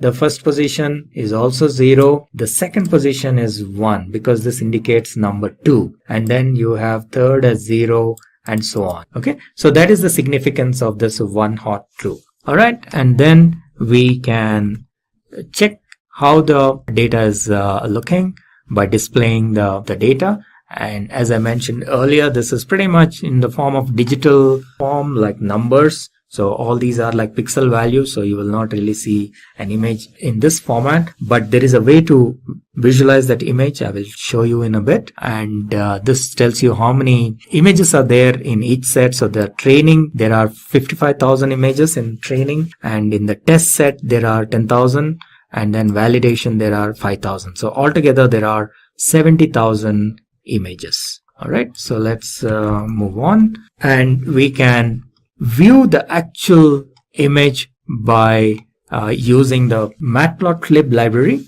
And this is how you can view. This is the code for viewing the images, and you can view them in color or you can view them in grayscale. So the CMap is what tells in what way we want to view it, and what are the maximum values and the minimum values of the pixel values. So these are the max and minimum values of the pixel values. So maximum is 1 because this is a scaled value. So 1 means it is white, and 0 means it is black, and in between it can be anywhere in between black and white. And the way to train the model, there is a certain way in which you write your TensorFlow code. And the first step is to create some placeholders, and then you create a model. In this case, we will use the softmax model, one of the simplest ones. And placeholders are primarily to get the data from outside into the neural network. So this is a very common mechanism that is used. And then, of course, you will have variables, which are remember, these are your weights and biases. So in our case, there are 10 neurons, and each neuron actually has 784 because each neuron takes all the inputs. If we go back to our slide here, actually every neuron takes all the 784 inputs. Right? This is the first neuron. It receives all the 784. This is the second neuron. This also receives all the 780. So each of these inputs needs to be multiplied with a weight, and that's what we are talking about here. So this is a matrix of 784 values for each of the neurons, and so it is like a 10 by 784 matrix because there are 10 neurons. And similarly, there are biases. Now remember, I mentioned bias is only 1 per neuron. So it is not 1 per input, unlike the weights. So therefore, there are only 10 biases because there are only 10 neurons in this case. So that is what we are creating a variable for biases. So this is something little new in TensorFlow. You will see, unlike our regular programming languages where everything is a variable, here the variables can be of 3 different types. You have placeholders, which are primarily used for feeding data. You have variables, which can change during the course of computation. And then a third type, which is not shown here, are constants. So these are like fixed numbers. All right. So in a regular programming language, you may have everything as variables or at the most variables and constants. But in TensorFlow, you have 3 different types: placeholders, variables, and constants. And then you create what is known as a graph. So TensorFlow programming consists of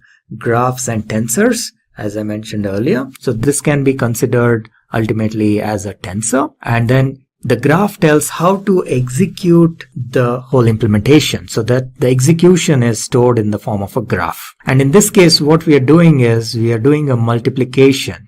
TF, you remember this TF was created as a TensorFlow object here. One more level, one more. So TF is available here. Now TensorFlow has what is known as a matrix multiplication or matmul function. So that is what is being used here in this case. So we are using the matrix multiplication of TensorFlow so that you multiply your input values x with W, right? This is what we were doing, XW plus B. You're just adding B, and this is in very similar to one of the earlier slides where we saw sigma Xi Wi. So that's what we are doing here. Matrix multiplication is multiplying all the input values with the corresponding weights and then adding the bias. So that is the graph we created. And then we need to define what is our loss function and what is our optimizer. So in this case, we again use the TensorFlow's APIs. So tf.nn softmax cross entropy with logits is the API that we will use, and reduce mean is what is like the mechanism whereby which says that you reduce the error. And optimizer for doing reduction of the error, what optimizer are we using? So we are using gradient descent optimizer. We discussed about this in a couple of slides earlier. And for that, you need to specify the learning rate. You remember we saw that there was a slide somewhat like this, and then you define what should be the learning rate, how fast you need to come down. That is the learning rate. And this again needs to be tested and tried, and to find out the optimum level of this learning rate. It shouldn't be very high, in which case it will not converge, or shouldn't be very low, because it will, in that case, it will take very long. So you define the optimizer and then you call the method minimize for that optimizer, and that will kickstart the training process. And so far we've been creating the graph, and in order to actually execute that graph, we create what is known as a session, and then we run that session. And once the training is completed, we specify how many times, how many iterations we want it to run. So for example, in this case, we are saying 1000 steps. So that is a exit strategy in a way. So you specify the exit condition. So a training will run for 1000 iterations. And once that is done, we can then evaluate the model using some of the techniques shown here. So let us get into the code quickly and see how it works. So this is our cloud environment. Now you can install TensorFlow on your local machine as well.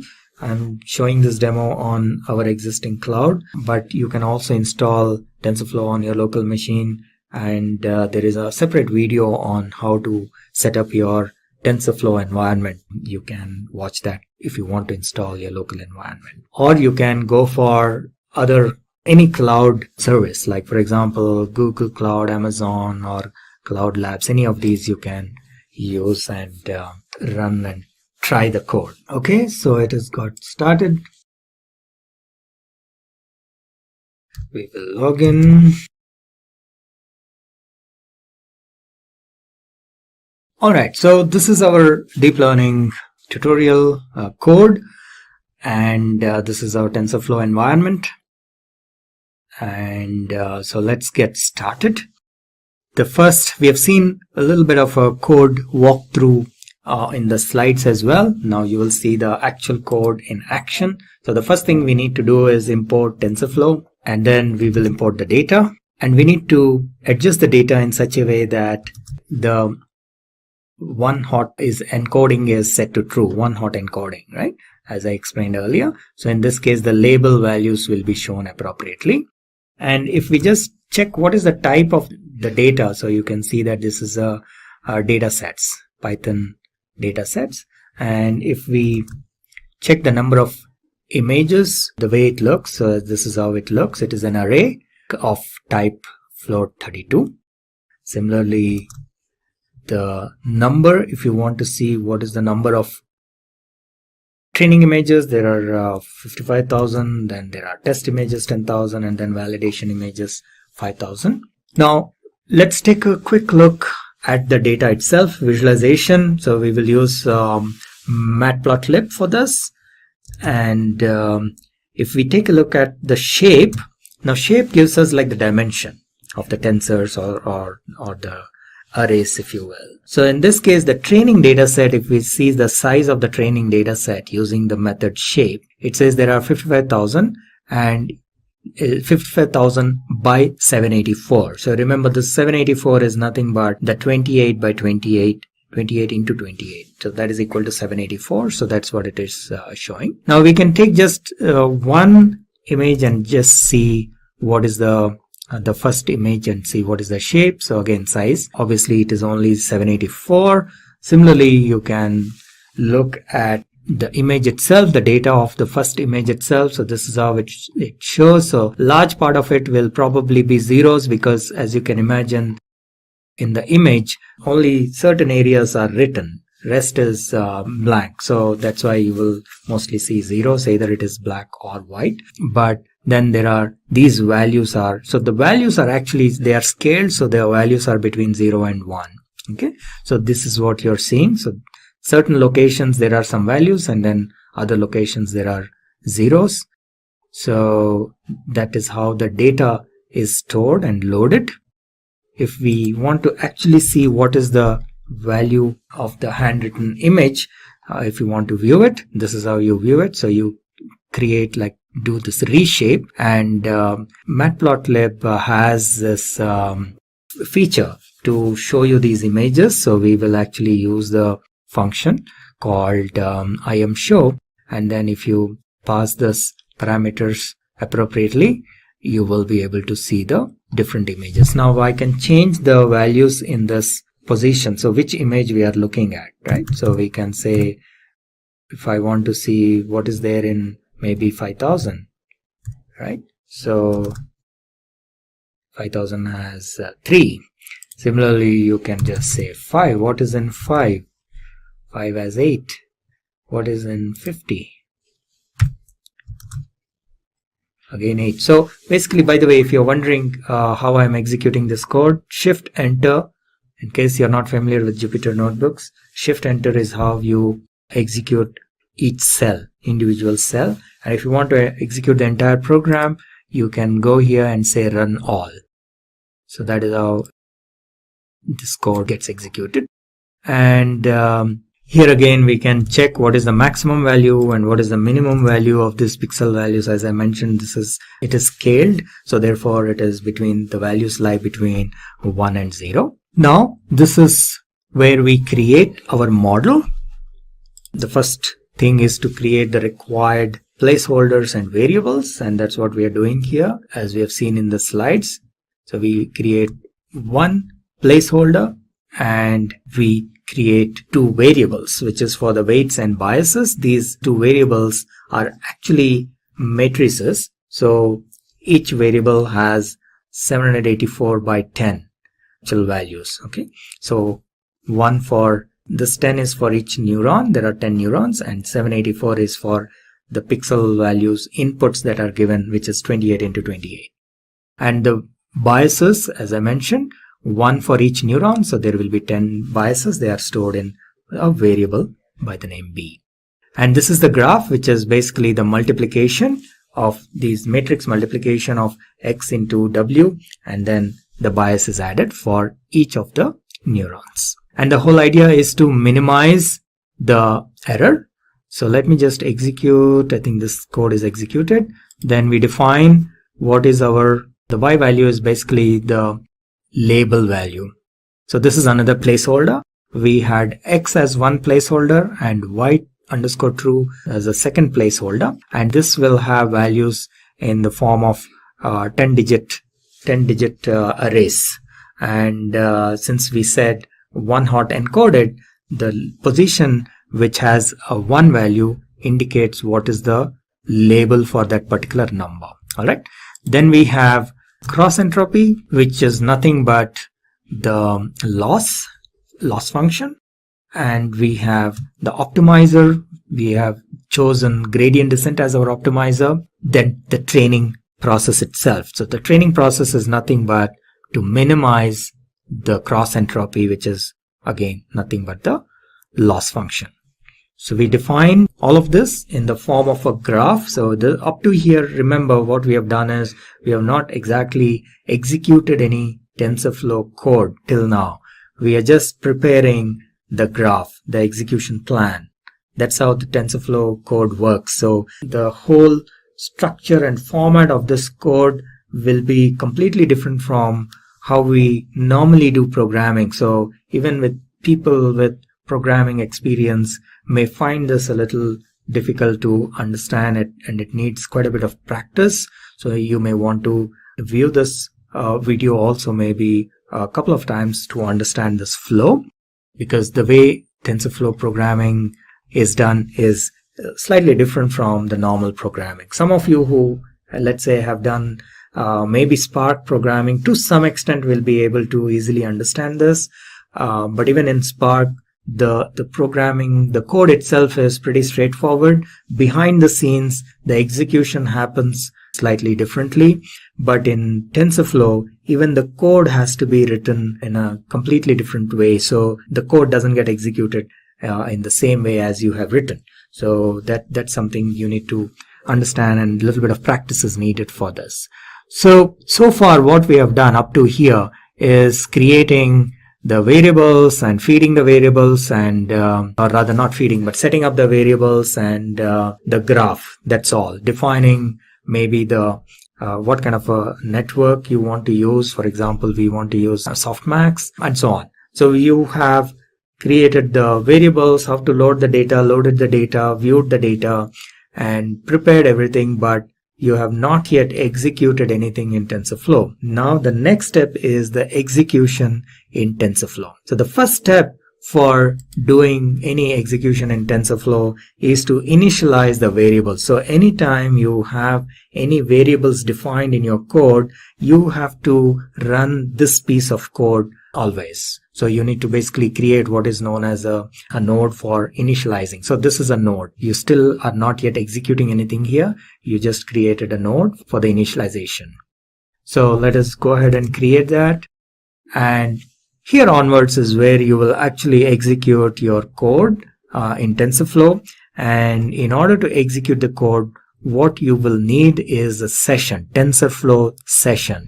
So tf.session will give you a session, and there are a couple of different ways in which you can do this, but one of the most common methods of doing this is with what is known as a with loop. So you have a with tf.session as ses and with a colon here, and this is like a block, starting of the block, and these indentations tell how far this block goes, and this session is valid till this block gets executed. So that is the purpose of creating this with block. This is known as a with block. So with tf.session as ses, you say ses.run init. Now ses.run will execute a node that is specified here. So for example, here we are saying ses.run. Ses is basically an instance of the session. Right? So here we are saying tf.session. So an instance of the session gets created and we are calling that ses. And then we run a node within that, one of the nodes in the graph. So one of the nodes here is init. So we say run that particular node, and that is when the initialization of the variables happens. Now what this does is, if you have any variables in your code, in our case we have w is a variable and b is a variable. So any variables that we created, you have to run this code. You have to run the initialization of these variables, otherwise you will get an error. Okay, so that's what this is doing. Then we, within this with block, we specify a for loop, and we are saying we want the system to iterate for 1000 steps and perform the training. That's what this for loop does. Run training for 1000 iterations. And what it is doing basically is it is fetching the data or these images. Remember, there are about 50,000 images, but it cannot get all the images in one shot because it will take up a lot of memory and performance issues will be there. So this is a very common way of performing deep learning training. You always do in batches. So we have maybe 50,000 images, but you always do it in batches of 100 or maybe 500, depending on the size of your system and so on and so forth. So in this case, we are saying, okay, get me 100 images at a time and get me only the training images. Remember, we use only the training data for training purpose, and then we use test data for test purpose. You must be familiar with machine learning, so you must be aware of this. But in case you are not, in machine learning also, this is not specific to deep learning, but in machine learning in general, you have what is known as training data set and test data set. Your available data, typically you will be splitting into two parts and using the training data set for training purpose. And then to see how well the model has been trained, you use the test data set to check or test the validity or the accuracy of the model. So that's what we are doing here. And you observe here that we are actually calling an mnest function here. So we are saying mnest train.next batch. Right? So this is the advantage of using mnest database, because they have provided some very nice helper functions which are readily available. Otherwise, this activity itself, we would have had to write a piece of code to fetch this data in batches. That itself is a lengthy exercise. So we can avoid all that if we are using mnest database, and that's why we use this for the initial learning phase. Okay, so when we say fetch, what it will do is it will fetch the images into X and the labels into Y, and then you use this batch of 100 images and you run the training. So ses.run, basically what we are doing here is we are running the training mechanism, which is nothing but it passes this through the neural network, passes the images through the neural network, finds out what is the output, and if the output, obviously initially it will be wrong, so all that feedback is given back to the neural network, and thereby all the W's and B's get updated till it reaches 1000 iterations. In this case, the exit criteria is 1000, but you can also specify probably accuracy rate or something like that for as an exit criteria. So here it just says that, okay, this particular image was wrongly predicted, so you need to update your weights and biases. That's the feedback given to each neuron, and that is run for 1000 iterations. And typically by the end of this 1000 iterations, the model would have learned to recognize these handwritten images. Obviously it will not be 100% accurate. Okay, so once that is done, so this happens for 1000 iterations. Once that is done, you then test the accuracy of these models by using the test data set. Right? So this is what we are trying to do here. The code may appear a little complicated because if you're seeing this for the first time, you need to understand the various methods of TensorFlow and so on. But it is basically comparing the output with what is actually there. That's all it is doing. So you have your test data and you're trying to find out what is the actual value and what is the predicted value and seeing whether they are equal or not, tf.equal, right? And how many of them are correct and so on and so forth. And based on that, the accuracy is calculated as well. So this is the accuracy, and that is what we are trying to see, how accurate the model is in predicting these numbers or these digits. Okay, so let us run this. This entire thing is in one cell. So we will have to just run it in one shot. It may take a little while. Let us see. And not bad. So it has finished the 1000 iterations. And what we see here as an output is the accuracy. So we see that the accuracy of this model is around 91%. Okay. Now, which is pretty good for such a short exercise. Within such a short time, we got 90% accuracy. However, in real life, this is probably not sufficient. So there are other ways to increase the accuracy. We will see probably in some of the later tutorials how to improve this accuracy, how to change maybe the hyperparameters like number of neurons or number of layers and so on and so forth, and so that this accuracy can be increased beyond 90%. Thank you all for watching this video tutorial on the TensorFlow full course. I hope you liked it. If you have any questions, then please put them in the comment section. Our team will help you solve your queries. Thanks again. Stay tuned for more from Simplilearn.